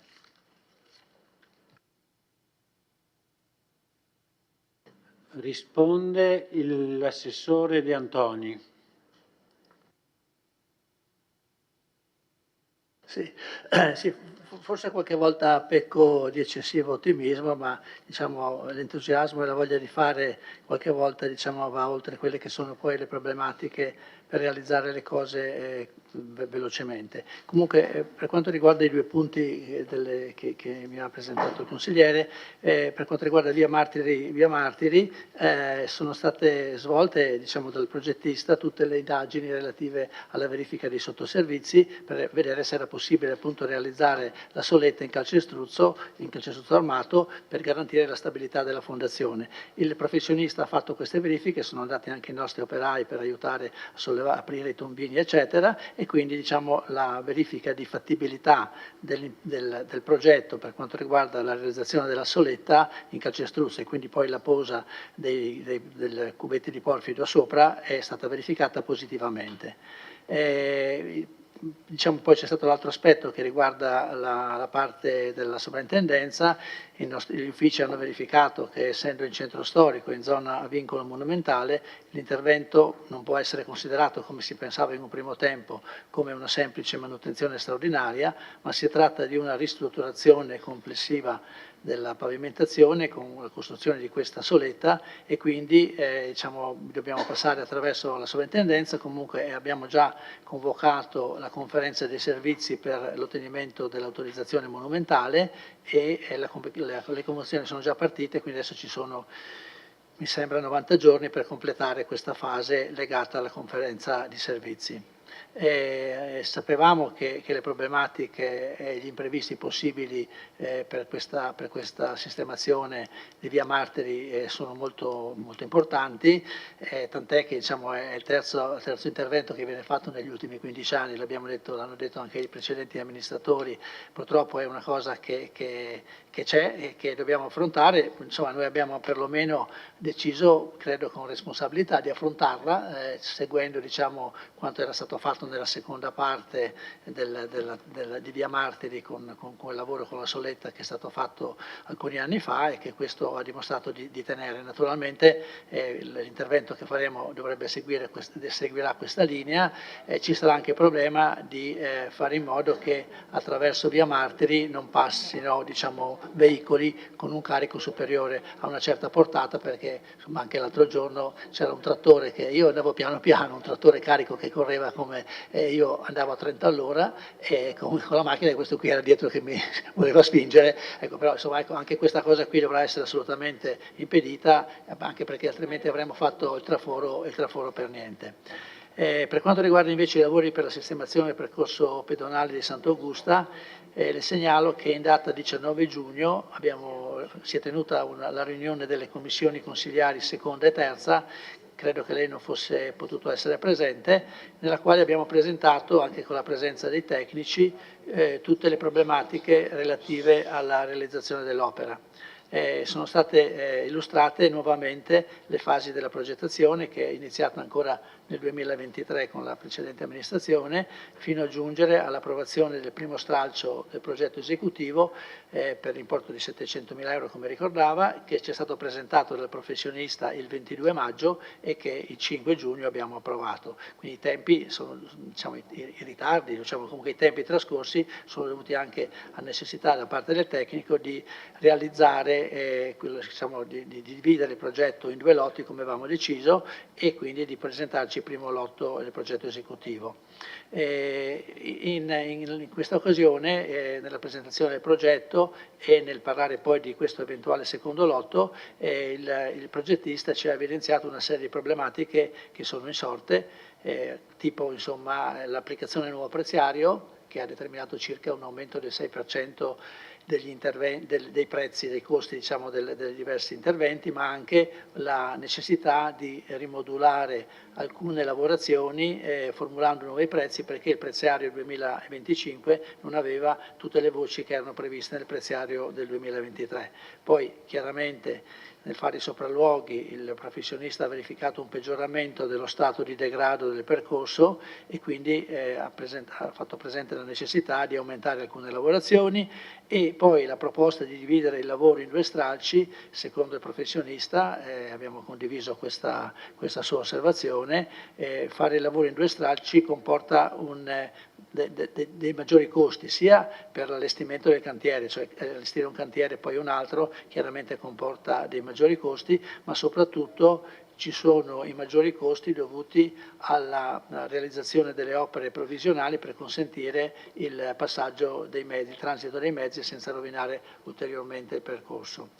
Allora in quell'occasione la Commissione ha espresso, quindi mi sembra che ci fosse solo il consigliere Del Re presente da parte dei consiglieri di minoranza, la Commissione ha espresso un assenso, insomma un parere favorevole, non so come chiamarlo, insomma non era proprio un oggetto specifico, era solo una necessità di presentazione e di avere un consiglio, un parere anche da parte della Commissione. Comunque ha espresso l'assenso alla proposta di procedere all'appalto dei lavori contemporaneamente per i 2 lotti, quindi senza fare lo stralcio tra il primo e il secondo lotto e diciamo, tenendo conto che in quella data, in quella riunione si è anche detto che forse i soldi che mettiamo a disposizione con i 2 stralci non saranno sufficienti a completare tutta l'opera, che comunque, e questo il professionista ce l'ha assicurato, comunque l'intero sentiero verrà messo in sicurezza.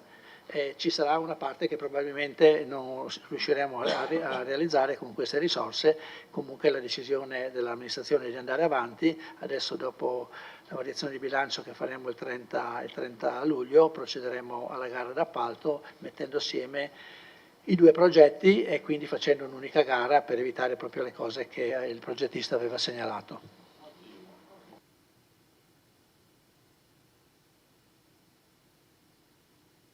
Prego consigliere Posocco per una replica.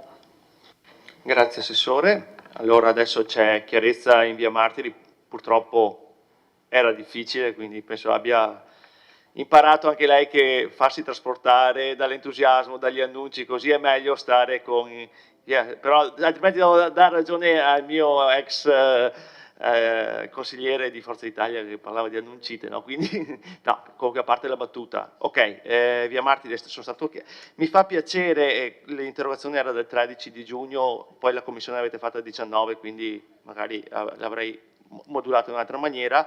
Mi fa piacere che per Sant'Augusta non ci siano, la causa non sia da un punto di vista normativo, tutto sommato, ma la causa è proprio decisionale. Quindi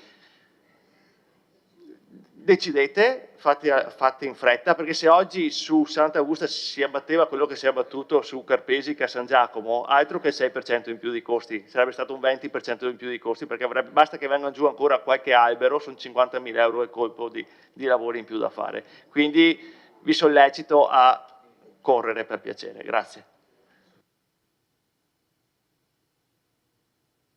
Grazie consigliere. Allora,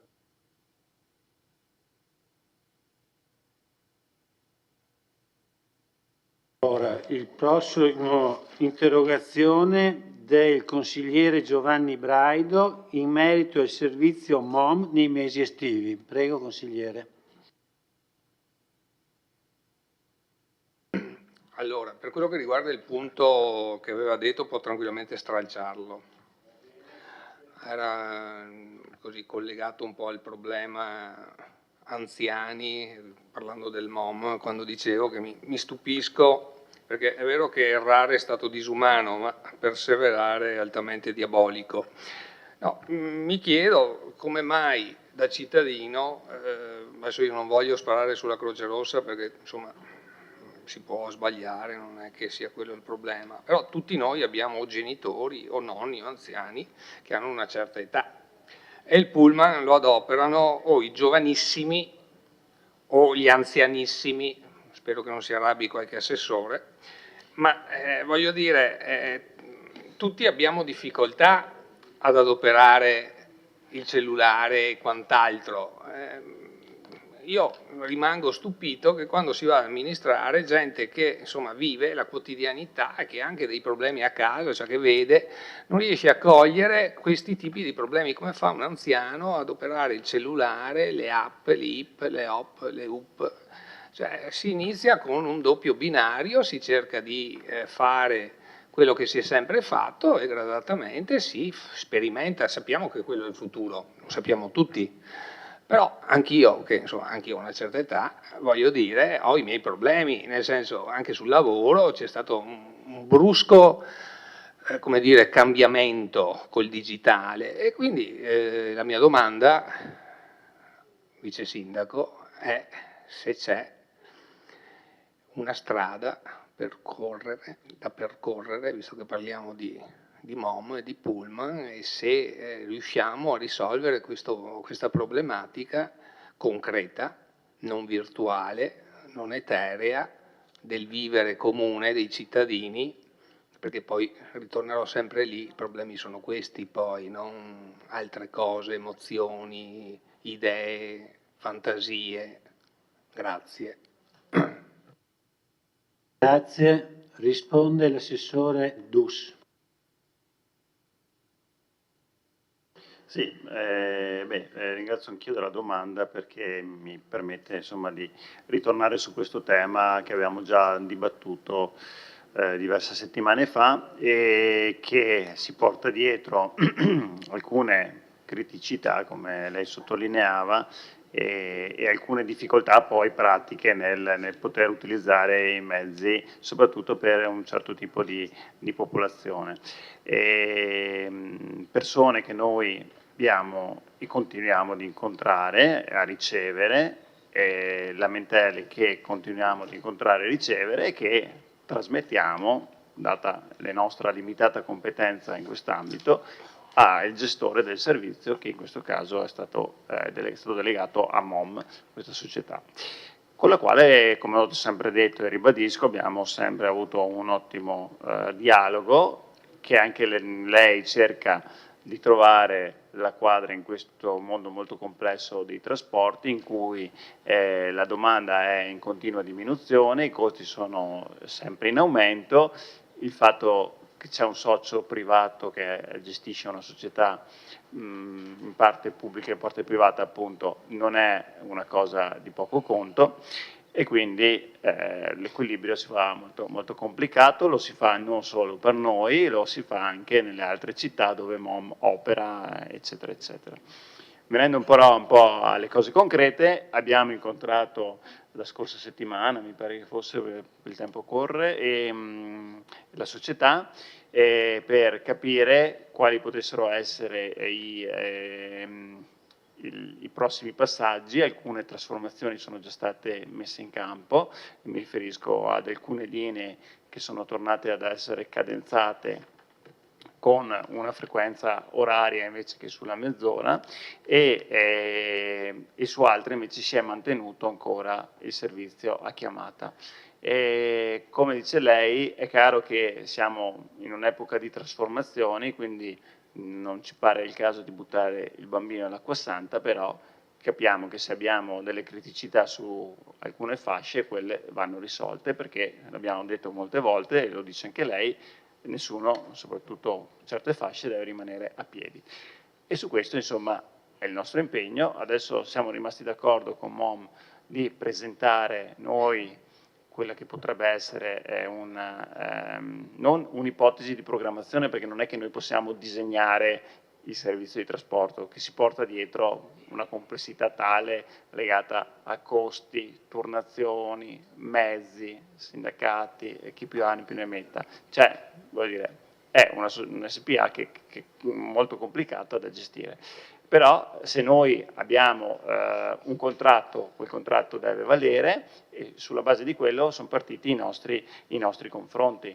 Un contratto che prevede un contributo da parte del Comune di Vittorio Veneto, che è sostanzioso, e un tot di chilometri in questo caso che il gestore deve erogare e garantire. Da questa base qui siamo partiti per fare appunto il ragionamento con MOM, che a breve insomma manderemo in maniera scritta, perché a fine di questa sperimentazione, che è durata oltre 6 mesi, appunto era necessario fare un tagliando e tentare quantomeno di trovare delle soluzioni che comunque non sono facili da trovare, ecco. Perché lei ha parlato dell'app, è vero anche che MOM ha affiancato un servizio di centralino per cui si poteva chiamare, che poi si è portato dietro altri 200.000 problemi? Sì, vero, verissimo. Come dice lei, le trasformazioni, ripeto, sono molto complesse e soprattutto purtroppo incidono su chi già magari si porta dietro altri tipi di problematiche che invece dovrebbero essere tutelate invece di essere appesantiti da ulteriori aggravi. Però l'impegno c'è stato, devo dire la verità, se posso dire anche, sono stati numerosi confronti, cose che non ho visto invece in altre città dove il servizio è stato diciamo, preso a pacchetto chiuso e non discusso. Noi continuiamo a parlarci, continuiamo a segnalare le nostre criticità, abbiamo fatto anche delle proposte migliorative, non abbiamo ancora trovato la quadra, ripeto, però insomma sono fiducioso che ci si arriverà.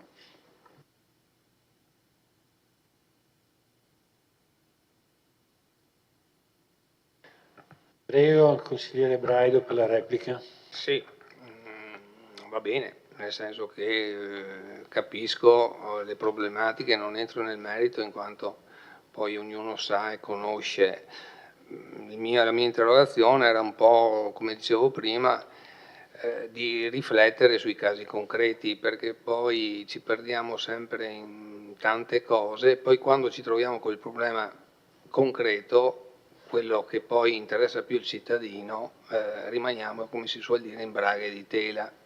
Era un po' il discorso dell'aggiunta all'interrogazione quando dicevo di quella signora anziana di 86 anni che è stata sfrattata perché gli hanno pignorato l'immobile e sul Gazzettino avevo letto che qualcuno gli aveva detto beh, si paghi l'affitto di una nuova casa e chi ha avuto, chi ha dato, dopo per carità.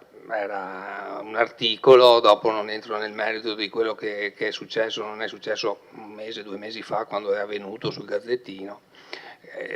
Quello che io voglio dire è per portare attenzione ai casi concreti, alla vita comune dei cittadini, perché poi per prima siamo noi cittadini e quindi dobbiamo risolvere, cioè il cittadino ci chiede queste cose, non ci chiede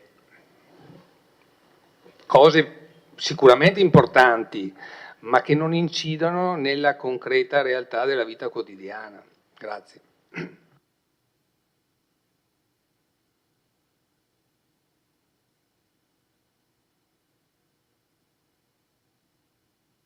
Il prossimo punto, ancora un'interrogazione del consigliere Antonello Uliana sul tema opere di giovani artisti internazionali. Prego, consigliere.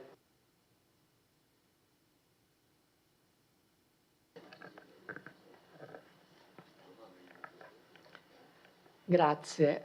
Allora, Vittorio Veneto nel 2018 è stato un laboratorio sperimentale di dialogo artistico tra i paesi partecipanti al primo conflitto mondiale, con il progetto Giovani Artisti Internazionali.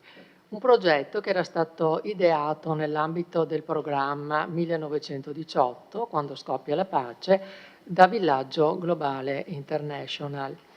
Era stato curato da Dmitry Orzekov, capo del Dipartimento di Arte Contemporanea dell'Ermitage di San Pietroburgo. E il curatore russo aveva scelto, a suo insindacabile giudizio, artisti e opere da collocare in un percorso a Vittorio Veneto di public art. Quindi la città di Vittorio Veneto si è arricchita in quell'anno, nell'anno del centenario, di 13 opere di artisti contemporanei.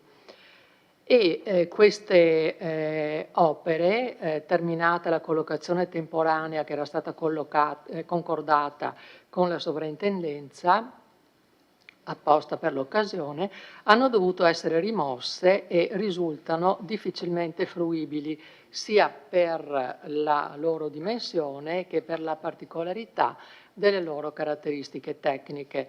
Quindi soltanto 3 su 13 si trovano ora in loco con autorizzazione permanente.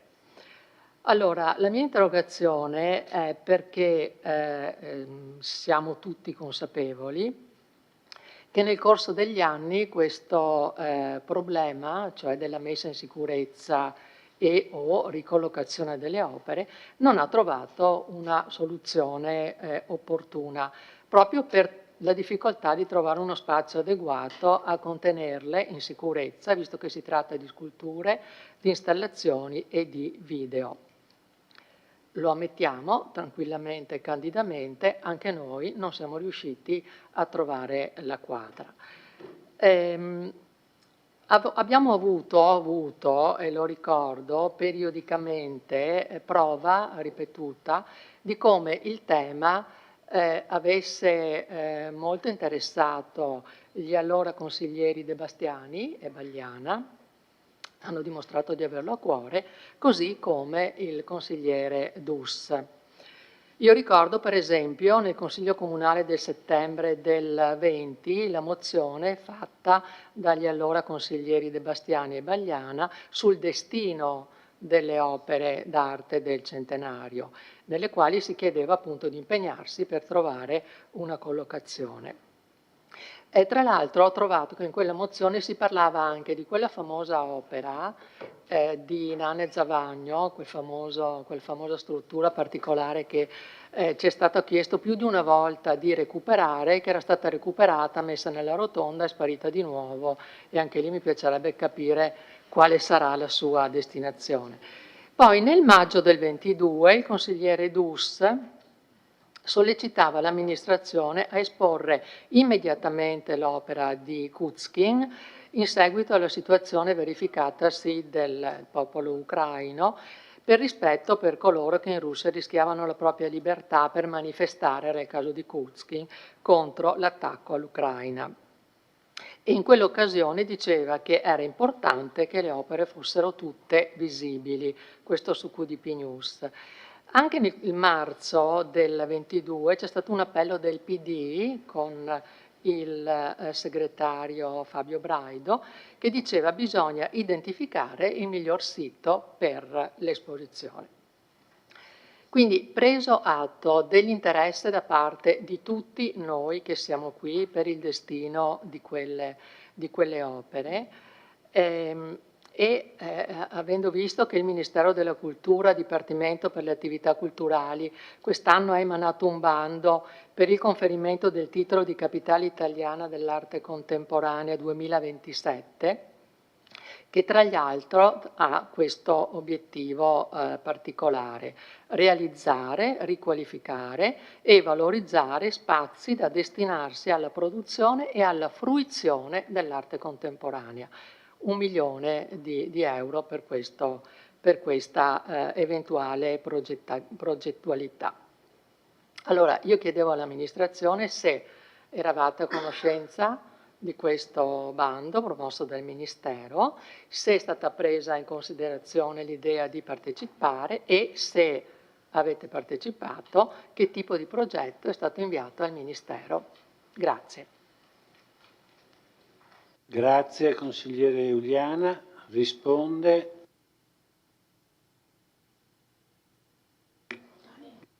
Padoan.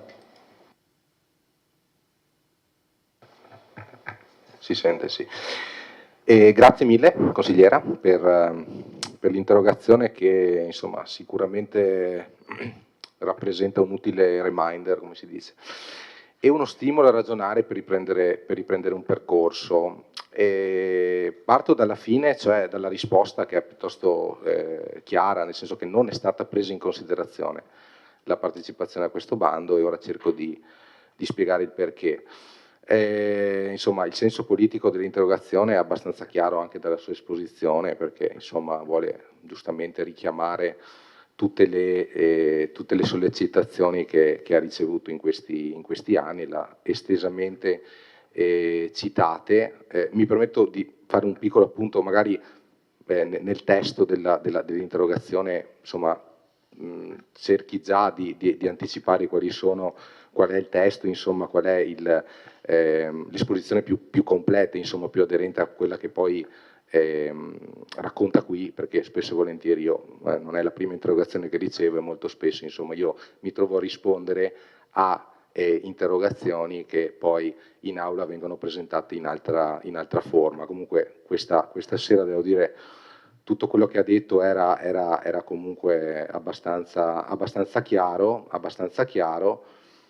e mi permetto, prima di andare al punto, di fare una piccola, come dire, ricostruzione anche di quello che è avvenuto attorno a questo progetto, che sin dalla fase, chiamiamola esecutiva, si scontrò con diverse problematiche che in molti casi finirono per ritarare il progetto esistente. Come lei saprà, c'è stata una mancata produzione di alcune opere, un ripensamento o riduzione delle dimensioni delle stesse, e poi evidentemente la difficoltà nel trovare spazi adeguati per l'esposizione di alcune opere con autorizzazione temporanea della sovrintendenza. Ora qui un appunto: le opere che avevano, almeno dalla ricostruzione che ho ricevuto dagli uffici, le opere che avevano autorizzazione permanente della sovrintendenza erano 7, di queste 3 in questo momento sono visibili. Stiamo parlando dell'artista Magiaro, all'attore dell'orologio, stiamo parlando della parete, diciamo così, al Foro Boario, e stiamo parlando della scultura in Piazza Meschio, no? D'opera dell'artista ceca. E già nel gennaio 22, cioè 3 anni e mezzo fa, a seguito dell'ennesimo danneggiamento riconducibile a vandalismo ai danni dell'opera di Isidora Illich e Boško Prostran, cioè i neon sui meschietti, stiamo parlando insomma l'oggi e il domani di ieri, appunto si leggevano rassicurazioni a mezzo stampa sulla pronta azione dell'amministrazione anche a seguito delle varie sollecitazioni per restituire le opere rimaste alla visibilità dei vittoriesi, e lo stato attuale di fatto è immutato. Stiamo ancora, come dire, abbiamo ancora tre opere visibili sulle 13, di cui 12 rimaste, perché una era, diciamo così, concepita per essere effimera, ne rimangono diverse in altre sedi o non comunque disponibili. E devo dire, sì, parto dal presupposto che sicuramente si tratta di opere, voglio dire, la cui localizzazione è difficile, è una partita che personalmente, lo dico anche piuttosto in maniera chiara, non è stata in cima alla mia scrivania o ai miei pensieri in questo primo anno, e appunto per questo colgo appunto l'invito a ripensare a questo tema, perché sicuramente è un tema che qualcuno in città può obiettivamente sentire. E io non ho capito bene dalla domanda, dall'interrogazione, se lei personalmente ritenesse questo bando per la capitale italiana dell'arte contemporanea un'opportunità da cogliere, oppure semplicemente sia una semplice giusta curiosità, insomma, sull'azione di questa amministrazione. Fosse il primo caso, specifico intanto che il bando è giunto alla seconda edizione quest'anno, era già stato bandita la prima capitale italiana per l'arte contemporanea nel 2024, con un'assegnazione evidentemente nel 2026, quindi si sarebbe potuto anche tentare eventualmente l'anno precedente, anche se con tempi ristretti dettati dall'anno elettorale, per cui sicuramente era partito comunque qualche mese prima il bando.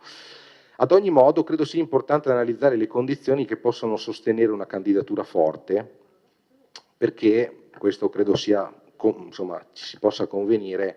Partecipare tanto per dare un segnale politico senza avere delle condizioni adeguate è, insomma, nel migliore dei casi uno spreco di risorse, di denaro, anche di denaro pubblico, in termini anche di risorse umane da impegnare. Dunque, la prima vincitrice del bando, quindi anno 2024, fu la piccola cittadina di Gibellina, che è un paesino del Belice che ospita il famoso Creto di Burri, quindi un'opera di land art, no, nel mezzo delle province Trapani, Agrigento, Palermo, che commemora il terremoto del 68. Gibellina ospita anche l'importante museo di arte contemporanea Ludovico Corrao.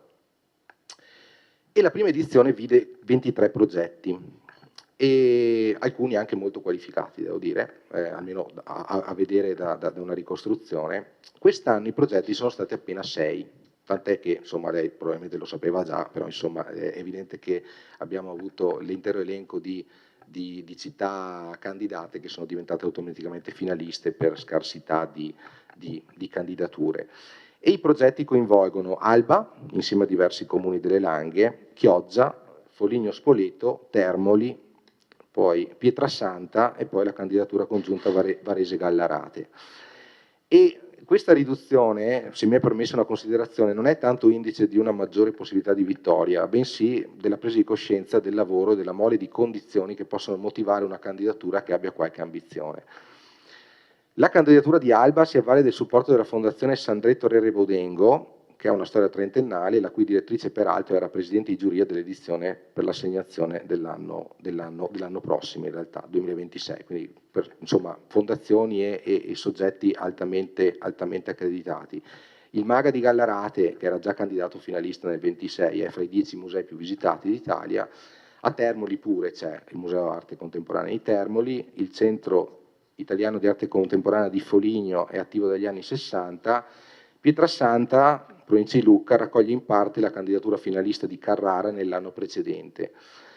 Ha raccolto insomma un dossier con decine di partner attivi sul territorio, è già sede del museo Igor Mitorai che è in attesa di apertura ed è un museo di uno scultore polacco che rivisita sostanzialmente in chiave postmoderna sculture neoclassiche, che ha goduto di 17 milioni di euro di fondi pubblici per la sola apertura, e quindi stiamo parlando comunque di un museo assolutamente ambizioso. Questo per dire cosa? Che una candidatura seria, che sia un minimo ambiziosa, necessita di un lavoro di preparazione e di uno storico artistico territoriale decisamente importante.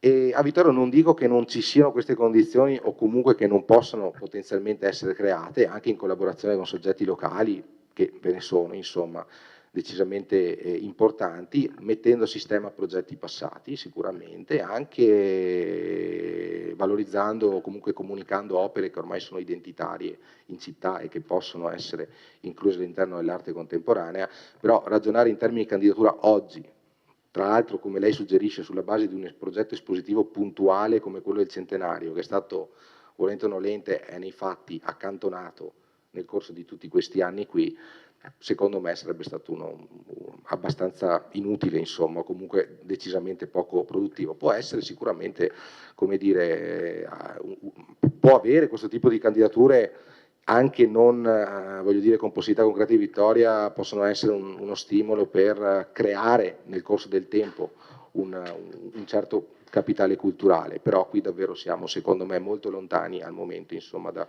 quello che è stato costruito dagli altri progetti che hanno davvero, voglio dire, storie molto importanti di investimento su questo tipo di progettualità, insomma, contrario di quello che è avvenuto qui a Vittorio negli ultimi anni. E quindi ritengo che Vittorio possa trovare direttrici di posizionamento culturale con maggiori possibilità di riscontro e quindi ritengo sostanzialmente che non valeva la pena con le condizioni attuali di avanzare questo tipo di candidatura. Grazie mille.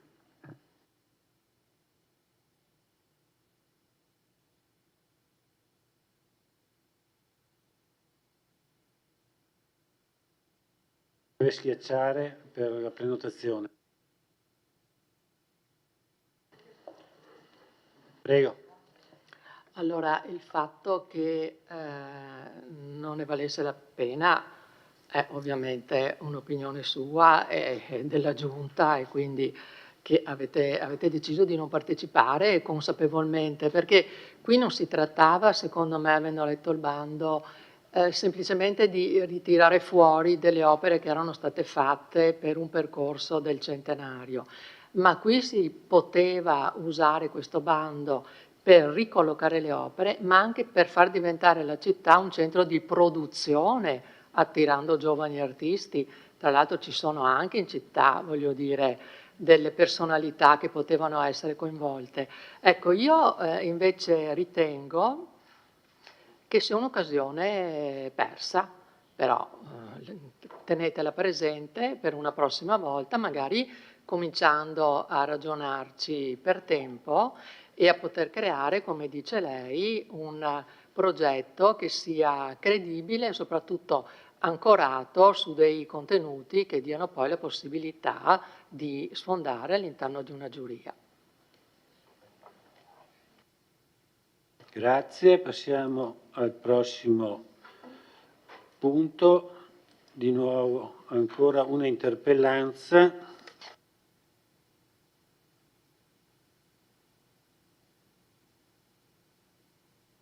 Interpellanza del consigliere Tonella Caldart ad oggetto alloggi ERP. Prego. Grazie. Allora, l'interpellanza nasce da un articolo uscito a metà luglio sui giornali locali, una nota prima del consigliere Braido, supportato poi dall'assessora Denardi, a riguardo la disponibilità di alloggi di edilizia convenzionata nel nostro comune.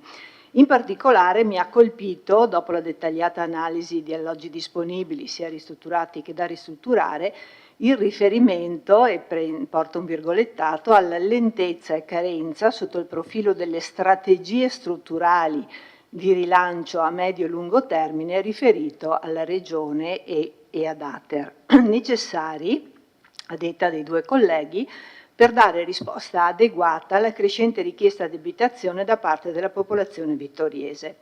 Fondi con i quali l'ATER sarebbe in grado di provvedere ad ulteriori riqualificazioni. Nei giorni successivi sono stati gli stessi presidente e vicepresidente di ATER a rispondere, sempre a mezzo stampa, parlando di poderosi investimenti fatti a Vittorio Veneto tra il 21 e il 25, equivalenti a 3.300.000 euro, grazie anche, come sappiamo, all'aggiudicazione di fondi del PNRR. Altrettanto chiara è la specifica fatta dai due, presidente e vicepresidente, sugli appartamenti oggi non locati, 70 su 212, di cui 8 oggetto di riqualificazione, quindi siamo a 62, e ben 16 inseriti nel piano di alienazione approvato dalla conferenza dei sindaci, dove oggi sedete voi, per ottimizzare risorse da dedicare successivamente a nuovi investimenti su immobili adatti all'utenza attuale. Questo è il punto focale. Negli anni, infatti, e io l'ho sperimentato da assessore, sono cambiate le caratteristiche degli alloggi richiesti dall'utenza. Una volta c'erano grandi famiglie, oggi abbiamo soprattutto piccoli nuclei familiari, anziani soli, famiglie monoparentali o con 1 o 2 figli, e laddove soprattutto ci sono anziani si richiedono servizi funzionali, primo fra tutti l'ascensore, che purtroppo in tanti dei nostri alloggi, dei condomini dove ci sono i nostri alloggi, non c'è. Quindi a fronte di tale scelta, cioè l'ATER dice non investo in ristrutturazione ma alieno ciò che è datato, che è vecchio, che non riuscirei comunque ad occupare, perché non soddisfa i nuovi richieste. A fronte di tali scelte, che ci appaiono in effetti strategiche, a mio parere, e anche di lungo periodo, e considerando anche il problema che ATER ha a livello di personale, sia amministrativo che tecnico, la vera domanda da farsi è se maggiori fondi, che siano stati regionali o statali, potrebbero davvero migliorare ulteriormente la performance di ATER, che, come si legge negli allegati di bilancio, ha ristrutturato il proprio piano dipendenti per ottimizzare il lavoro in tutti i settori, da quello delle pratiche amministrative, sempre più gravose, a quello tecnico-progettuale, proprio pensando ad investimenti strutturali a lungo termine, anziché, come accadeva in passato, a tamponare i buchi, e non lo dico solo in senso figurato, per avere magari disponibili subito alloggi che però sono vetusti e difficilmente assegnabili. Quindi, trattandosi di rapporti tra enti pubblici, ci saremmo aspettati un impegno reciproco all'ottimizzazione delle risorse e delle strategie per dare soddisfazione alla legittima richiesta di alloggi dei nostri concittadini che ne abbiano diritto. A tal fine ricordo che durante la precedente amministrazione, oltre al costante dialogo che immagino facciate anche voi con i vertici d'ATER proprio per dirottare quante più risorse possibili nel nostro territorio, e le ultime assegnazioni dimostrano i risultati perché ci sono state tantissime assegnazioni negli ultimi anni rispetto al passato, noi avevamo anche inserito nella convenzione con ATER la possibilità per il Comune di intervenire direttamente con fondi e personale proprio nelle manutenzioni necessarie nel passaggio tra un'assegnazione alla successiva, quindi tra un inquilino e il successivo, così da risolvere il problema della tempistica di intervento, che è il reale problema, portando a fine anno a bilancio le eventuali spese da compensare con il dovuto ad ATER. Sapete che è un gioco di dare e avere, no? In base a che lavori si fanno e a cosa fa ATER. Si chiede quindi, è stata data attuazione a questa convenzione che permette al Comune di intervenire per le manutenzioni necessarie a rendere disponibile l'alloggio per un nuovo inquilino dopo che il precedente lo ha lasciato? Considerate anche le attuali disponibilità di bilancio sul titolo 2, si tratterebbe infatti di manutenzioni straordinarie, si ritiene che questa fosse e anche sia tuttora oggi più che mai, considerato l'importo importante dell'avanzo di amministrazione, un'ottima soluzione almeno a parte del problema sollevato. Si chiede inoltre se corrisponde a verità quanto dichiarato dalla vicepresidente ATER Marina Bonotto, che tra i 38 alloggi di proprietà comunale, ben 14, quindi quasi la metà, non sono stati ristrutturati né alienati dal Comune, impedendone quindi l'assegnazione agli aventi diritto e, se è vero, con quali motivazioni non si è intervenuti. E infine, se a chiusura del bilancio 2024, quando si fanno i conti del dare e avere tra Comune e ATER, ci siano stati avanzi che Ater ha reso al Comune in base alla Convenzione e in caso positivo come siano stati investiti gli stessi sul patrimonio immobiliare pubblico. Grazie. Grazie consigliere Caldarto, risponde.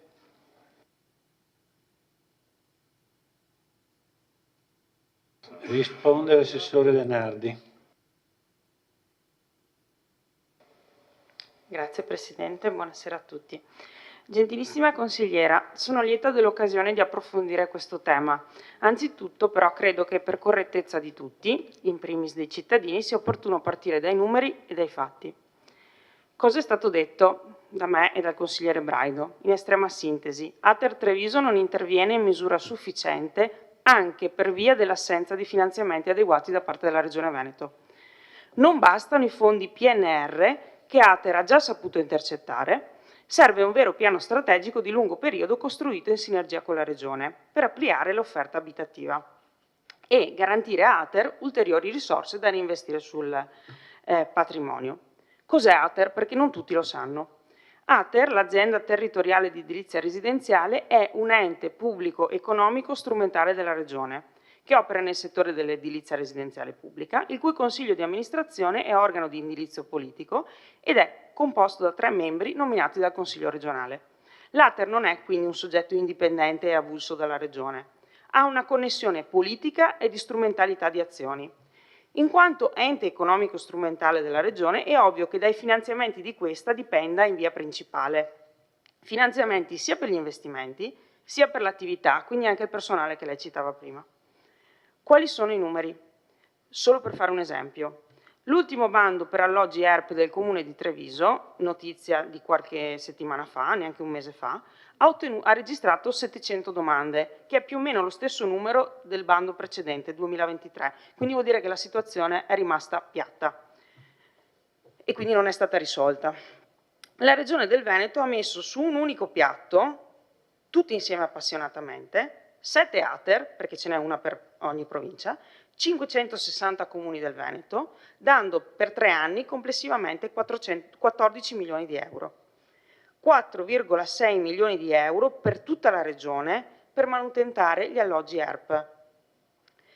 Prevede la stessa regione per sua ammissione che con questo bando si riuscirà a avere un riatto totale in tutto il Veneto di 600 alloggi. Se le proporzioni sono semplici da fare e se solo a Vittorio quelli di Ater, che Ater definisce in manutenzione, sono oltre 50 in attesa, è evidente che questi fondi regionali sono insufficienti. Ma andiamo a vedere nello specifico gli alloggi di Ater a Vittorio Veneto come sono messi. Ho confrontato i dati del 23 e del 25 perché parlare per grandi numeri certe volte travia un po' i ragionamenti.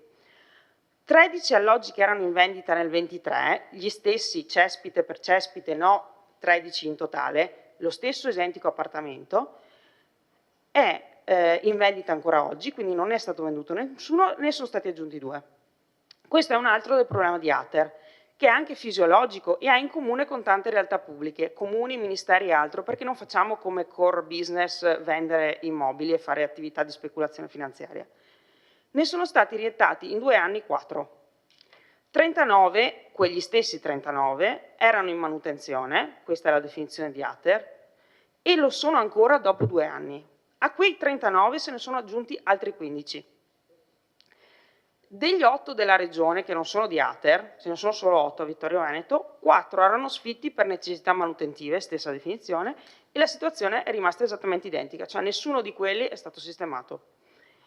Se è così a Vittorio, faccio molta fatica a pensare che negli altri comuni vada tanto diversamente, perché mi rifiuto di pensare che Ater faccia preferenze per altri comuni rispetto a Vittorio. Ater ha investito? Sì, e lo abbiamo detto.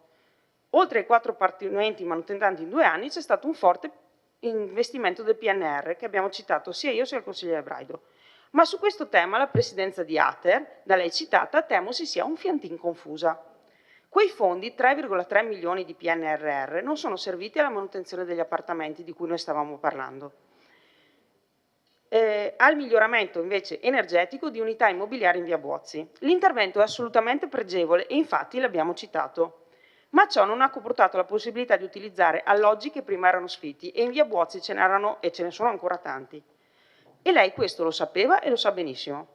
Tanto che il 5 settembre 2023, in questa stessa aula, mentre discutevamo della proposta di esentare fatta dalla minoranza Ater dall'IMU sugli alloggi sfitti, purché reinvestisse i soldi risparmiati in manutenzioni e riatti a Vittorio Veneto, lei ha dichiarato: loro hanno questo grosso finanziamento del PNR che ha chiesto Ater, sostanzialmente per l'efficientamento energetico, che però non vuol dire appartamenti, vuol dire efficientare. Una buona parte dell'efficientamento energetico di 33 alloggi di 4 civici di Bio a Buozzi. Insomma, quello parte o è appena partito o sta per partire. Questa è la sua dichiarazione. Il mio professore di diritto romano, quel Luigi Carofalo che tante volte nello scorso mandato è stato citato in quest'aula, diceva sempre a lezione: nel 3-7 a coppe si risponde coppe. Quindi se ti sto parlando di un tema non mi rispondi con un altro. Se stiamo ragionando di manutenzione di alloggi sfitti e riconosciamo l'intervento PNR non facendo finta che non ci sia stato, ma diciamo che serve altro, in teoria non mi dovresti rispondere che hai investito 3,3 milioni, la definizione cos'era? Un poderoso investimento, confondendo il lettore tra quello che è la manutenzione e il riatto e qualcos'altro. Ribadisco, sempre utilissimo. Sempre se si vuol parlare seriamente. E lei, consigliere, deve dedurre o che aveva la memoria corta o che si è confusa anche lei. Alla fine della fiera, se con questi numeri, richieste esorbitanti a livello generale, non solo a Vittorio Veneto, possibilità di manutentare immobili bassissima in rapporto ai finanziamenti, dirmi che non manca una strategia strutturale a lungo termine e che non c'è lentezza, io rimango perplessa. E se lei o Ater, sulla base sempre di questi dati, ritiene che sia sbagliato chiedere alla Regione di più di 4,6 milioni di euro miseri per ogni anno per 3 anni per manutentare tutti gli alloggi, ribadisco, di tutte le Ater e di tutti i comuni, ne prendo atto. Però lo dobbiamo dire anche a tutti coloro che sono in attesa. Io continuo a credere che sia troppo poco. Cosa ha fatto il Comune sui suoi alloggi? Questo ente ha un totale di 45 alloggi, 14 dei quali sfitti da manutentare, quindi la vicepresidente ha dei numeri che non tornano particolarmente, ma non importa. È stata avviata la pianificazione del recupero degli alloggi ERP in questi mesi e di edilizia sovvenzionata, promuovendo una serie di azioni. Immobile in via Graziani, edilizia convenzionata. Il Comune ha avviato la redazione di un progetto esecutivo per la manutenzione straordinaria di una porzione di fabbricato residenziale di proprietà comunale con l'obiettivo di riqualificare gli spazi e renderli disponibili per giovani in condizioni di disagio sociale e economico e famiglie, offrendo loro un'abitazione adeguata e funzionale. Si tratta di 5 alloggi. No, quello no, via Graziani è vicino al seminario. No, quella è la casetta del custode del cimitero Ginevra, non è ERP quella lì. L'intervento prevede una spesa di 250.000 euro ed è stato oggetto di richiesta di finanziamento al GAL Alta Marca Trevigiana nel bando di qualche mese fa, di questa primavera. Dopo la trasmissione del tale progetto, gli uffici si sono fatti carico di una complessiva verifica sugli immobili ERP, cui ha fatto seguito per l'immobile in via Da Vinci. L'intervento riguarda la manutenzione straordinaria di 6 alloggi di cui uno sfitto. La spesa è di 326.000 euro prevista e l'intervento è stato oggetto di richiesta di finanziamento nell'ambito del bando previsto dalla liberazione della Giunta regionale 518 13 maggio 25. La scelta dell'immobile è legata ai requisiti e ai criteri previsti dal bando, non si poteva chiedere su qualsiasi immobile, come potete ben immaginare, per cui gli uffici hanno analizzato quello che c'era e quello che a loro avviso era meglio fare. Altra edilizia ERP. In forza della convenzione per l'amministrazione degli alloggi ERP di proprietà del Comune, che veniva citata prima, è stato richiesto di acquisire i preventivi per i lavori a fini di riatto degli alloggi sfitti ai sensi dell'articolo 7 della convenzione suddetta. 4 alloggi in via Piai, 1 alloggio in via Pretorio, 1 alloggio in piazza Flaminio, 2 alloggi in via da Ponte e 1 in via Da Vinci. Tra questi 4 in via Piai, 1 in via Pretorio, 1 in piazza Flaminio, 2 in via da Ponte e 1 in via Da Vinci, che è lo stesso di prima, che è stato inserito nella malaugurata ipotesi che la Regione non dovesse, vista la scarsità dei fondi complessivi, finanziare il progetto. In attesa di ricevere i preventivi, comunque, e quantificare precisamente i relativi importi, nella variazione di bilancio che votate la prossima settimana è già stata inserita previsionalmente una cifra di 50.000 euro. Ater nel 2024 ha corrisposto al Comune 42.257,11 euro, quale rimborso spese di amministrazione e manutenzione sugli alloggi del 2023, e a fine dello scorso mese sono stati bonificati 16.218,74 euro relativi invece alla gestione dell'anno 24. Gli importi, come negli anni precedenti, ad esempio il 2023, sono stati devoluti al complessivo della spesa corrente. Sì, perché sono entrate correnti, quindi vanno in spesa corrente. Grazie. Sì, non c'è una destinazione, non è come le infrazioni al codice della strada che hanno la destinazione vincolata.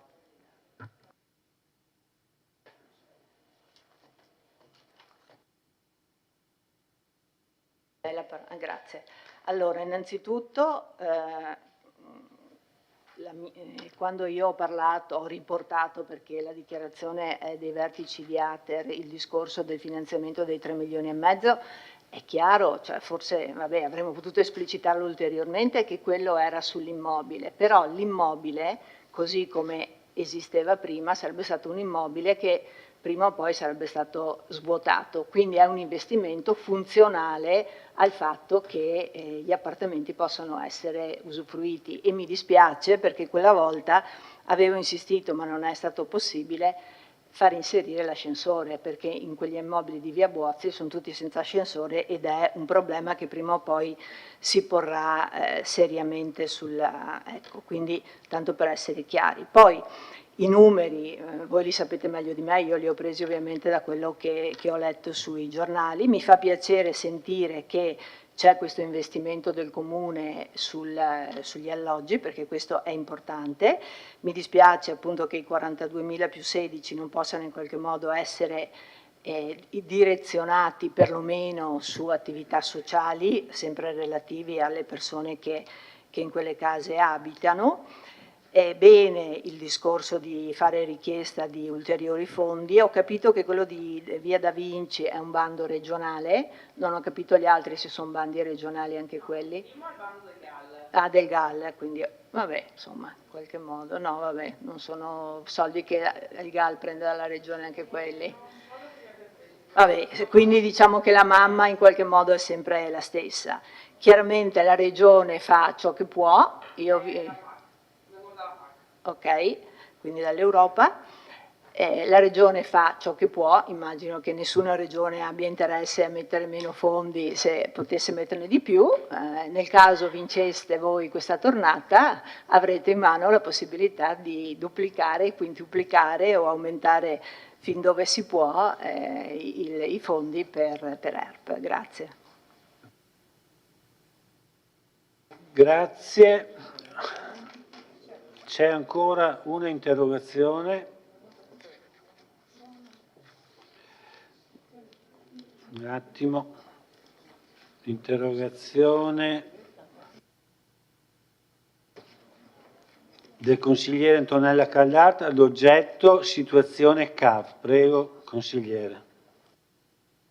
Sì, grazie di nuovo. Allora, qui si tratta di un problema che poi per fortuna è stato risolto, ma è relativo all'attuazione dell'intesa Stato-Regione del 22, dove appunto in questa intesa si ponevano dei requisiti minimi perché le cooperative che gestiscono i centri antiviolenza e le case rifugio potessero partecipare ai bandi, nel nostro caso il bando del Comune di Vittorio Veneto, del CAV Vittorio Veneto, perché sappiamo che è un CAV che serve l'intero nostro territorio, i 28 comuni, e i prerequisiti chiedevano che le cooperative che volevano partecipare dovessero avere nel proprio statuto il requisito della esclusività o perlomeno prevalenza di gestione di un CAV da almeno 5 anni. Chiaro che questo, insomma, non siamo nati ieri, era evidentemente stato pensato per le grandi cooperative che operano in alcune parti d'Italia. Noi siamo subito insorti, all'epoca io sono stata anche dall'assessore, poi eravamo andati attraverso associazioni che si occupano della donna in regione, proprio per sollecitare l'assessore Lanzarin, che siede al tavolo dell'intesa Stato-Regione, perché venisse tolta o cambiata questo prerequisito. Durante questo periodo io non mi sono permessa di intervenire sul tema, proprio perché il tema era molto serio e anche molto grave e anche molto delicato, quindi ho, come posso dire, con grande rispetto lasciato che foste voi a muovervi nei modi che pensavo aveste pensato. E questo proprio per evitare di entrare anche con quelle che poi vengono intese come polemiche, anche se polemiche non sono, su un tema che evidentemente è un tema di grande delicatezza e molto grave, che è quello proprio della protezione di donne vittime di violenze.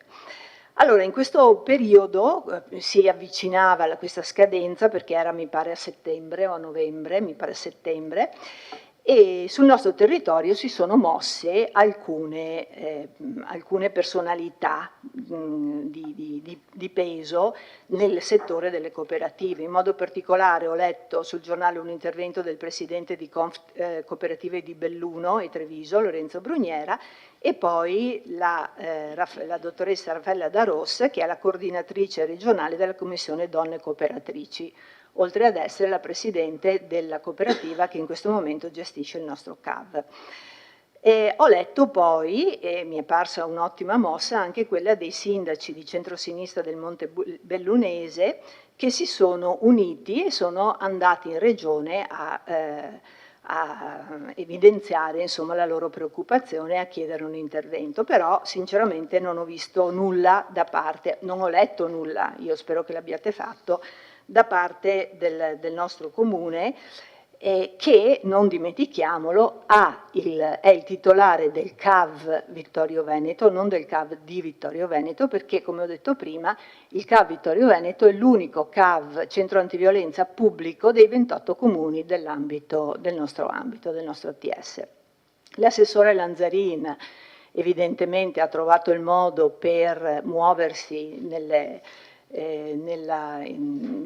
al tavolo dell'intesa Stato-Regione ed ha dichiarato, e l'ho letto sempre sulla stampa, il 15 luglio, hanno fatto una dichiarazione che ci sarà, che stanno insomma per attuare, una deroga che permetterà il riconoscimento ad operare agli enti già operativi e con maturata esperienza, che avevano beneficiato dei fondi regionali ed erano stati riconosciuti dalla Regione prima di quel 14 settembre 22, quando appunto c'era stata l'intesa Stato-Regioni. Quindi una mossa politica importante che permetterà, per fortuna, dico, e penso che ne siamo tutti contenti, la sopravvivenza anche del nostro centro antiviolenza. Quello che chiedo è quali azioni abbia intrapreso il nostro comune in qualità di responsabile del CAV Vittorio Veneto per reclamare la legittimità della partecipazione e gestione del CAV stesso a cooperative che non rispondevano ai prerequisiti previsti, quale supporto politico sia stato dato a questi rappresentanti territoriali delle cooperative per sostenere il loro grido d'allarme, e soprattutto se la questione sia stata portata in conferenza dei sindaci o nella conferenza dei sindaci o conferenza dell'ATS, proprio per ottenere maggior forza verso la Regione, e se sì, quale documento sia stato presentato, perché ritengo che, come ha fatto Montebelluna, un'azione congiunta, anche perché se è vero che esiste oggi il Comitato dei Sindaci, che esiste l'ATS, è chiaro che questa è una questione decisamente da discutere in quell'ambito. Grazie. Grazie consigliere Caldart. Risponde l'assessore Ceccarini.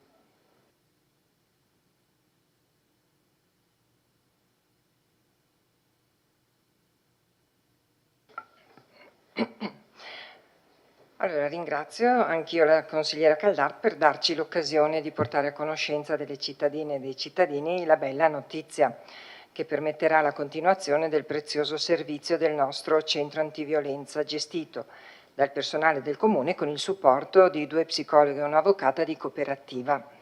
La deroga citata nel discorso fa riferimento all'intesa appunto Stato-Regioni relativa ai requisiti minimi dei centri antiviolenza delle case rifugio, che è del 14 settembre 22. Per l'applicazione dei nuovi requisiti era stato previsto un periodo transitorio della durata di 18 mesi, poi è stata concessa un'ulteriore proroga di altri 18 mesi viste le numerose criticità segnalate, solo per evidenziare che questo clima di incertezza c'è da 34 mesi. Allora, insieme alle responsabili del CAV sono rimasta in costante contatto con la dottoressa Palmaricci, EQ regionale referente per le politiche di contrasto alla violenza contro le donne, e tramite lei col dirigente della Regione Veneto, il dottor Borsellino, dell'unità organizzativa Famiglia, Minori e Giovani. Altrettanto è stato fatto con la dottoressa Durante e il dottor Donadel per quanto riguarda la discussione e l'aggiornamento sulle azioni intraprese dai vari centri antiviolenza e case rifugio congiuntamente, come diceva. È stato garantito l'appoggio dell'amministrazione alle istanze portate avanti fino alla condivisione delle ultimissime novità positive. Ho in diverse occasioni condiviso preoccupazioni e stato di avanzamento dei lavori del tavolo di coordinamento regionale per la prevenzione e il contrasto alla violenza contro le donne, con occasioni anche informali con l'assessora di Treviso Gloria Tessarolo. Ecco. E questo è quanto, cercando su internet, sulla stampa, quello che si trova di prese di posizione sono quelle che ha citato lei, quindi i nomi di politici e di gruppi effettivamente che si sono spesi su questa questione sono quelli che ha portato lei nella sua interrogazione, è vero. E proprio quest'anno ricorrono 10 anni dall'apertura del centro antiviolenza a Vittorio Veneto, avvenuta nel 2015, ma già nel 2005 era stato istituito lo sportello donna, quindi una bellissima lunga tradizione. Uno spazio aperto che offre ascolto, sostegno e accompagnamento alle donne che si trovano a vivere situazioni di violenza domestica o stalking, ma è anche promotore di cultura, sensibilizzazione e formazione. A tal proposito stiamo predisponendo una serie di eventi molto diversi tra loro che da ottobre in avanti coinvolgeranno la cittadinanza a vari livelli con spettacoli e conferenze, poi percorsi gratuiti e pratici per donne che desiderano ritrovare il proprio posto nel mondo del lavoro. Ci saranno anche formazioni mirate per gli operatori del territorio, oltre ad attività nelle scuole. Ecco, tutto ciò nella convinzione che di rispetto, parità e diritti è necessario parlare tutti i giorni e non solo il 25 novembre, giornata internazionale per l'eliminazione della violenza sulle donne.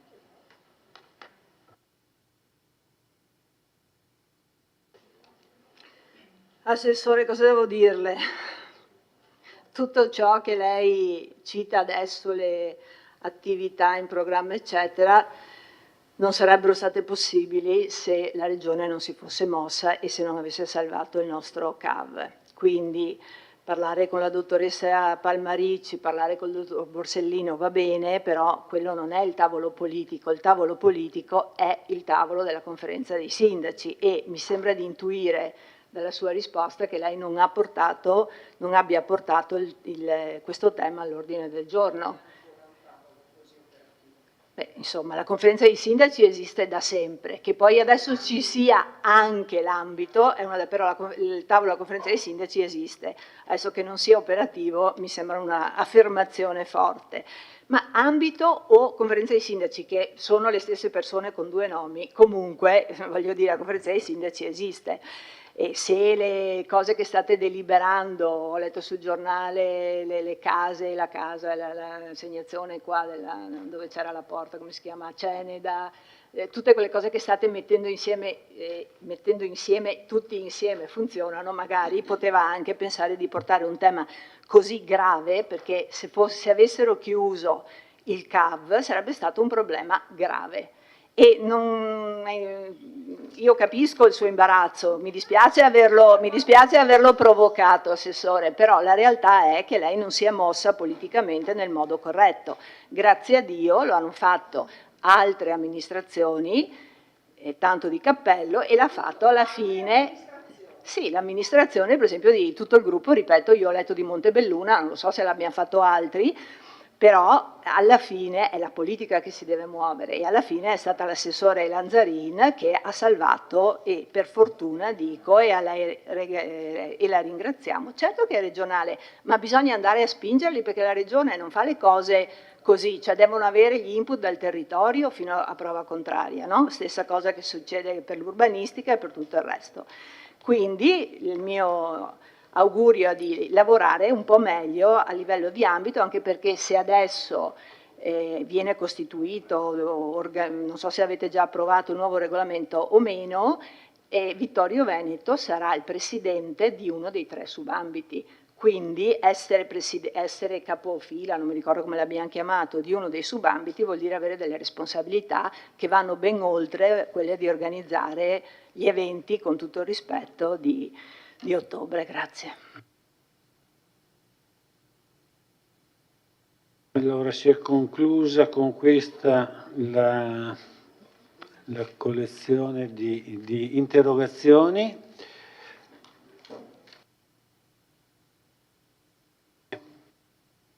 Rimane la mozione. Allora, mozione presentata dai consiglieri Giulia Bortolotto, Irene Cotifani e Silvia Bevilacqua, avente ad oggetto la proclamazione di Vittorio Veneto come luogo sicuro per le donne. Illustra Giulia Bortolotto.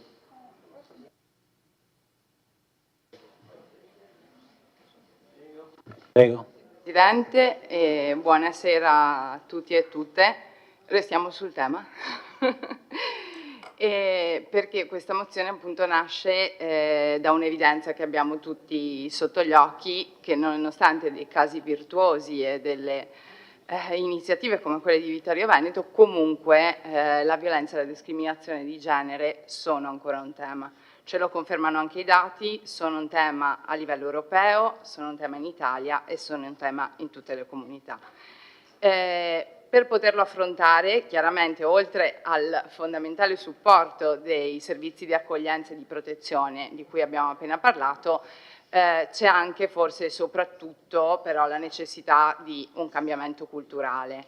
E da questo punto di vista le istituzioni a tutti i livelli devono essere coinvolte, perché possono fare molto, e siamo però convinti che le istituzioni come noi, quindi le amministrazioni locali, essendo le più vicine ai cittadini e presenti nella quotidianità delle persone, abbiano un ruolo importante in questo senso.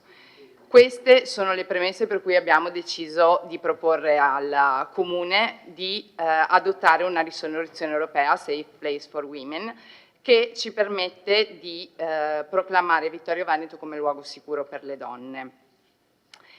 Questa risoluzione nasce nel 2023 da un'iniziativa della Regione di Valencia, è stata poi notata e quindi proposta all'interno della Commissione europea dal Comitato delle Regioni.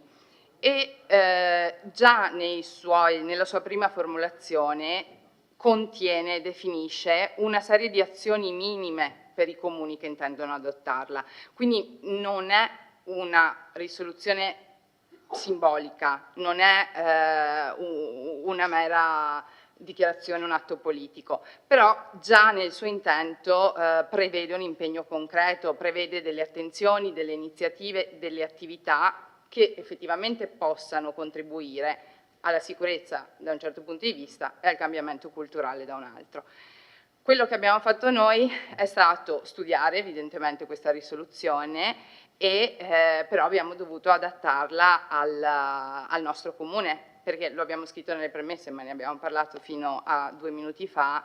Su questo fronte il comune di Vittorio Veneto ha già attuato molte iniziative virtuose. Lo abbiamo citato: dal 2006 c'è lo sportello donna, nel 2015, quindi adesso siamo al decennale del centro antiviolenza che proseguirà la sua opera, come ci siamo appena detti, e queste strutture, assieme a un impegno concreto del Comune, insieme a vari altri enti e istituzioni, hanno anche organizzato negli anni tutta una serie di attività, sia di formazione specifica per il personale, ma anche di sensibilizzazione della popolazione.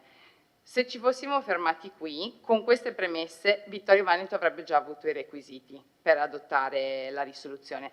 Però chiaramente non era nemmeno nel nostro intento renderlo un mero proclama o peggio vantarci di qualcosa che a posteriori in qualche modo. E quindi abbiamo deciso che questo fosse il punto di partenza e di andare a proporre qualcosa per costruire oltre. Non posso evidentemente illustrarvi tutta la risoluzione perché sono 15 punti, però questi 15 punti si muovono comunque su 3 macrofiloni principali. Un macrofilone chiede all'amministrazione di prendere sistematicamente in considerazione in tutte quelle che sono le decisioni, e faccio un esempio, quello che può riguardare l'illuminazione piuttosto che la mobilità, la sicurezza, il controllo della sicurezza, quelle che sono, e nelle relative allocazioni di bilancio, quelle che sono le esigenze di sicurezza delle donne.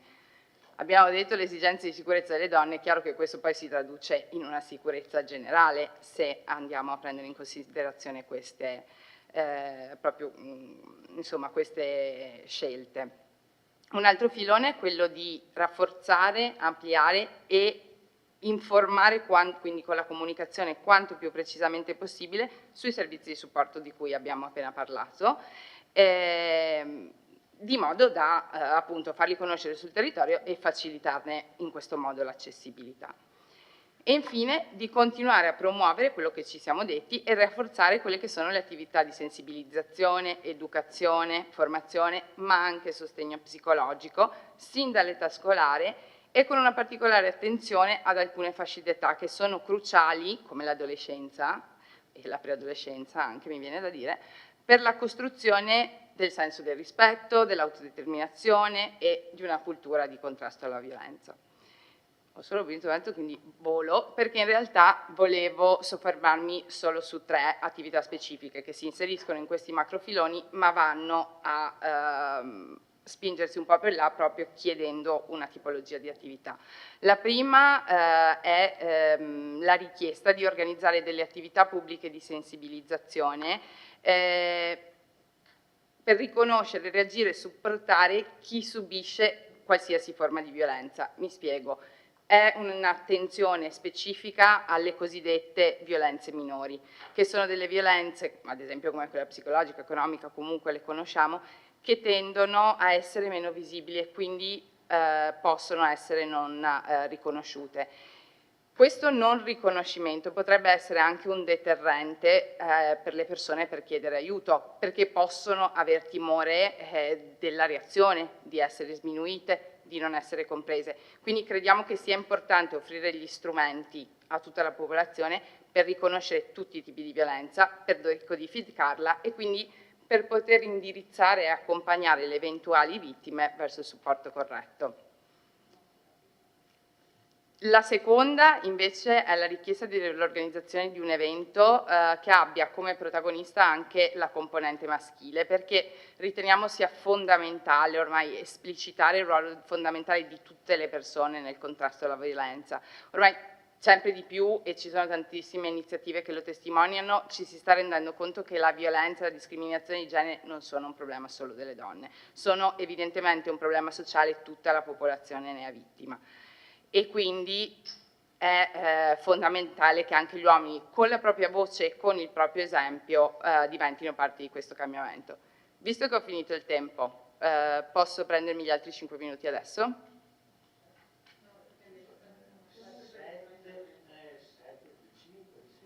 Ho finito in realtà, era giusto per non sforare eccessivamente. È un vezzo, ma questa è la serata delle citazioni, quindi a questo proposito mi piacerebbe citare l'incipit di un podcast proprio su questo tema, proprio perché, come vi sto dicendo, sta diventando sempre più presente e sentito, che a me è piaciuto moltissimo e che tratta proprio del coinvolgimento degli uomini nella lotta alla violenza sulle donne. Questo incipit dice così, il podcast, se mi interessa, si chiama Il silenzio parla, seconda edizione. Dice: non è un problema solo delle donne, per questo anche gli uomini prendono la parola, perché se alcuni di loro sono parte del problema, la maggioranza deve essere parte della soluzione. Uomini e donne, e a me viene da aggiungere persone, insieme contro la violenza di genere. È molto interessante questo podcast perché racconta la violenza di genere vista da chi è vicino alle donne che hanno subito violenza, quindi dagli uomini che sono vicini a queste donne. L'ultima richiesta invece è quella di avviare, possibilmente in sinergia, no, sicuramente in sinergia con i comuni vicini, proprio perché il centro antiviolenza Vittorio Veneto non è il centro antiviolenza di Vittorio Veneto, una campagna di comunicazione che garantisca la massima informazione. Oltre forse ai comuni, diciamo i 28 comuni di riferimento, sarebbe auspicabile andare anche oltre e addirittura arrivare ad altri comuni dotati di un centro antiviolenza, perché chiaramente anche analizzando i dati anche del nostro centro antiviolenza vediamo che le donne non per forza si rivolgono al centro antiviolenza più vicino o a quello che sarebbe di riferimento. È comprensibilissimo il motivo, può essere per ragioni di riservatezza, riconoscibilità, distanza psicologica, e quindi riteniamo che sia davvero importante una comunicazione capillare proprio estesa sul territorio che informi esattamente sull'ubicazione dei supporti disponibili. Un'ultima nota su queste 3 attività nello specifico, ma nell'ultima più di tutte, l'avevamo in qualche modo anticipato con il consigliere Braido da ritorno da Bruxelles, avremmo provato a proporvi possibilità di accesso ai finanziamenti europei. Quest'ultima attività in particolare, prevedendo un consorzio tra enti ed essendo facilmente replicabile sul territorio europeo, potrebbe concorrere ai bandi del CERV, che arrivano a una copertura delle spese anche del 90% per l'attività. Chiudo solamente su un'altra cosa, se avete letto la risoluzione l'avete visto nelle premesse, anche noi avevamo rilevato la questione dei centri antiviolenza e le notizie confortanti che erano arrivate al riguardo. La conferma ufficiale non è ancora arrivata, la Commissione non si è ancora riunita, quindi attendiamo anche noi sviluppi e conferme e aggiornamenti specifici su questa cosa. Solo una piccolissima nota, in realtà si è persa una notizia su attività che sono state fatte a supporto. Il 15 luglio, quindi esattamente il giorno dopo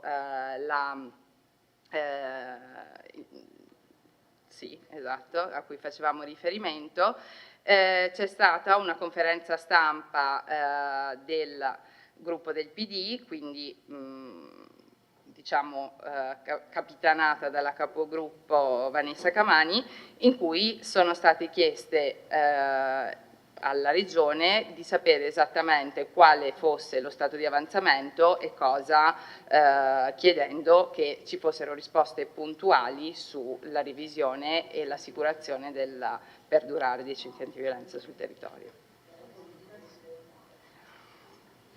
Grazie. Grazie consigliere.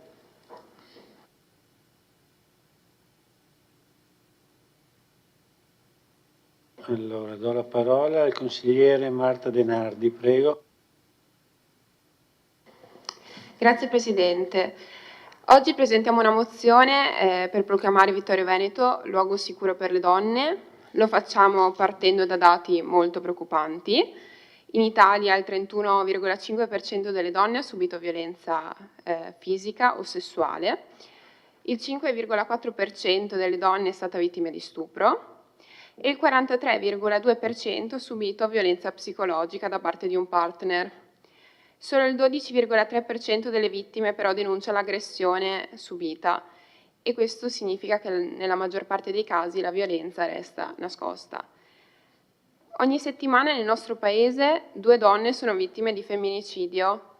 Nell'Unione Europea le cifre sono simili, 31% per le donne vittime di violenza fisica, 5% vittime di stupro, invece si innalzano i femminicidi ogni settimana, arriviamo a 50.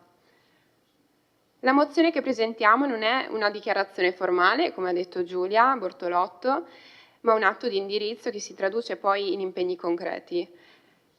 Come membro di diritto della Commissione Pari Opportunità tengo particolarmente a sottolineare che questa tematica è stata centrale fin da subito nell'attività della Commissione, che è nata a gennaio, in poco più di un mese ha dimostrato attenzione e sensibilità verso la questione di genere. Proprio l'8 marzo scorso, infatti, in occasione della Giornata Internazionale della Donna, abbiamo promosso l'iniziativa Camminata di Pari Passo, che ha coinvolto circa 400 persone. Un segnale di partecipazione forte e sensibilità da parte della cittadinanza che dimostra vicinanza a queste tematiche. La nostra città non parte da zero, come è già stato detto anche dall'assessora. A Vittorio Veneto esistono già strumenti importanti. Dal 2005 lo sportello Donna, il centro antiviolenza comunale, operativo dal 2015, realizzato in collaborazione tra il comune, l'ULSS, le forze dell'ordine e i servizi sociali. Queste strutture hanno promosso numerose attività di formazione, di informazione e sensibilizzazione rivolte a operatori cittadini e cittadini. Con questa mozione chiediamo per esempio innanzitutto di dichiarare Vittorio Veneto luogo sicuro per le donne, considerando che stiamo aderendo alla campagna europea Safe Place for Women, tutelare e rafforzare l'accesso ai servizi di sostegno per le vittime di violenza, difendere il nostro CAV, evitando appunto che venga indebolito o chiuso, promuovere formazione specifica per il personale dei servizi di primo contatto, come le forze di polizia, i sanitari, gli insegnanti, applicare una politica di tolleranza zero verso la pubblicità sessista negli spazi pubblici, integrare la prospettiva di genere nelle politiche urbane, dai trasporti all'illuminazione, dai servizi sociali alla sicurezza, promuovere incisivamente l'educazione affettiva e sessuale nelle scuole. Questo vorrei sottolinearlo perché mi sento che a me è un po' mancata per varie ragioni. Avviare azioni di comunicazione e coinvolgimento del territorio con attenzione anche alla componente maschile, come ha detto la consigliera Giulia Bortolotto. Lavorare in rete quindi con altri comuni dotati di CAV come Pordenone e Venezia. In conclusione, l'obiettivo è uno: costruire una città in cui le donne si sentano sicure, che possono sentirsi ascoltate e supportate. Cioè, proclamare Vittorio Veneto luogo sicuro per le donne è un passo sia politico sia culturale ed è un impegno a non minimizzare e a non lasciare sole le vittime e a lavorare per prevenire la violenza con strumenti concreti e duraturi. Vi invito dunque a sostenere questa mozione con convinzione e senso di responsabilità. Io da giovane donna lo farò. Dispiace che alcuni consiglieri uomini abbiano lasciato l'Aula prima della discussione e la votazione della mozione. Questo, a mio avviso, dimostra che c'è ancora molto lavoro da fare. Grazie. Grazie.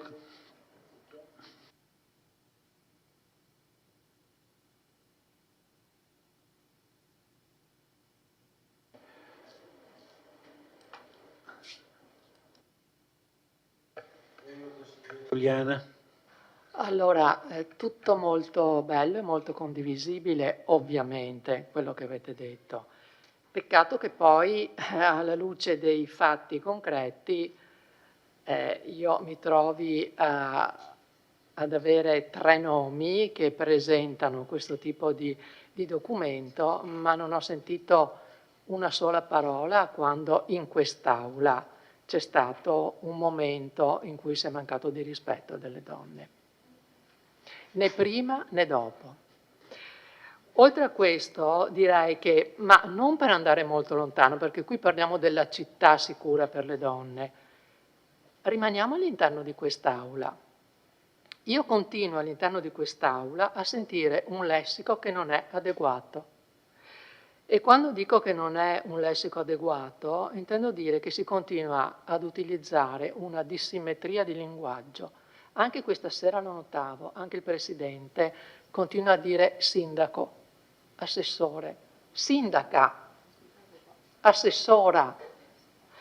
Quindi anche nella lingua si perpetuano, nell'utilizzo del linguaggio si perpetuano delle disparità di genere.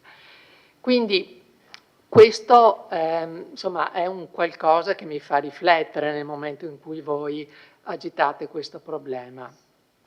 Vero, legittimo. Poi dite e mettete lì tutta una serie di azioni che dovrebbero essere portate avanti e realizzate, ma sono tutte cose che sono state fatte, vengono fatte, nella normalità di un assessorato alle politiche sociali, si trattano e si mettono in campo. Non credo ci sia bisogno di una mozione che vincoli a fare determinate cose quando queste cose comunque si fanno, perché fa parte della logica e di quello che tra l'altro è contenuto all'interno di un DU e di un programma che noi tutti abbiamo, che voi avete ben esposto e che noi abbiamo qui condiviso. Quindi sì, per carità, città sicura per le donne, ma sicura per tutti, per gli uomini, per gli anziani. Io vorrei una città sicura per tutti. Quindi io mi asterrò dal votare. Grazie consigliera Giuliana. Consigliere Errante. Grazie Presidente. Io sarò più sintetico. Ringrazio chi ha portato la mozione e mi sento anche, visto le interrogazioni, di ringraziare anche chi ha portato avanti negli anni il centro antiviolenza Vittorio Veneto. Da uomo, lo dico perché mi ha fatto un certo che vedere consiglieri che non hanno potuto dedicare 10 o 15 minuti in più del proprio tempo per votare questa mozione. E quindi, al di là dell'appartenenza politica, io voglio solo dire che se è possibile cambiare qualcosa, ognuno di noi ci prova, anche con un semplice voto. Io ci sono. Grazie. Grazie.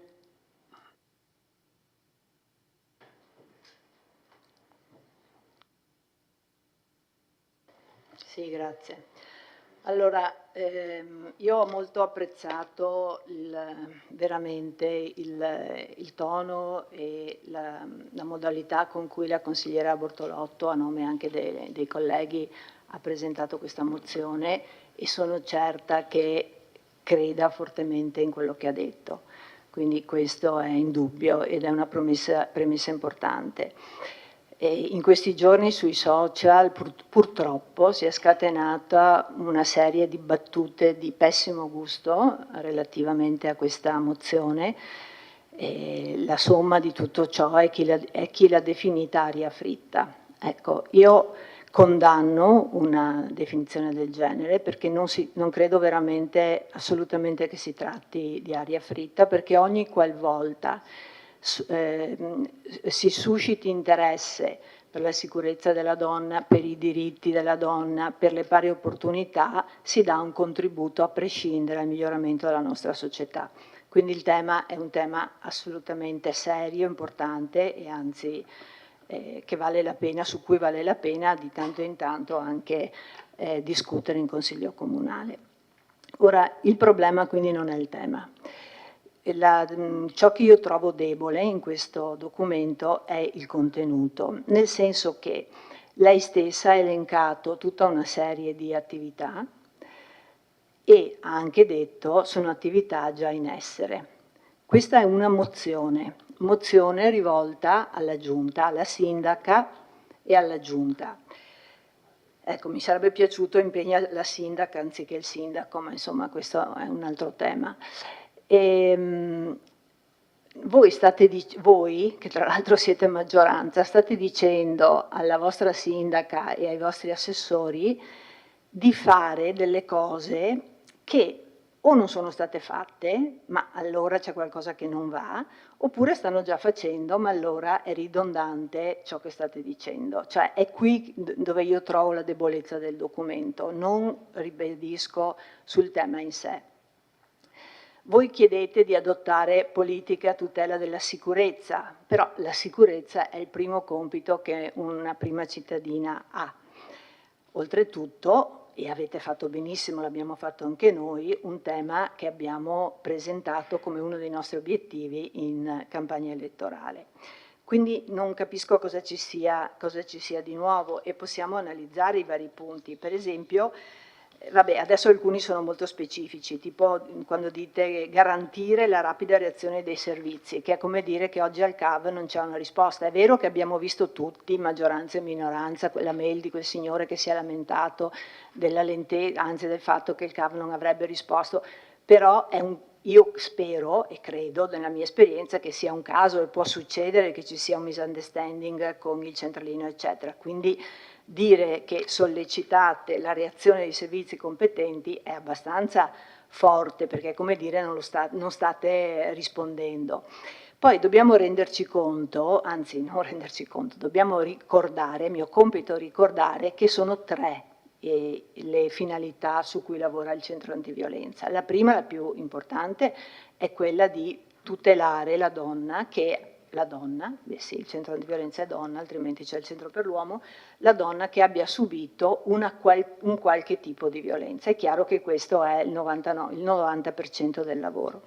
Le altre 2 finalità su cui lavora il CAV sono la formazione e l'informazione. La formazione, bene, voi dite, è bene formare soprattutto il personale. Abbiamo fatto, ma penso che siano stati fatti anche successivamente alla mia presenza, corsi di formazione per le forze dell'ordine, corsi di formazione per le assistenti sociali, cioè con tutti coloro che hanno a che fare immediatamente, no? Per esempio, un lavoro importantissimo è stato quello fatto con le forze dell'ordine, quando abbiamo cercato, ovviamente con degli esperti che parlavano, di omogeneizzare il linguaggio delle forze dell'ordine. Cioè diverso è avere un poliziotto, un carabiniere che ti parla da carabiniere, da poliziotto, no? Magari dandosi in quel modo che hanno loro, che è noto. Diverso è da usare un linguaggio accogliente. Sapete che sia a Vittorio che a Conegliano e anche in altre città, tra l'altro è stata realizzata la cosiddetta stanza tutta per sé all'interno delle sedi dei carabinieri e anche della polizia a Conegliano, che è stata attrezzata da un'associazione, dal Sor Optimis Conegliano Vittorio Veneto, non solo per renderla una stanza accogliente, con un angolo per i bambini, eccetera, ma anche con un'attrezzatura di registrazione che permetta che la dichiarazione della donna divenga poi oggetto direttamente da passare al giudice, senza che questa debba essere interrogata 2 o 3 volte. Quindi sono stati fatti parecchi passi avanti. E poi la formazione dei giovani. Allora c'è il CAV che lavora con i giovani, credo che l'assessora faccia parte della Fondazione di Comunità, dove c'è il progetto, come si chiama, Alice incontra Pollicino, che è proprio destinato a parlare di rispetto con i bambini piccoli, e così via, con tanti altri, con tutti i livelli della scuola, senza dimenticare il bellissimo progetto che da anni va avanti con il Liceo Flaminio, dove si parla proprio di pari opportunità e di linguaggio di parità, che è molto importante. C'è poi, quindi i temi sono temi importanti, cioè c'è la formazione, c'è l'informazione, però chiaro che si può fare di più. Però è brutto dire a questa sindaca, a questa assessora, a questi assessori, fate queste cose che state già facendo. Ecco, trovo molto interessante il punto 8, il punto quello sui lavori pubblici, che non trovo più, il 7, sul quale io non sono riuscita ad ottenere niente dal mio collega dell'epoca, perché questa è una lotta che veramente ho perso, una lotta impari, perché l'assessore ai lavori pubblici si è rifiutato di ascoltarmi, ed mirava ad avere un coinvolgimento della donna nel momento in cui ci fossero delle progettazioni, per esempio sull'illuminazione pubblica. Pensiamo ai Meschietti, pensiamo alla pista ciclabile, cioè a quei luoghi dove purtroppo noi non ci sentiamo sicuri. Io vado ad allenarmi tutte le sere e effettivamente ci sono luoghi dove mi sento a disagio, preferisco andare su per il bosco che lungo la pista ciclabile. E anche qui non lo citate, ma di tanti servizi che vanno a beneficio della donna, la donna madre, la donna lavoratrice, quindi si può andare ben oltre quello che è scritto qua, ma qua non è stato scritto. Chiudo ricordandovi, se non lo sapete, ricordandovi 2 documenti da cui potete senza dubbio prendere spunto. Uno è il BES, il benessere equo sostenibile, che abbiamo presentato, ma è agli atti del Comune lo scorso maggio, sì, lo scorso prima delle elezioni, dove si parla anche, c'è l'analisi proprio della percezione di sicurezza delle donne su Vittorio Veneto, molto interessante, e poi questo fascicoletto che sono andata a ricercarmi oggi, prodotto dalla come si chiama, consigliera di parità della provincia di Treviso, che si chiama Linee guida per la promozione delle pari opportunità attraverso il linguaggio amministrativo. Sono 30 paginette molto interessanti perché parlano non solo, tra l'altro si rifà ai suggerimenti dell'Accademia della Crusca, che è il principale punto di riferimento sia linguistico che filologico in Italia, che invita proprio a rappresentare negli atti e nei provvedimenti amministrativi donne e uomini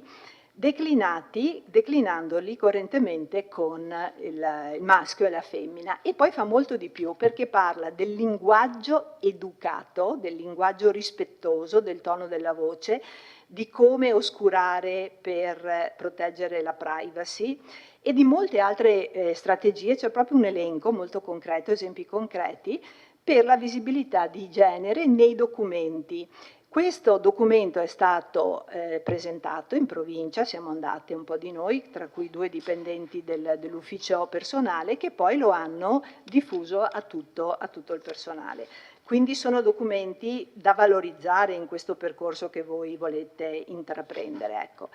Quindi mi devo un po' rifare a quello che dice la consigliera, la collega Uliana, cioè io non ho nulla in contrario, anzi tutto ciò che fa bene alle donne e che può aiutarle ben venga, solo che in questo momento sinceramente io ho troppo rispetto e anche fiducia, devo dire, di questa sindaca con la A, per votare un documento che implicitamente, ma neanche tanto implicitamente, abbastanza esplicitamente, le sta dicendo che non sta facendo, non dico nulla, ma che non sta facendo abbastanza di ciò che dovrebbe fare per tutelare la sicurezza delle donne e delle pari opportunità. Quindi anch'io mi asterrò, ma senza dubbio vi accompagnerò, se volete, se è possibile, nel vostro percorso. Grazie.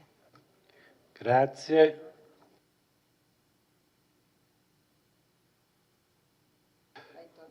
Giulia Bortolotto, prego. Prego. Perché non ci fossero assegnati intenti che evidentemente non avevamo, pensavo di averlo detto in maniera esplicita, so che la sindaca e l'assessora lo sanno perfettamente, è la prima cosa che ho detto. Qui si fa già tanto, c'è già un'attenzione, non a caso in tutti i punti abbiamo utilizzato parole come rafforzare, ampliare, fare attenzione a, perché qualsiasi cosa è perfettibile, ma non stiamo in alcun modo dicendo che il lavoro che non viene fatto è egregio o che questa attenzione non ci sia già. Diverso è perché l'abbiamo fatto, perché siamo consiglieri comunali e il nostro ruolo è ribadire che questa attenzione che stiamo già apprezzando per noi è importante e quindi stiamo semplicemente dicendo vi chiediamo di andare avanti così e vi chiediamo, laddove si può spingere ancora un po' di più sull'acceleratore, di spingere ancora un po' di più sull'acceleratore. Credo sia legittimo, credo che non sia offensivo per nessuno della Giunta. Per quanto riguarda l'aleatorietà dei punti proposti, non sono personalmente d'accordo, semplicemente perché i primi punti sono l'evoluzione dei punti già presenti nella risoluzione, l'avevo dichiarato, mentre gli ultimi sono delle attività molto specifiche, che sono state pensate a evoluzione dell'egregio lavoro che già viene fatto. E mi spiace che sia andata via la consigliera Oleana, perché in realtà anche su quello che è stato fatto presente prima sono molto d'accordo sul linguaggio, me ne scuso perché io sono una dei primi che questa sensibilità ancora non l'ha introiettata, motivo per cui la sensibilizzazione e il cambiamento culturale ci coinvolge tutti, me in primis. anche su quelli che sono stati dei momenti dove ci può essere effettivamente stata una mancanza di rispetto all'interno di questo Consiglio. Non è vero che nessuno l'ha fatto presente, è stato fatto presente da entrambe le parti. Mi risulta che siano state comunque porte delle scuse e in qualche modo forse è un momento di crescita ed educativo anche quello. C'è una persona che ha ammesso di aver fatto un errore, se ne è scusato, probabilmente ha cambiato e sta evolvendo la sua sensibilità. Quindi non posso accettare che venga detto che non l'abbiamo fatto presente o che da entrambe le parti politiche questa cosa non sia stata rilevata. È anche vero che prendiamolo come un momento di miglioramento fino a prova contraria. Quindi vi ringrazio. Grazie.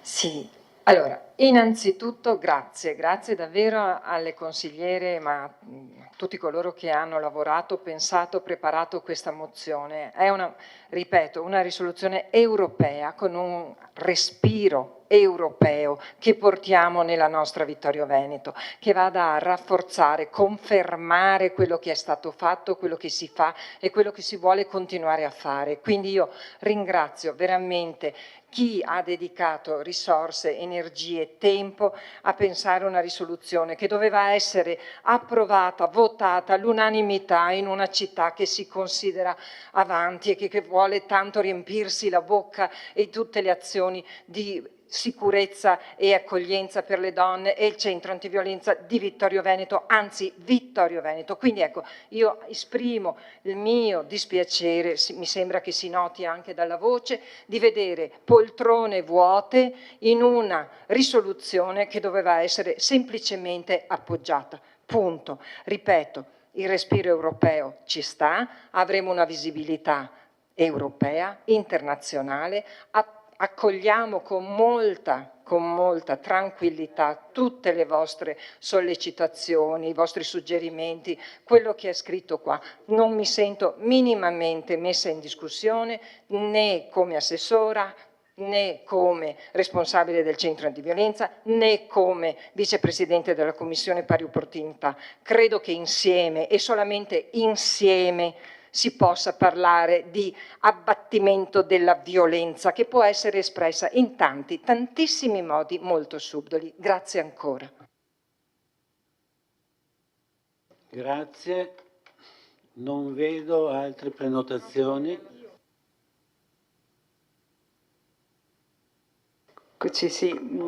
Grazie Presidente. Allora anch'io ringrazio le consigliere firmatarie della mozione. Anch'io ho percepito il livello della mozione, nel senso quello che è stato detto dall'assessore, dal mio punto di vista diciamo che vengono riportate quelle che sono anche le istanze a livello europeo, no? C'è questo di costruire questa rete con l'Europa, con gli altri stati e quindi questo dal mio punto di vista è un valore aggiunto, no? Perché poi vengono, tra virgolette, quando ci si mette in relazione anche con realtà diverse, è un valore aggiunto, no? Quindi possiamo anche trovare delle risposte diverse a delle situazioni diverse caratterizzanti anche dell'Italia, quindi è anche per il nostro aspetto culturale intrinseco in quello che è la nostra nazione. Quindi anch'io ho colto questo aspetto di rilancio, così, di far rete anche con altre situazioni europee, tanto è vero che la consigliera Bortolotto ha citato anche l'eventualità di partecipare a dei bandi europei e quindi con altre realtà in partnership con altri stati e con altre città europee. Detto questo, sono consapevole che quando parliamo di sicurezza dobbiamo parlare di sicurezza a 360 gradi e non ci nascondiamo che oggigiorno sempre più donne hanno anche paura di uscire di casa. Effettivamente più di una volta io ho sentito insomma, persone di media età insomma, dire ma io non, dopo le 6 di sera d'inverno non esco neanche più di casa e questo ci deve veramente far riflettere. A me ogni volta che me lo dicono mi prende veramente un tonfo al cuore, nel senso che per me non esiste limitare la libertà di nessuno, ma tantomeno della donna.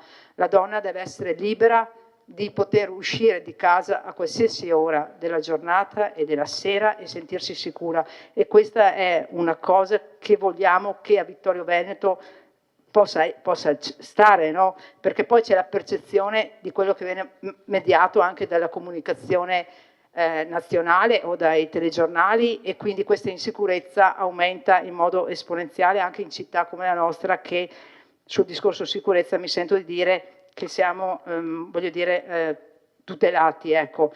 L'insicurezza è anche però nella donna, molte donne oggigiorno, purché siamo anche nel 2025, ma hanno difficoltà a esprimere un loro parere, una loro considerazione all'interno di gruppi di lavoro. Molto spesso troviamo i gruppi di lavoro, più di una volta ci confrontiamo con enti dove c'è una gran parte sono maschi e uomini, e poche volte quando ci sono le donne hanno il coraggio di dire una propria opinione, e quindi anche questo è qualcosa che dobbiamo cercare di ribaltare e di cambiare. Dico che questo Consiglio Comunale, forse, non vorrei sbagliarmi, ma c'è la presenza in Consiglio Comunale del maggior numero di donne da sempre, e quindi questo ci apre anche a una strada che abbiamo iniziato a percorrere, che spero ci porti anche lontano. E un po' era questo. Sono d'accordo con quello che ha detto la consigliera Bortolotto, e qui mi sento di esprimere forse in ritardo rispetto al passaggio, diciamo, come si può dire, non corretto fatto dal consigliere nei consigli precedenti, o un consiglio in particolare. In quell'occasione il clima, la tensione era molto molto alta, e io penso che adesso sia arrivato il momento anche che la tensione è un po' più tranquilla, di esprimere naturalmente la solidarietà a lei, assessore Caldalta, e all'assessore Ugliana, per quello che insomma non è stato, secondo me, un atteggiamento corretto. Ecco, lo volevo dire, non l'ho detto in quel momento perché veramente avevo paura, e quindi lo dico stasera veramente. Ecco, io recepisco gli inviti sottoposti alla nostra amministrazione, e quindi ce ne faremo carico per portarli avanti. Grazie.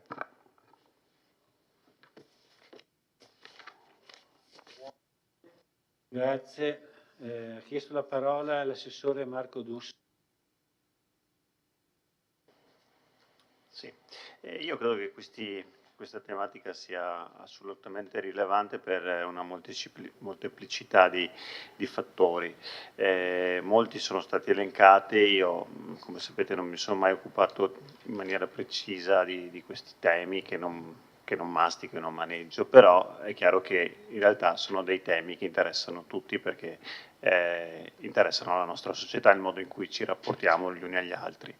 E mi fa piacere che siamo qui a parlarne, perché credo sia sempre importante parlare di queste cose. È importante anche che noi come città sappiamo alzare ogni tanto lo sguardo e relazionarci con realtà che non sono solo locali e localistiche, ma che ci presentano anche dei punti di vista, come in questo caso qui, europeo.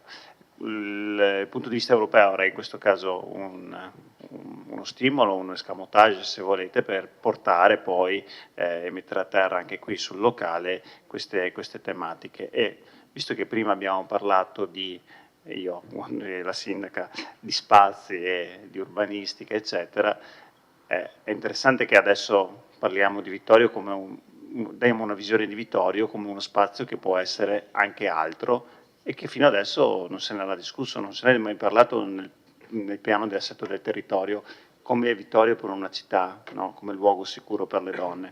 E questa è un'altra visione territoriale, molto pragmatica e molto concreta, di come ci immaginiamo la nostra città.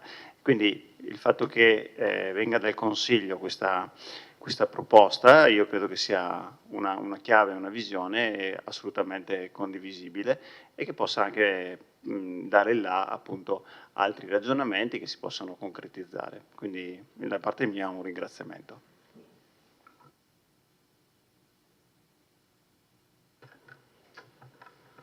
Prego, Assessore Denardi. Grazie Presidente. Ringrazio anch'io chi ha lavorato per la presentazione di questa mozione. 10 anni fa ho avuto l'onore come assessore di aprire il centro antiviolenza e non posso che ringraziare chi con me all'epoca decise di avviare questo percorso. È un percorso che sembrava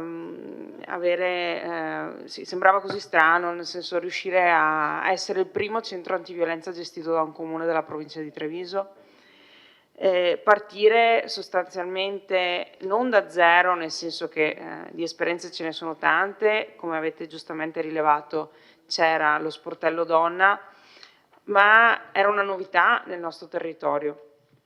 Sono state fatte tante cose che sono continuate anche dopo che io ho smesso di essere l'assessore di riferimento del centro antiviolenza, la formazione nei confronti degli operatori, la formazione nei confronti delle forze dell'ordine, nei confronti degli infermieri e dei medici, soprattutto quelli di pronto soccorso che più facilmente vengono a contatto con episodi di violenza fisica. Mi piace però che sia stata inserita una voce, la sensibilizzazione per riconoscere la violenza non soltanto nei confronti, cioè sensibilizzazione fatta non soltanto verso operatori professionali o soggetti come noi avvocati. All'epoca facemmo un convegno per avvocati e assistenti sociali perché per aiutare e anche psicologi per aiutare a comprendere la violenza esistente ma non raccontata da chi viene a contatto con il professionista, al quale magari viene raccontata un'altra storia, tipo voglio separarmi perché non mi trovo più bene con mio marito, ma in realtà quel non mi trovo più bene nasconde qualcos'altro.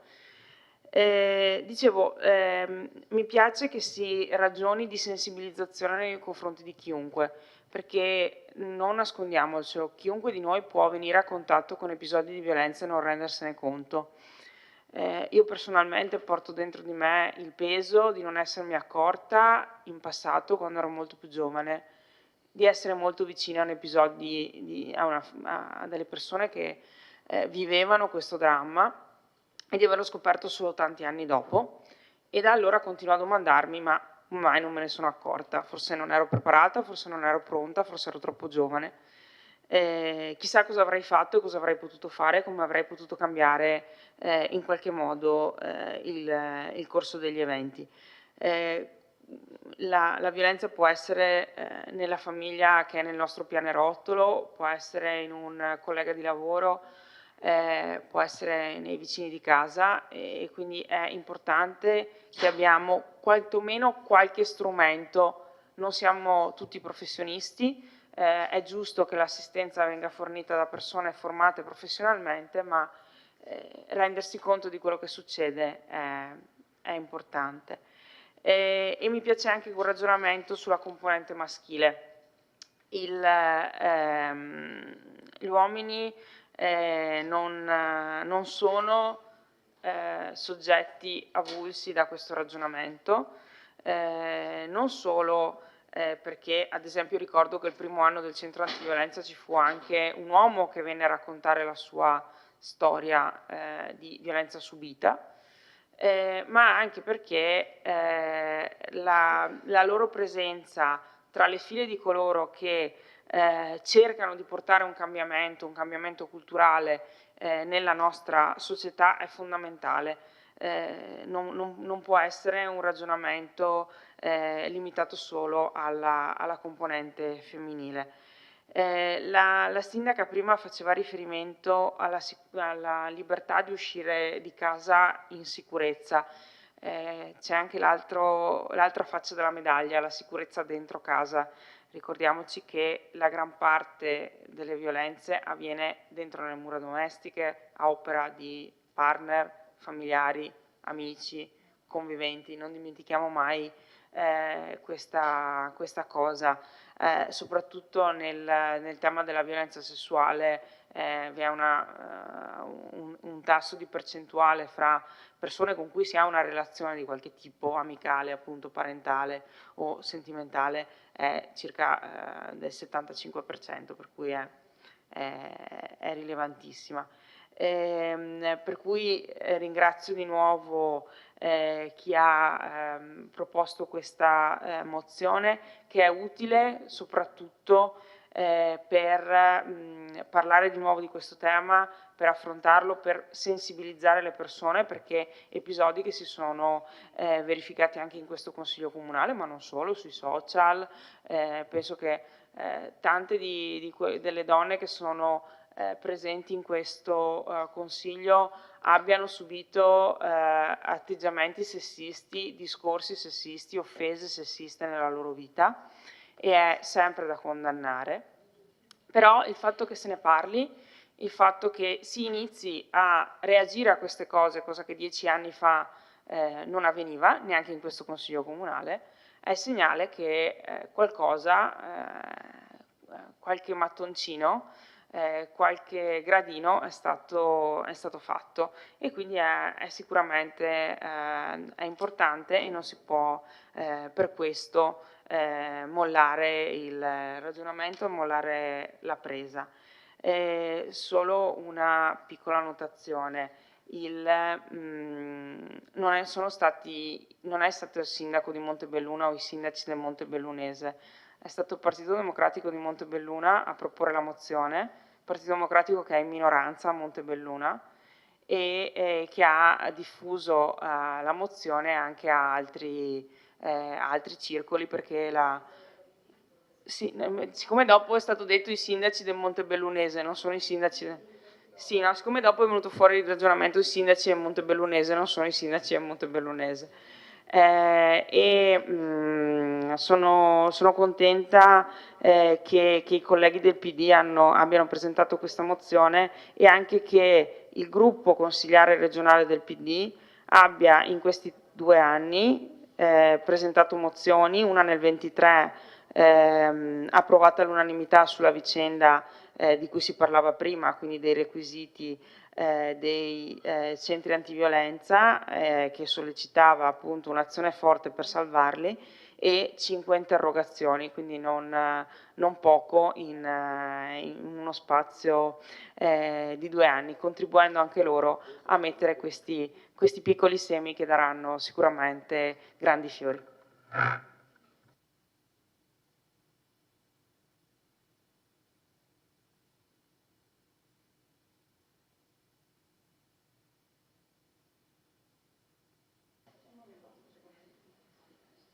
Assessore Paolan.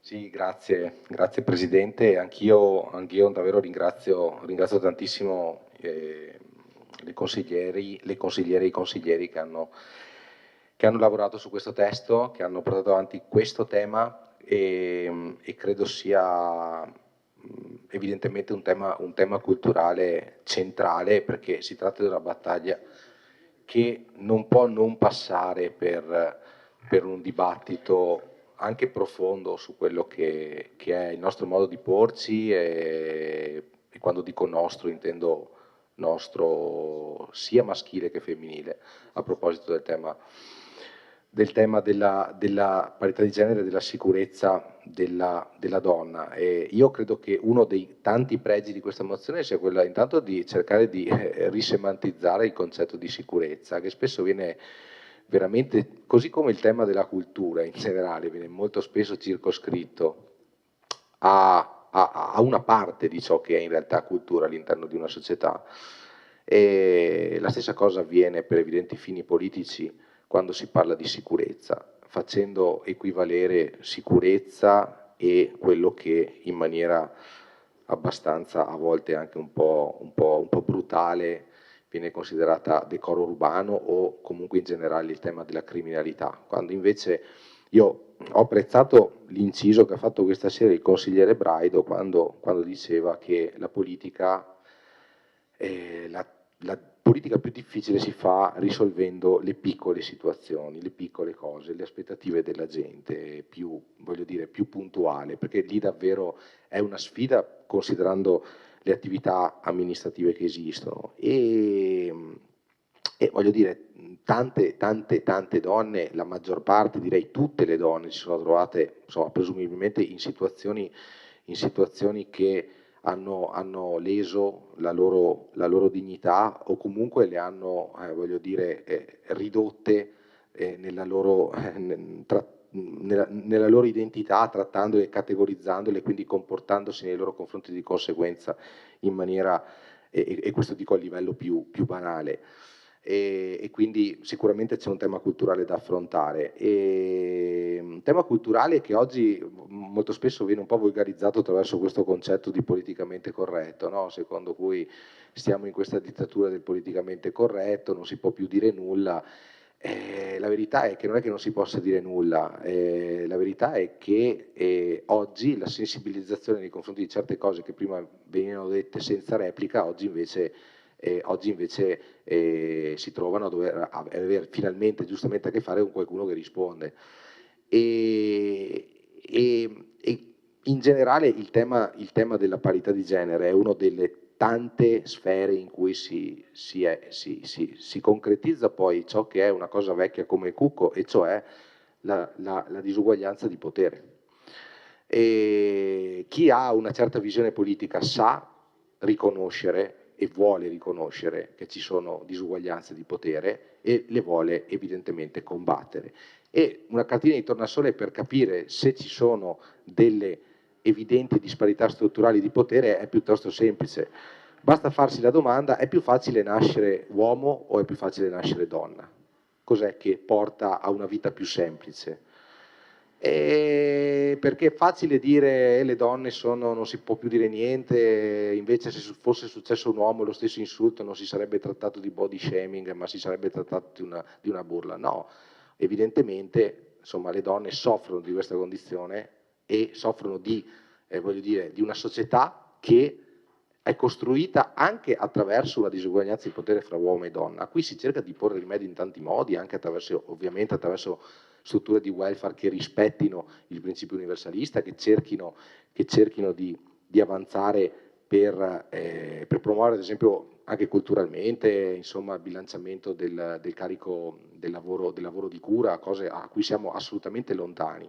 E mi permetto di dire, quando sento dire in quest'Aula che la mozione richiama cose scontate, no, non sono cose scontate, sono cose che non esistono tuttora. È chiaro che sia così, io credo sia anzi veramente una banalizzazione di quello che c'è scritto, perché quando si scrive tolleranza zero verso la pubblicità sessista, è tolleranza zero verso la pubblicità sessista, e questa cosa non c'è e si dovrà lavorare per poterla fare. E aggiungo che questo implica anche, da certe posizioni, anche un ripensamento di preconcetti che dicono che certe cose sono da uomini e certe cose sono da donne. E non è così banale, questo, perché va a investire credenze molto solide, e quindi io credo che questa mozione nemmeno nasconda, centri pienamente tanti aspetti che sono fondamentali. Dico disuguaglianza di potere perché è una delle tante forme di disuguaglianza di potere che esistono. Dire che le donne sono più protette oggi rispetto agli uomini per certi tipi di reati, per cui esiste il femminicidio ma non il maschicidio, e sono banalità che vengono continuamente ripetute, è come dire che ne so, chi percepisce il reddito di cittadinanza, o meglio il nullatenente, è più fortunato del milionario, perché il milionario paga l'imposta progressiva e il nullatenente invece riceve il reddito di cittadinanza. È chiaro che si va a sanare delle posizioni evidentemente di differente classe sociale, quindi io tendo anche a scaldarmi quando si parla di queste cose, perché insomma, se c'è una linea rossa per me sono, voglio dire, sessismo e classismo. E devo dire che, qua faccio un mea culpa, questa cosa è aumentata da quando sono diventato padre di 2 figlie, nel senso che ti sensibilizzi ancora di più, e questo probabilmente è una cartina di tornasole, che c'è una certa protezione, retaggio anche di una responsabilità che viene assegnata agli uomini dalle aspettative sociali, è comunque foriera di poi una costruzione di priorità. E dico questo perché, oltre a quello che ha giustamente detto l'assessore Denardi, il problema dei valori che reggono questa società oggi è dannoso anche per l'uomo, anche per il maschio, se non altro perché carica molto spesso le figure maschili di responsabilità che vengono considerate, come dire, appunto, responsabilità da uomini e a cui nella società d'oggi si fa sempre più fatica a rispondere con una qualche possibilità di successo. È il mondo della competitività, è il mondo della competizione. 25 secondi, consigliera Caldardo, per piacere. No, io mi permetto di... No, insomma, chiedo scusa per aver sforato, è solo per dire che, voglio dire, viviamo in una società che impone certi valori, che caricano coloro i quali storicamente, purtroppo, vengono considerate le figure che devono competere, di ansie che sono sempre, voglio dire, più pesanti. Il dato più evidente, storico, è quello dei suicidi. Sappiamo che il tasso di suicidio maschile è chiaramente più alto e questo non è perché evidentemente nasce, se vogliamo, da una situazione di privilegio dell'uomo, del maschio, a cui però fa fronte anche, voglio dire, condizioni d'ansia che nel mondo d'oggi ancora di più diventano pesanti. Per cui se si vuole leggere questa mozione seriamente, secondo me c'è tanto da fare. Grazie ancora a chi vi ha lavorato. Grazie. Consigliere Cuti. Sì, grazie. No, non ero un po' indecisa se intervenire o no, però è un tema che mi è molto caro sia a livello personale che professionale, quindi una cosa veloce perché sono state dette ormai tantissime cose importanti. A me dispiace sentire queste cose già si fanno, esistono già, ma a quanto pare non basta, e come diceva la consigliera Bortolotto, nella mozione è chiara l'intenzione, quella di rafforzare, di incrementare tutto quello che c'è, perché faccio un esempio: l'educazione sessuaffettiva nelle scuole esiste, purtroppo non è promossa e finanziata dallo Stato, non è obbligatoria e questo dovrebbe esserlo non solo dalla scuola media, dalle scuole superiori, dalle scuole elementari, ma ben prima. Una formazione ai genitori, una formazione ai bambini, bambine, ragazzi e ragazze, perché è evidente come non sia abbastanza quello che c'è, è evidente nella quotidianità delle notizie che purtroppo dobbiamo sentire. E poi riprendo un po' anche un discorso che va oltre. Noi stiamo qui parlando di donne che sono considerate minoranza e vengono trattate da minoranza, ma non siamo minoranza, ma veniamo minorizzate, no? Siamo continuamente minorizzate, e so che dico una cosa forse impopolare anche per chi la pensa come me, però un esempio di questo è proprio il fatto che debbano ancora esistere le quote rosa e il fatto che qualcuno debba imporre che ci siano dei numeri che garantiscano un'equità di genere. E nel mondo della politica, dato che siamo qui, parlo di quello, è all'ordine del giorno atteggiamenti sessisti, svalutazioni della figura della donna anche in Parlamento, e i giornalisti non ne parliamo. Sul tema della politica io parlo di questo, ma potremmo aprire a qualsiasi ambito. E quindi è fondamentale parlarne, ma non solo parlarne, è fondamentale poi mettersi in discussione, ma ognuno, uomo o donna che sia, non ha importanza, mettere in discussione se stesso, perché per quanto possiamo aver capito e essere consapevoli di questo tema e di quello che c'è da fare, è un fattore culturale, che la cultura è radicata dentro di noi, non possiamo estirparla leggendo semplicemente come un decalogo di come ci si comporta, come si comporta la persona che rispetta le donne, non è questo.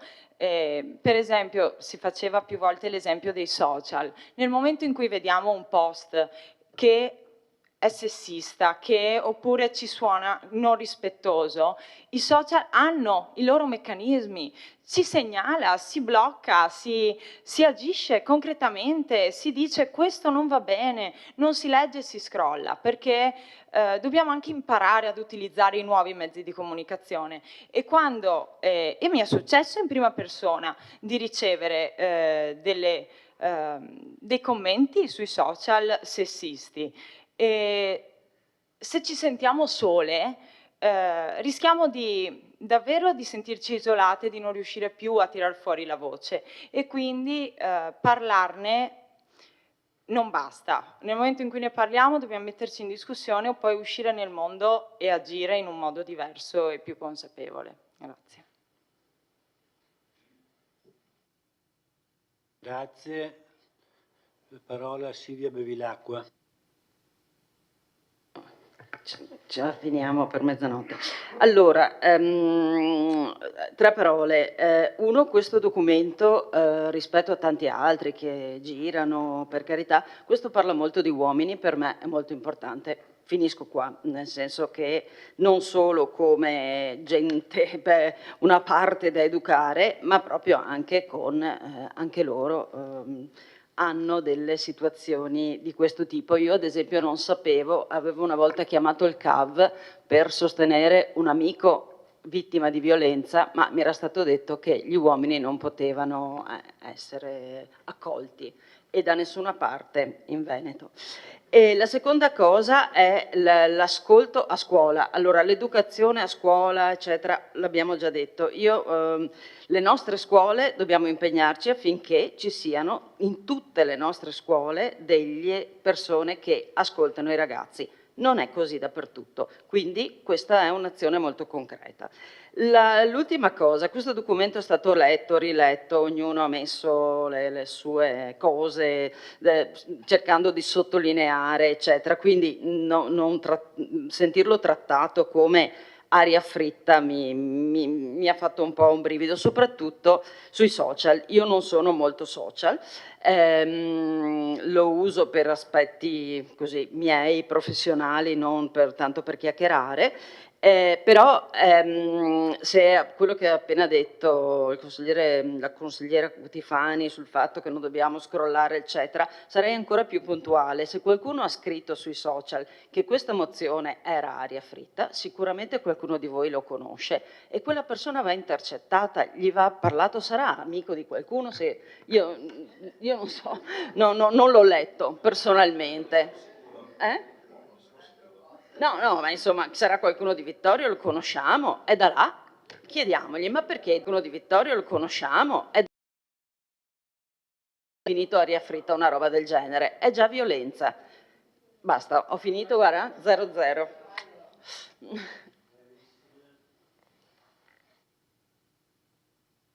Fabio Braido.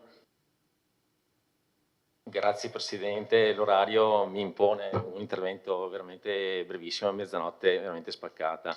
Io ringrazio la collega Bortolotto per aver presentato una mozione su un tema così sensibile. Non ho capito bene quale fosse il vostro intento, francamente, e se il vostro intento era quello di sminuire la mozione, sappiate che avete sortito l'effetto opposto, perché probabilmente non saremmo intervenuti tutti per dire la nostra su questo tema.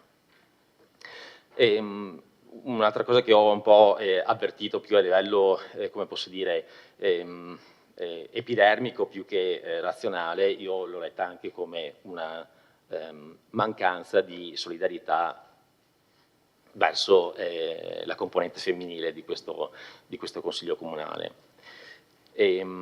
Accusare di mancanza di sensibilità verso il genere femminile per l'utilizzo del genere maschile esteso, in forma estesa, mi sembra un po' una forzatura e francamente una strumentalizzazione che non era il caso secondo me di portare alla nostra attenzione.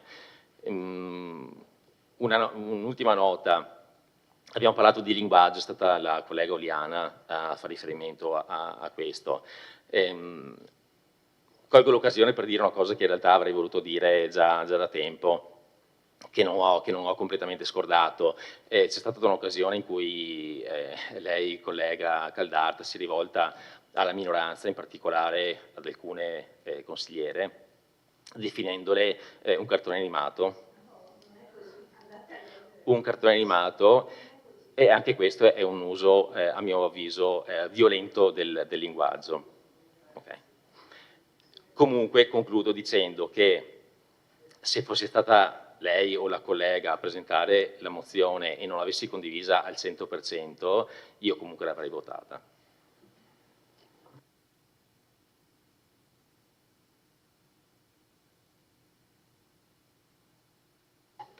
Mi dispiace per l'ora, ma ovviamente devo rispondere e chiarire questo punto. Andate a vedere quello che c'è scritto. Io quella volta, quando è stato presentato il documento di programmazione del sindaco, ho detto: se ci fosse una canzone di un cartone animato che accompagna ciò che viene detto in questo documento, e cioè adesso non me lo ricordo neanche, ma il significato era che era piuttosto fragile, no? Ma era riferito esclusivamente al documento. Non so perché poi sia nata questa questione che io avrei preso in giro voi ragazzi, ma figuratevi, io guardate sono, e ve lo dico, potete chiederlo per esperienza, chi ha lavorato con me, una delle persone più rispettose dei giovani e fiduciosa dei giovani, quindi ve l'ho detto fin dalla prima volta, sono veramente, no, non farei così, consigliera Denardi, perché io so quello che dico. Ho 64 anni e so quello che dico e le assicuro che il mio atteggiamento verso i giovani è un atteggiamento di massimo rispetto. Io ascolto tutto quello che dite, poi posso rispondere, però mi metto sempre in ascolto dei giovani, di tutti in generale, ma dei giovani in particolare. Quindi mi dispiace che ci sia stato questo misunderstanding, ma non era assolutamente nei miei intenti. Andate a leggervi i verbali e vedrete che è così. Comunque, consigliere Braido, mi dispiace che lei interpreti la nostra possibilità di esprimere un parere come un preconcetto e tutto ciò che ha detto, che adesso non mi sono annotata, sono anche stanca, perché vede, qui dentro siamo in un consesso democratico dove ognuno esprime il proprio parere. Okay?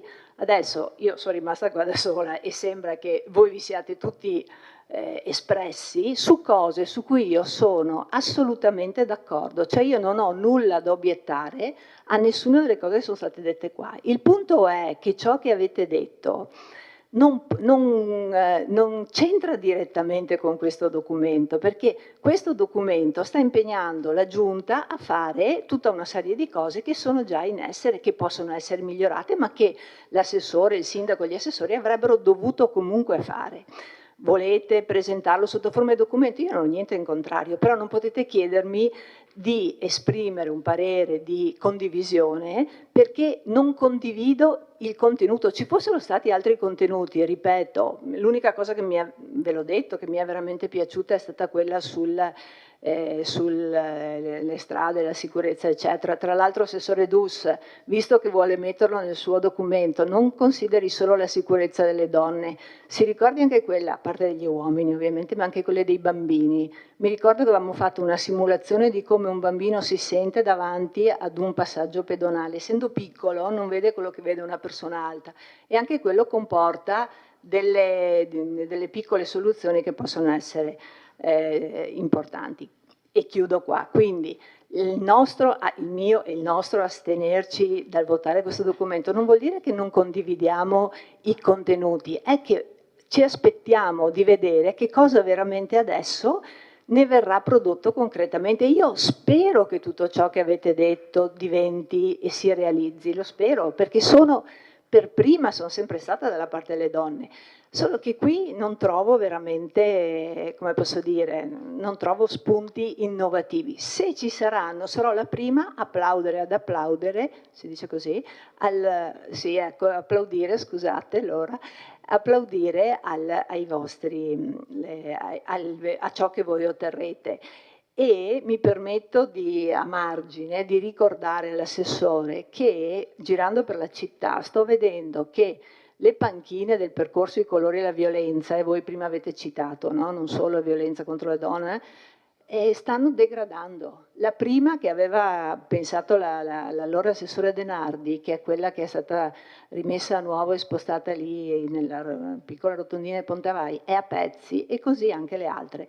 Date un segnale concreto, il primo, date un segnale concreto, rimettetele a posto, perché è nel rispetto di tutta quella commissione, uomini e donne, che hanno lavorato per sensibilizzare i cittadini sulla problematica della prevenzione della violenza a vario genere. Chiudo perché è tardi. Grazie. Allora, io prima di chiudere la discussione devo capire se c'è qualche dichiarazione di voto, ma dopo una discussione del genere penso di no, quindi chiudo la discussione.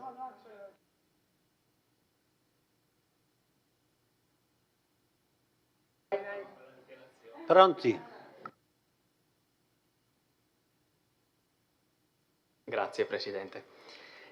Naturalmente a nome del gruppo Lista Civica Mirella Baliana Sindaco faccio la dichiarazione di voto, anzitutto ringraziando le consigliere Cutifani, la consigliera Bevilacqua, la consigliera Bortolotto, che hanno portato avanti questa iniziativa e hanno presentato la mozione che è stata discussa questa sera e che adesso ci accingiamo a votare.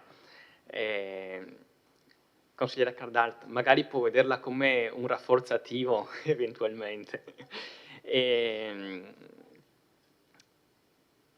Ovviamente, essendo un atto politico, non sappiamo poi dove arriverà, però di certo è un primo tassello e per questo motivo la lista ha appoggiato fin da subito questa mozione e altrettanto convintamente questa sera la voterà. Grazie. Grazie. La mia dichiarazione di voto è che nella mozione non è citata Rinascita Civica, in quanto io come Presidente ricevo la domanda di mozione, per cui sarebbe stata una cosa in contrasto che io stesso firmassi una richiesta a me stesso. Questo è il semplice motivo per cui Rinascita Civica non appare nel testo della... Quindi discussione. Apro la votazione.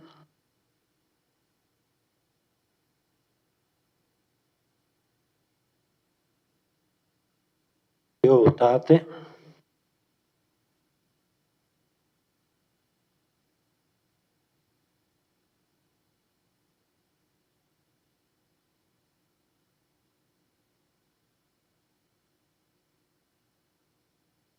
Chiudo la votazione. Mozione approvata, favorevoli 10, contrari nessuno, astenuti 1. Assenti 6. Bene, il Consiglio Comunale è concluso, ci diamo appuntamento per il giorno 30. Grazie a tutti, buonanotte.